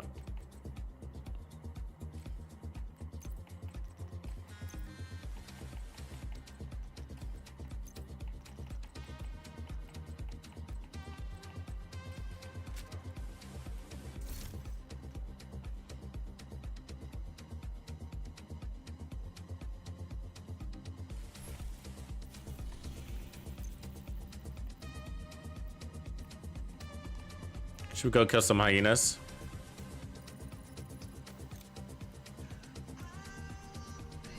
Yeah, that's a new skin. It's called Disco something. I kind of like it.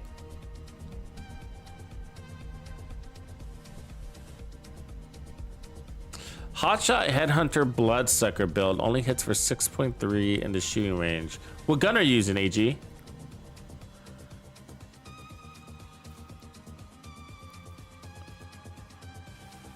Yeah, it is low.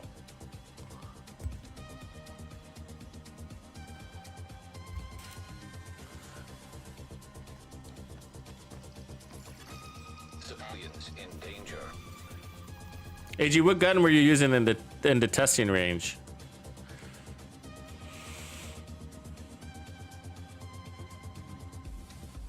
And how much armor? Let me see. How much armor did you have too?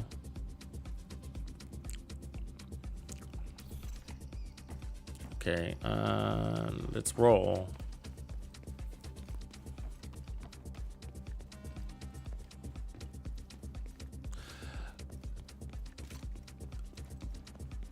White Death, 6.3 million.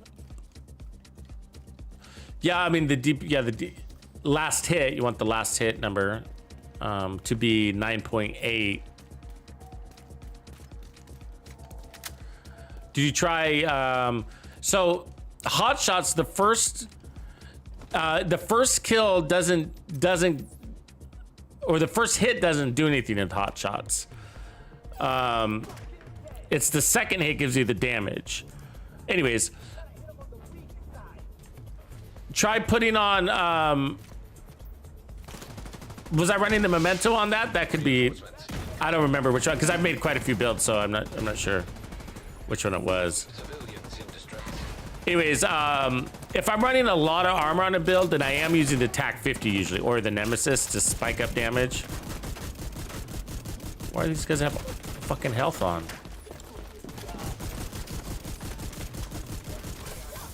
Oh, god damn it. We're toast.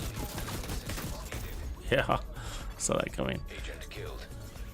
Let's try that again.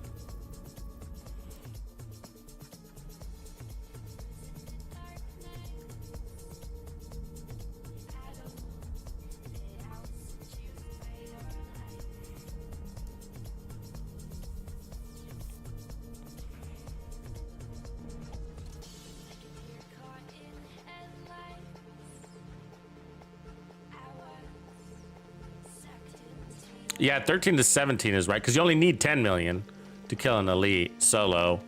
15 in a 4-man group. So you're in the range.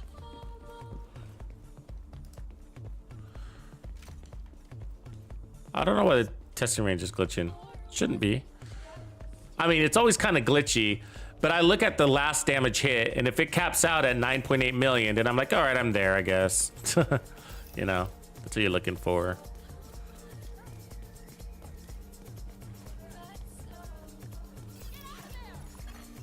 Civilians in danger. Let's try this again.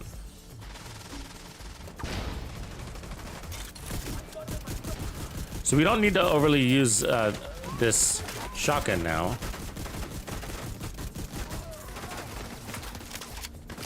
Oh, taking damage everywhere.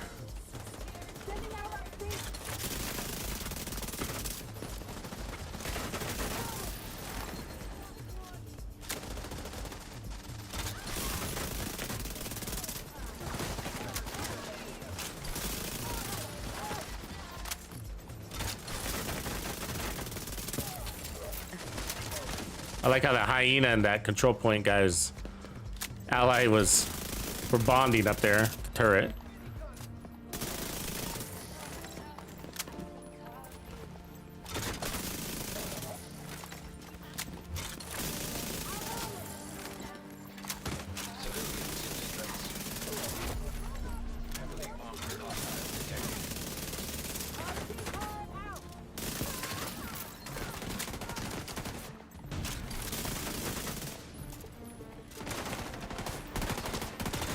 Yes, yes, we know you're the man. You're the man. Running at me with your gun sideways. All right. You're so cool.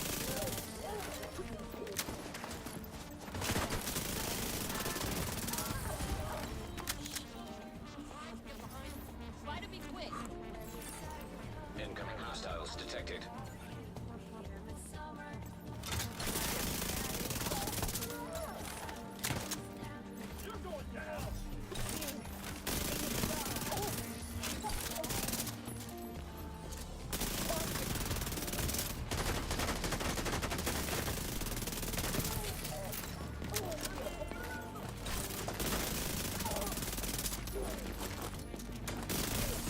That's bullshit.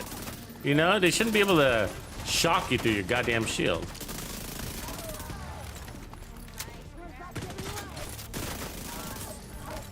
Kind of deep. Oh, that must be another squad or something, right?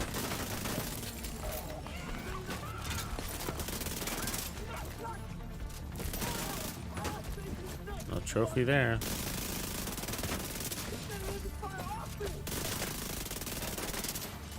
Stand up.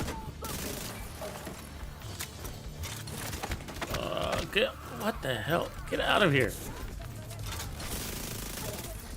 God damn it. More? Hostile contacts.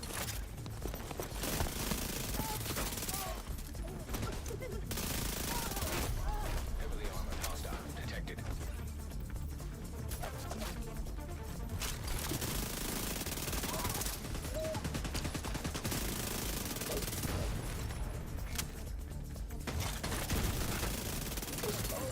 Access key detected.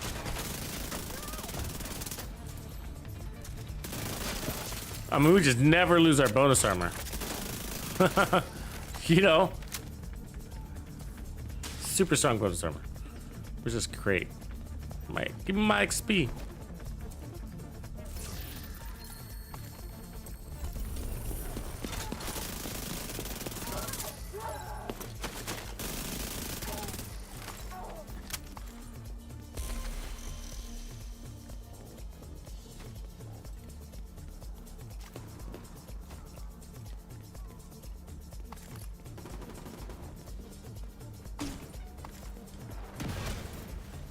Jesus.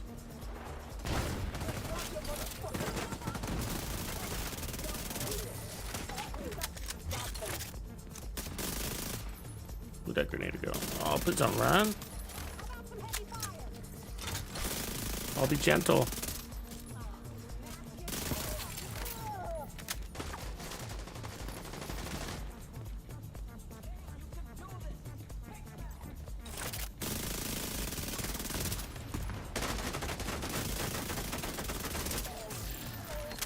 Yay.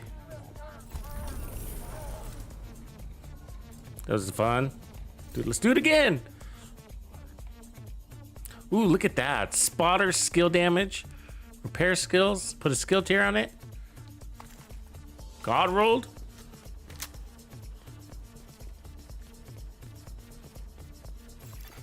Supply room access unlocked. Civilians in danger.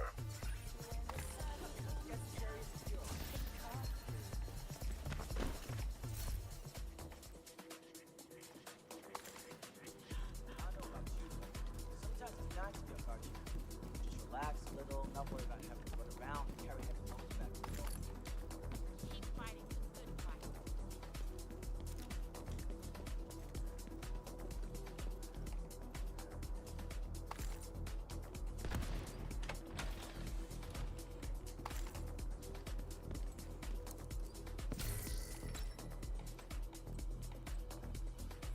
I just sort of want an excuse to use a tactical vector. If I can have an excuse to use that, then I'm good.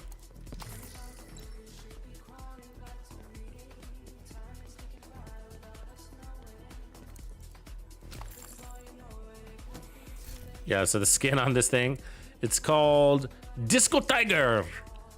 There's a tiger image in there or something like that. And then the other one is really cool too. The Cyber Blue is nice. Kind of a gunmetal. Civilians in distress.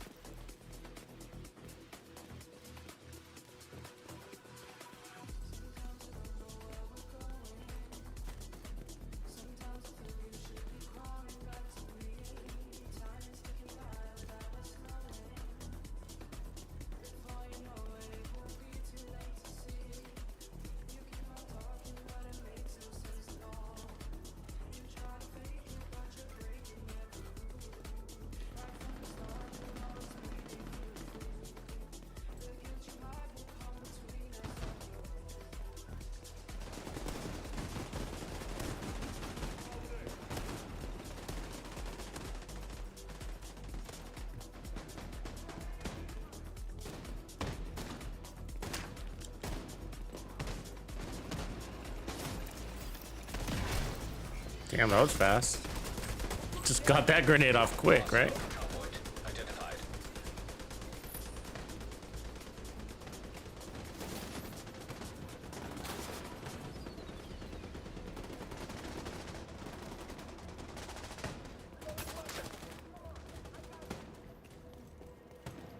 Fucking hell of a run. So I'm not a big fan of this zone.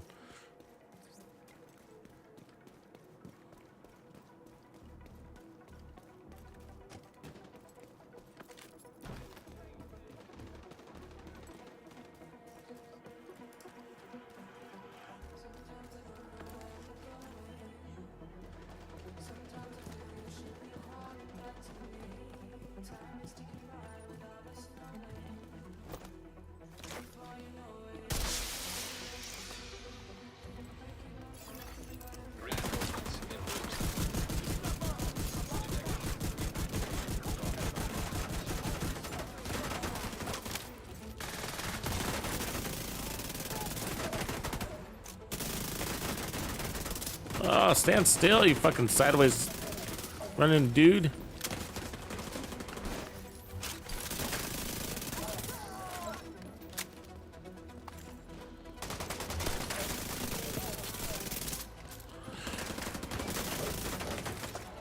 Remember when people used to call the Memento gimmicky and not very strong? How long did it take for those people to come around? Like a really long time, right? I think they're just now coming around. Heavily armored hostile detected.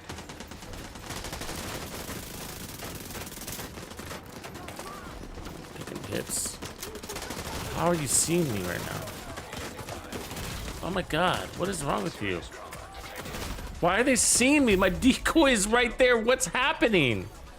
Oh my god. That's so lame because it's such a far run. I hate when that happens. We had that. I don't know what the hell.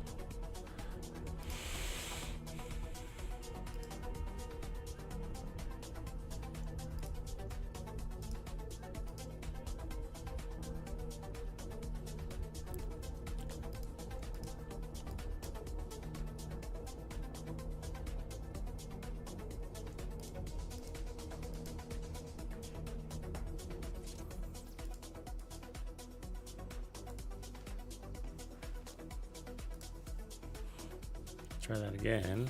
See if those guys, at least they're there.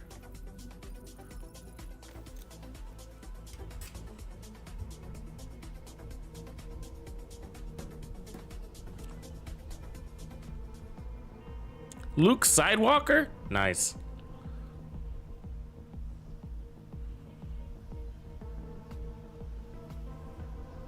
Yeah, I think it's the best exotic in a game too, hands down. It's just funny because there's so many people that are like, this is what I'm seeing out there, because I know I hear the voices in my head and they're like, oh, you know, the Memento's gimmicky, it's not, you know, you know, you hear all that stuff, whatever they used to say, whatever words they use.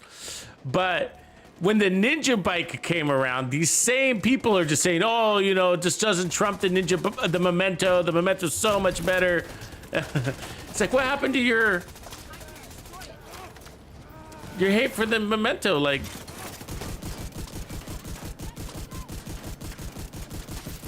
yeah, they're always like, oh no, Vigilance is so much better than Memento. I would never choose the Memento over Vigilance. I'm like, what? Some of the stuff you guys just gotta let go of. Like, you gotta let go of that thinking that the Memento is not good in group, you know? The Memento's only not good in group if you're not good in group. You know what I mean? It's a great weapon in group. It's a great, and so is Hunter's Fury, and it works off the same system, right? Is Bloodsucker good in group? Or is, how about Unstoppable? Is that good in group? Because they work off the same system, right? Require you to perform your job. That's the system. And your job is to kill things. So if you don't do a very good job of killing things, then yeah, it's not, you know, I'm not sure it's the backpack that needs to be fixed. But I get it though, I get it. Like, if you honestly, like, not making fun of anybody, like if you don't do a good job of killing things because you're new or still trying to figure things out, then yeah, then, you know, I still think the Memento is your best choice, but because it's gonna give you the extra armor regen and bonus armor that you need too, but I'm just using the shotgun, I guess, huh? We don't need to do that so much.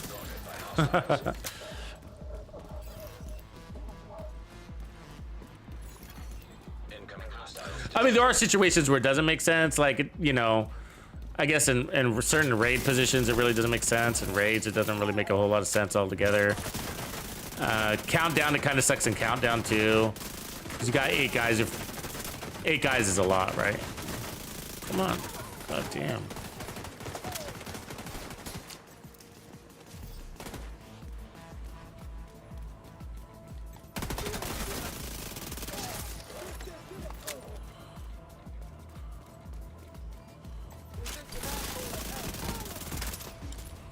Why am I... That green cloud shouldn't be able to get me this deep. You know what I mean? I was protected. God damn it. It slowed me down.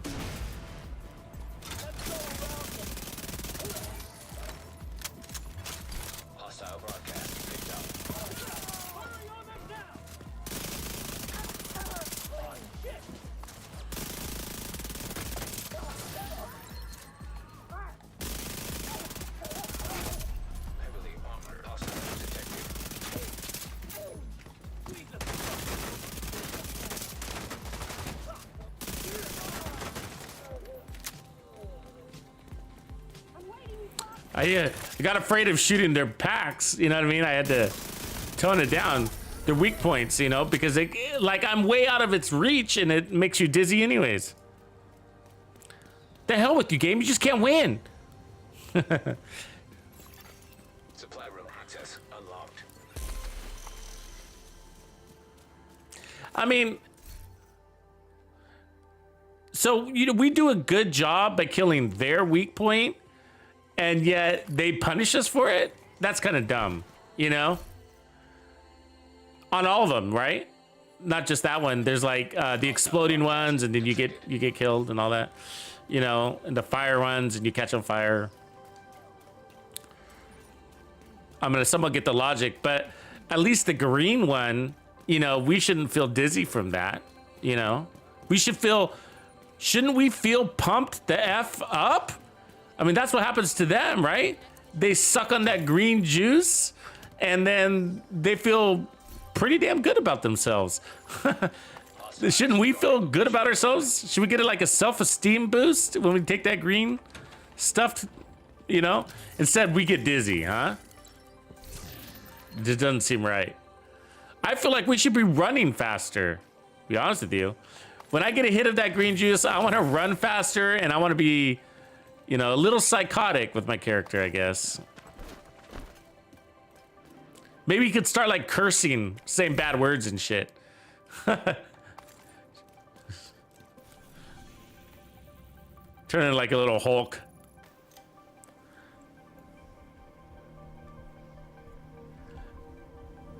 But it's a weak point, is my point. You know what I mean? It's a weak point. We're going for it. We're aiming for it. It's harder to hit, sort of. And so, but, you know, instead of rewarded, we're punished at close range, you know? On all of them, right?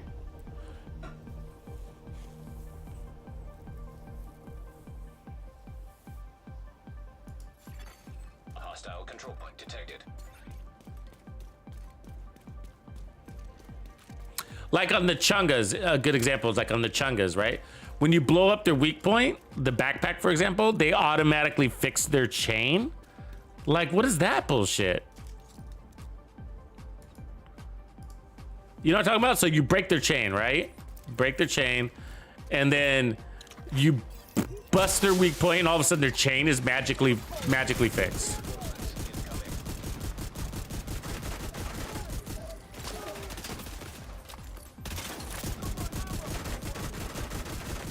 Oh, this guy sucks. I know you suck, buddy.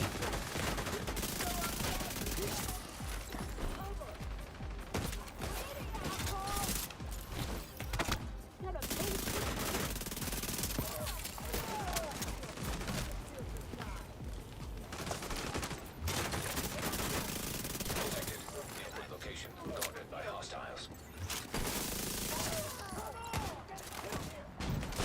Oh, that hurt. That explosion hurt.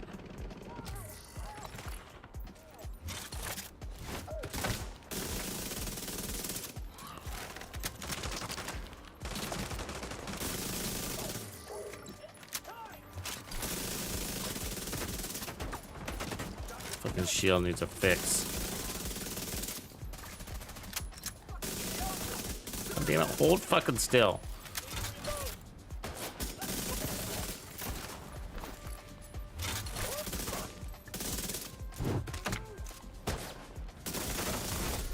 Heavily armored hostile detected.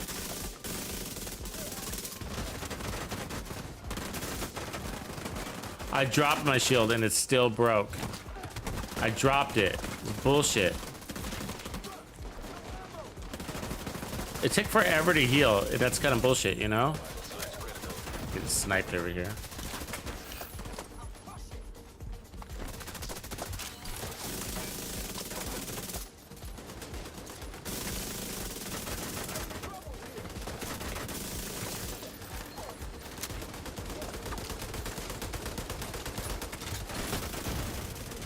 Fucking sniper was well on me the whole time. I feel it picking at me. Hostiles guarding location nearby.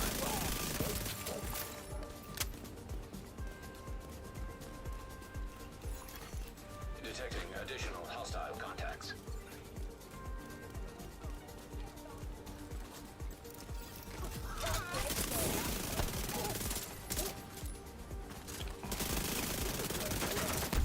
She ran right through that green smoke, right? And then I hit her pouch, and look, I'm the dizzy one. Fucking dumb.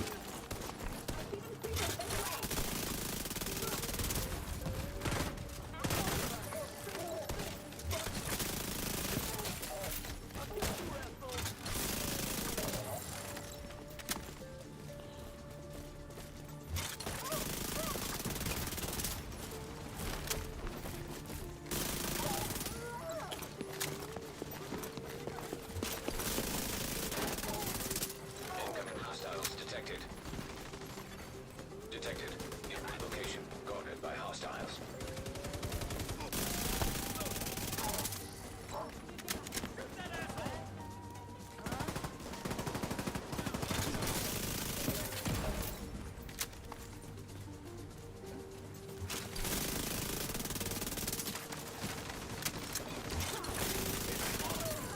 Access key detected.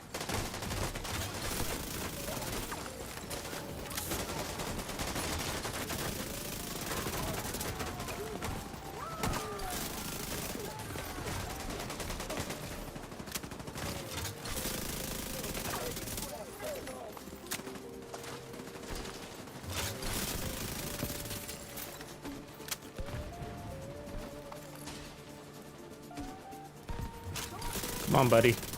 Gotcha.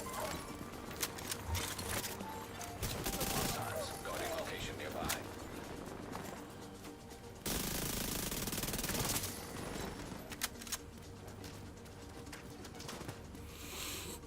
Bonus armor. Yeah, Ninja's gonna hold you back on that. You know, that's too bad. We need more sources of bonus armor. Ninja or not, I've always kind of felt like that. Like, it's the key to this, having fun in this game. Bonus, bonus, bonus. That's why Heartbreaker is such a damn good set and really does compete well with Striker.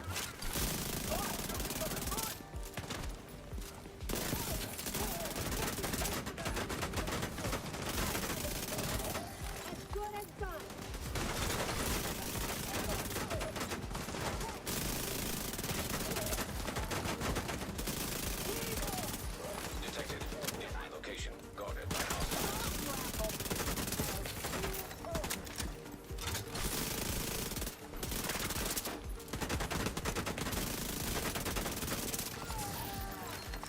It does take a lot for them to break our shield. You know what I mean? That's amazing. Yeah, protection from elites is worth it. It was worth Friendly combatants detected. the grind to get that to work.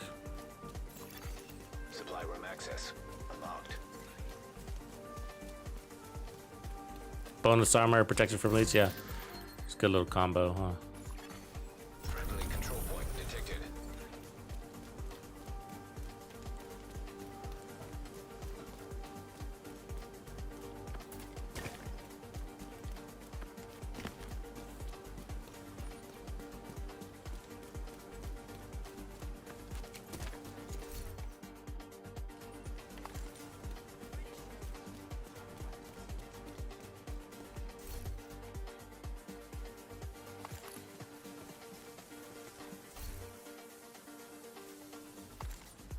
You know, I really like bonus armor builds in general. You know, just kind of going into the concept of the build beyond the bonus armor. But I like the bonus armor because it's like it's like a visual reward. You know, that's sort of part of it, right? Like, it's a reward for killing is a bonus armor. And so it's sort of like, kind of like, you know how like when you got a Nemesis build, like the strongest Nemesis build, and you see those big numbers like 60 million or whatever you're hitting. And you're like, you know, you don't need it. Friendly combatants. But you're like, yeah, that's my reward for landing these consecutive headshots as I get this mega, you know, kill number, and you know, and of course I'm effective, and it's just I'm God mode, really, right? You're in God mode. And that's what this bonus armor is doing with this backpack. It's like it's putting us in God mode. I mean, each trophy is only a 10% lift in damage on the damage side of things. So that tells you, like, really the underlying damage on the build is just stable and effective, and And so the God mode comes in the form of the bonus armor and time out of cover, you know.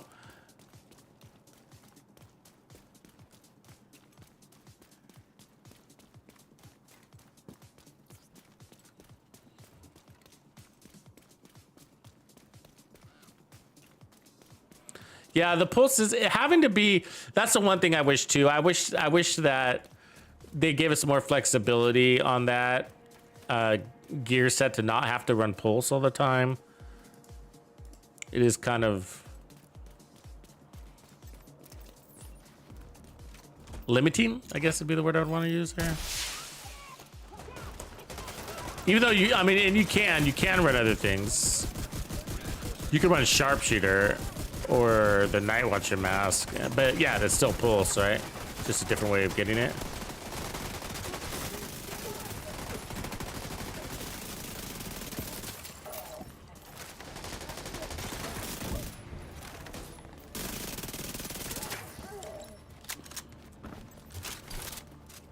When you're home.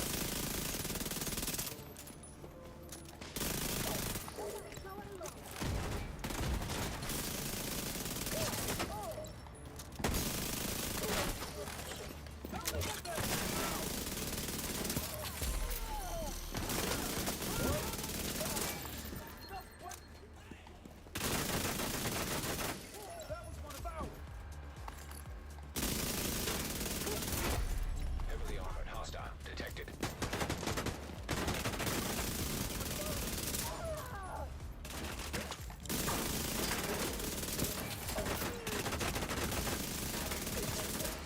Fucking easy. Child's play.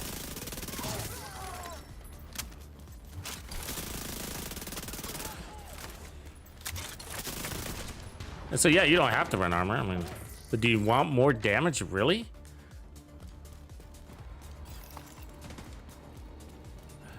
I mean, I guess in team play, you'd probably want to knock off a couple of cores. You don't need so many. But hopefully it's because your team has got your back, not because you need more damage. You know what I mean? The reality is that in a team play, you don't really need much damage. It's more like your squad should be shooting the guys that are shooting you. Helping you kill faster, technically.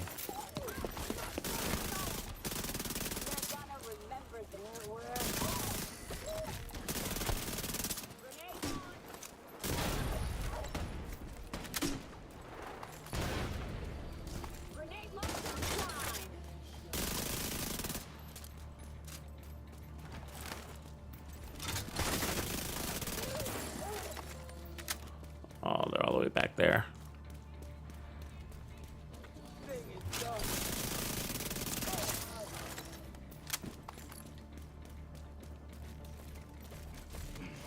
But also, I think it's also kind of good to show a build with all its max armor potential. Because isn't it pretty obvious that you can just run red cores if you decide you want more damage? Isn't it? Aren't we showing you a limit? What's the word I'm looking like? A threshold, so to speak. It's like, look, if you run armor and max armor, you got your time to kill. If you want more, a faster time to kill or more damage for whatever reason, just add more armor or weapon damage because it's that easy, right?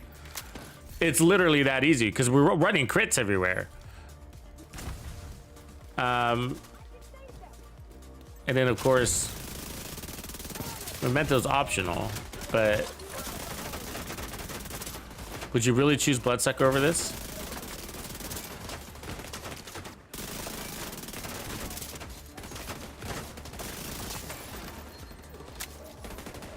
I have a hard time choosing Bloodsucker over.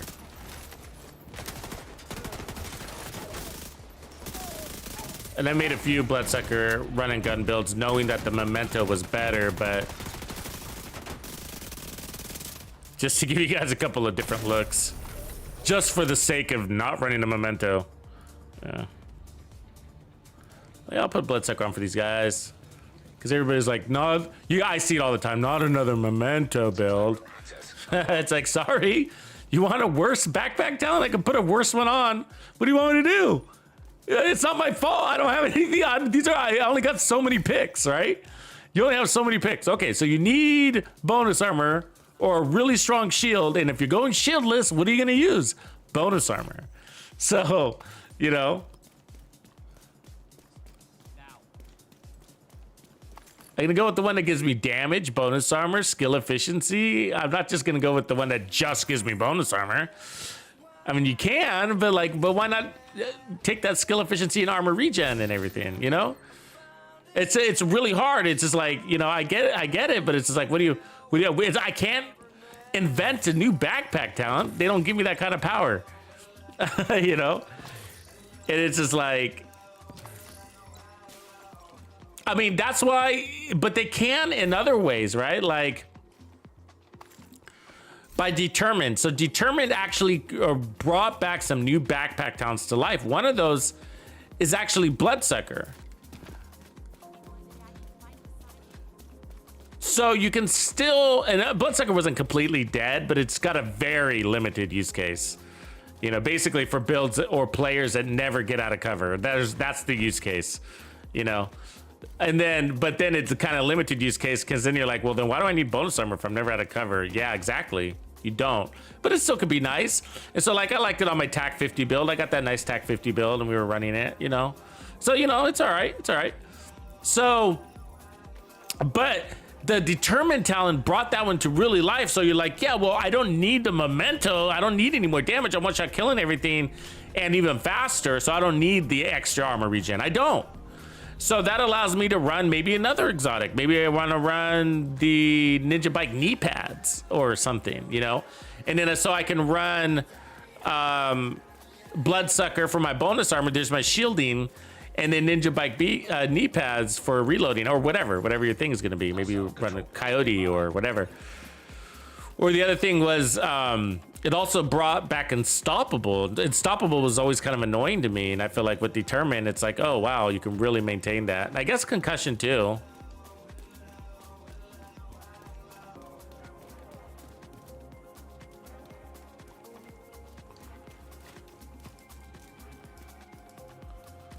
Yeah. I know what you mean about the fast traveling. It does suck that you lose that.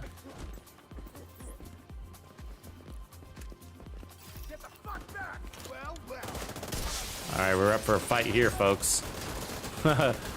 So it's not just these guys.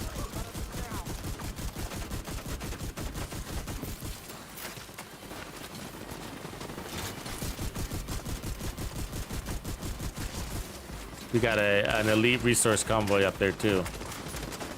Oh my God, look at it.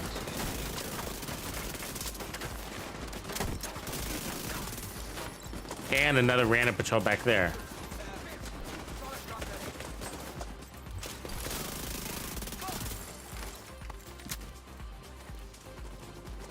Let them come!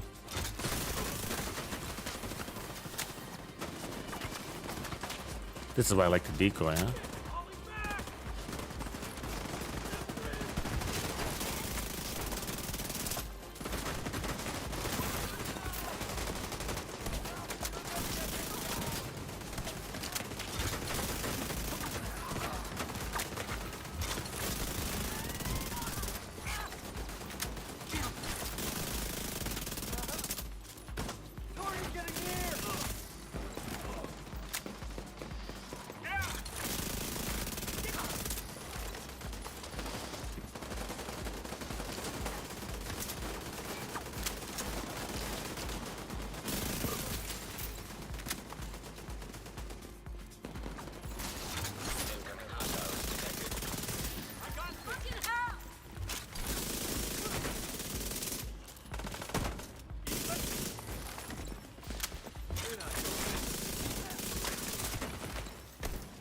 Rifle.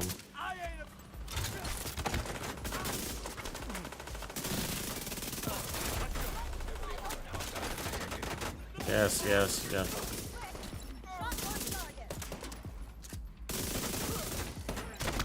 damn it. Stop disrupting me.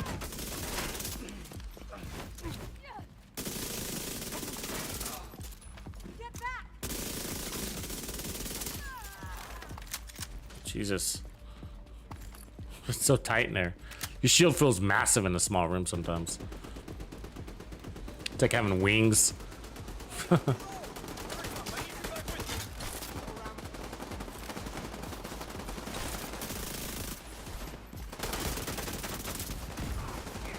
you can try to leave that one guy alive because with that convoy.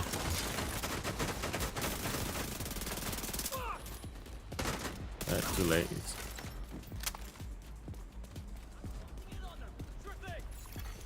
Detecting additional hostile contacts.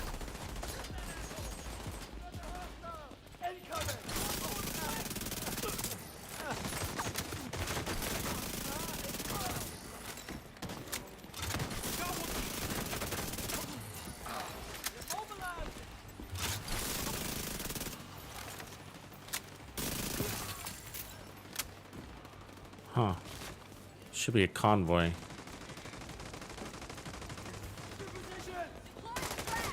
Civilians in distress.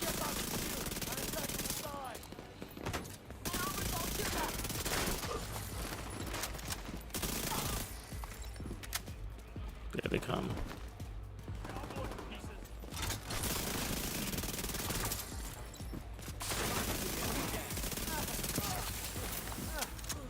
Damn it. Heavily armored hostile detected. Expecting a big convoy and it's not. Now they're there again. Hostiles detected. That's one of our scars.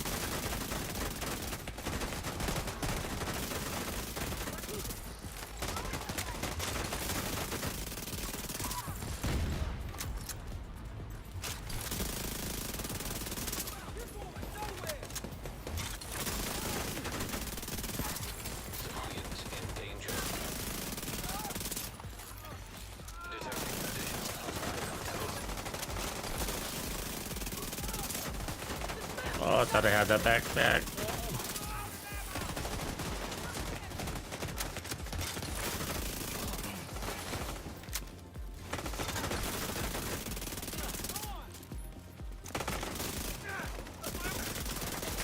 Really? The fuck? Great move.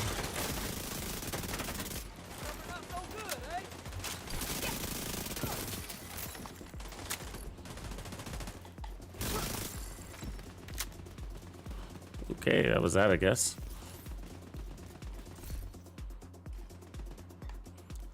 It's annoying the way that panned out.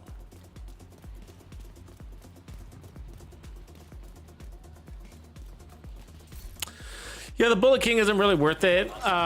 It's not. I mean, you're better off with the G9 or... Because there's other ways to do what the Bullet King does and still have more damage. The Stoner and I think the G9 can both have no... with steady hands, can skip a reload and give you stability at the same time. I've just never been a real big fan of that gun. Wow, no damage. She took no damage from that. Oh, man. Yeah, it's a shame the Bullet King, you know.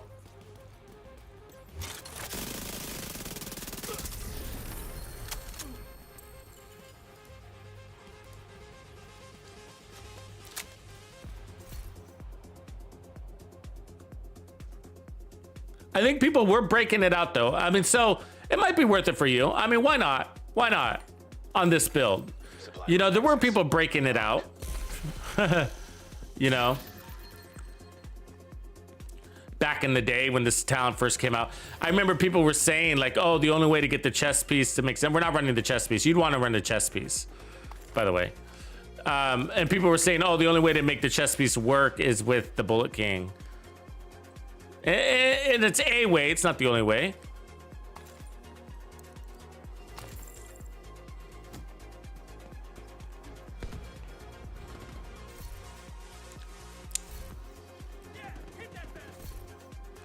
Do you guys run max directives on your SMG builds? I don't find it very fun or rewarding. That's the one downside of these types of builds, is that I feel like, you know, it's not really worth it to run the directives. I don't need the directives, so I don't mind, but we've been running directives, almost max directives for 2 weeks now, and I've been enjoying it. Detected. Location guarded by hostiles. So you can fast travel to the castle and not lose your memento stacks. Guess you didn't know that. And you can, so you can even go in there and to the crafting table or to the optimization table and change something if you needed to.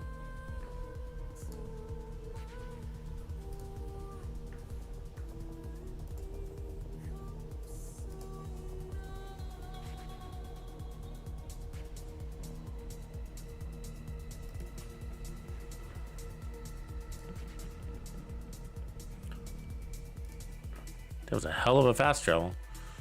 Jesus. Hostile control point identified.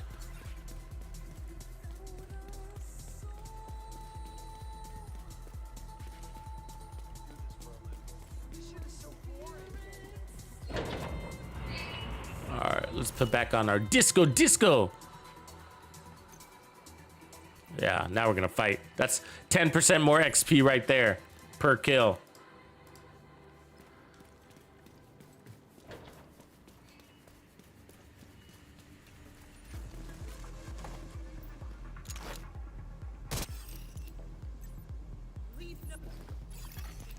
Reinforcements en route. Just lie down and die.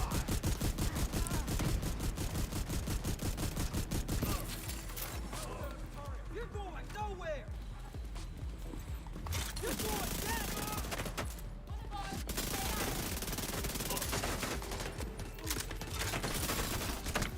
What the fuck?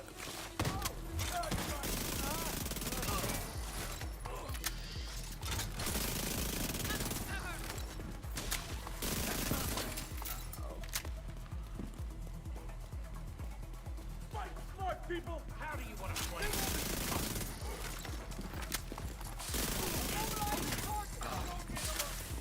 You and me.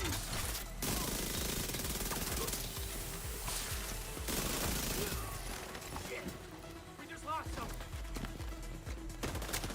Not so smart now. Heavily armored hostile detected. Over there. Let's get a turret up.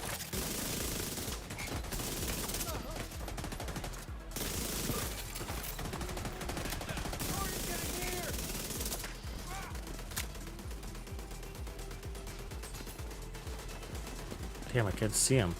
The radar throws me off, man.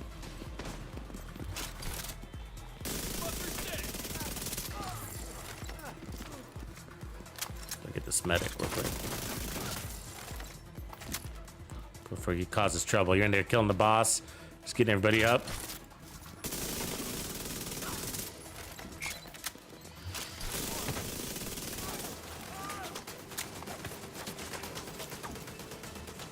Let's go, Joe.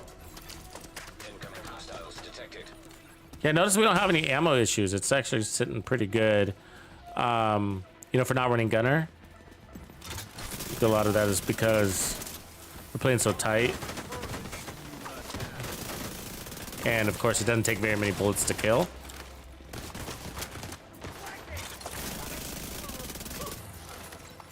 And we're using... It's funny if you think about the weapon talent we're using. Measured. I love measured. Some people give it a hard time. They're like, oh, measured's weak, blah, blah, blah. Like, really? Because I can do a lot in that first half of that mag.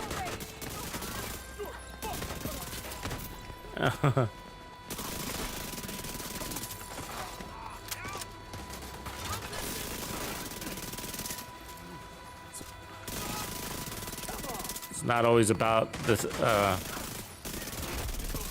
what a piece of paper or testing, just things that the piece of paper is in the testing range just can't tell you, you know? And that's because they're splitting hairs, and that's really what they're not telling you when they say that kind of stuff. They're not telling you, it's like,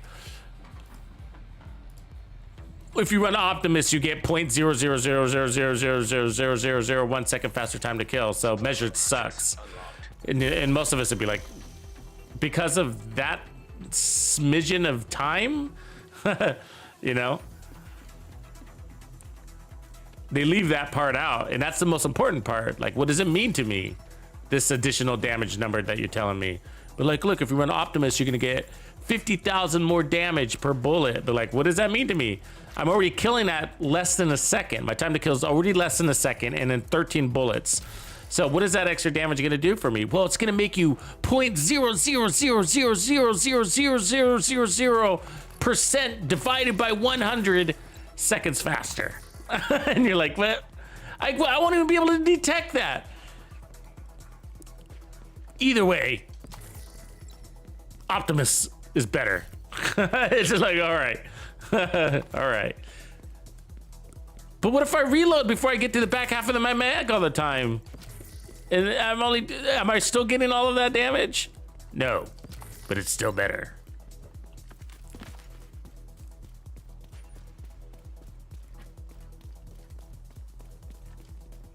But, you know, there are some good things where there are some reasons where it's useful. So it's not that it's not useful.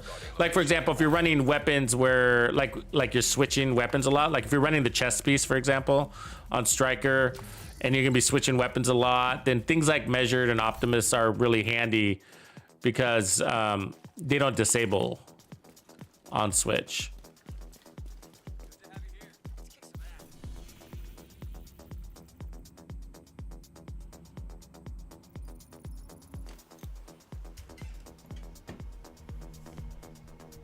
It can be. It can. That's a good point. That's a really good point. I like that your name is just I. Is that I or is that a 1? Either way, very good. Very good. Touche. Touche. That name. I. It's like saying, I'm the Omega. A name with 1 letter.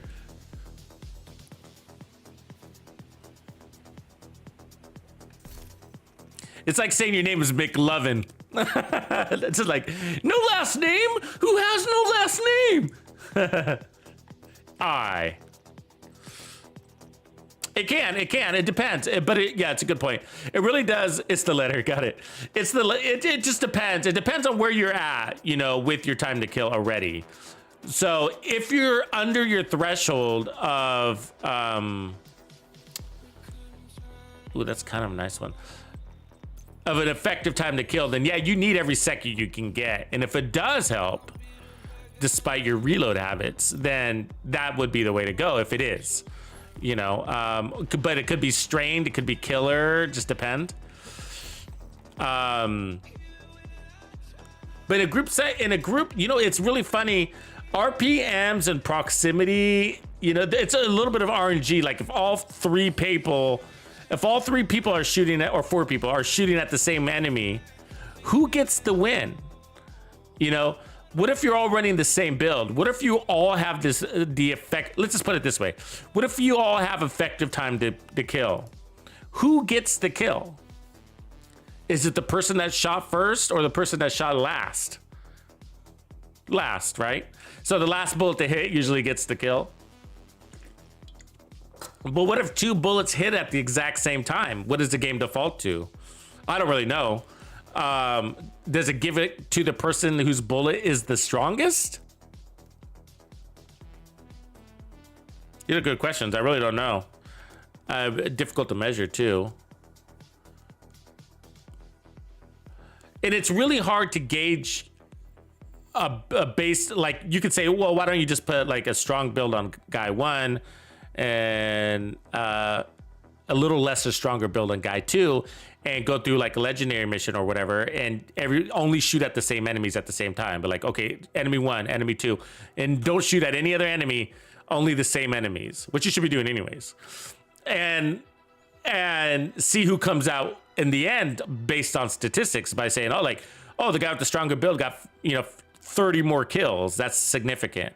That's a good point. I mean, you could do that. The problem is that the player always trumps the build, and that's always the problem. And that's why it's sort of an insignificant thing. It's always insignificant. It's insignificant. If it's making an impact, it's an insignificant impact because the player always trumps the build. So if you got two guys, one guy with the stronger build, another guy with a build that's adequate, so it's got an efficient time to kill, maybe it's just not the strongest version, that guy can very well take the lead at kills because he's a better player. Maybe he's hitting the head more. Maybe he's going for weak points. Maybe he's smarter and knows to go for the weaker guys first, eliminate those threats, and then go for the stronger, tankier enemies. Maybe he doesn't even shoot at the tanks. You know what I mean? Things like that, right? It's just everybody's got their own little strategy. And I'm not saying one is smarter than the other, but there are better players than other players in this game. And that is really deceiving on a build, right? So let's say you came into the game, you didn't know anything about it, and you're brand new, all right? And so you're fresh, you don't really know anything much about crits or what's a good crit number. You know, is 80 good crit number, or is 400 a good crit number? You don't really know. And I put on just the shittiest build ever, and I go in solo legendary with it, or solo a control point, doesn't matter. Heroic control point, all directives, and I put a really bad build together, but I can do it. Because I've been playing the game long enough, I got enough experience, you know, I'm a good shot, whatever the reason, I can do it, right? And I can personally make that build look good. Like, look, I cleared a whole control point in like 4 or 5 minutes out of cover. I was a tank. I mean, you've all done it, right? How many of you, I'm sure you've done it at some point, put on an all blue foundry with armor regen, and a Memento backpack and the Vector, you know, and gone and solo the control point with max armor, right? It's you look like God. You make the build look good. It's you know? And so that's the thing. Like, it's not going to be Optimus that gets the kill. It's you that gets the kill because your ally was shooting at the kneecaps and you were shooting at the head. And that's why you got the kill, not because it was Optimus, you know? But there are things that can give you a player advantage, okay? And not to toot my own horn, but that FAMAS build I just put out will give you a player advantage. And I invite you to check that build video out. I'm sure you guys have already seen it. It's brand new. We just put it out the other day. But I'll drop it in the link right now. And so I'll just type FAMAS next to the build link. But you'll see why. And that's because that build shows that shots on target are really important. And you would have that major advantage that you can put on an 8x scope and get all your shots on target on the head. And that's going to give you 30% headshot damage on top of you're going to be peaking out your crit potential and your accuracy. And you're going to get also, you got I think that's got like a 1.3, 1.5 second reload on that gun, something like that. And it's got an auto reload factor in there. So not only are you going to be landing more shots and that you're critting on the head at your highest potential, you know, it's just that what can actually improve your personal performance as a human. Forget about the build because your time to kill is already beyond that. It's already beyond effective. It's pretty easy to come up with an effective time to build. Can we agree there? Right? Good solo legendary group. It doesn't matter. Whatever. It's really easy. A striker or heartbreaker, negotiator's dilemma. Really easy to come with the strongest build in the game. There's no real science to it. The devs it's paint by color. You know, it really is paint by color. You only have to watch a few YouTube videos to really figure it out. You know, it's just like, okay, it's always going to be vigilance on the backpack. It's, you know, I mean, striker was way up there. It's always up there. You know what I mean? Whatever. So. And that's because we got limited choices. We know what are the strongest. And so the people that are power hungry go for the same things. And so it becomes pretty obvious. And that's why you see the same,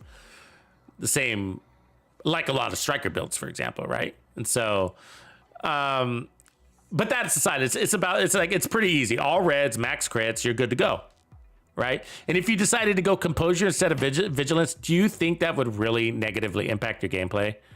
It wouldn't. It wouldn't if you're playing from cover. But if you're playing out of cover, then yeah, you maybe you're missing out that damage that could save your life. But I've seen things like fast hands or like 3-piece brazos actually improve my gameplay performance. That like there's something that made it so that I didn't die.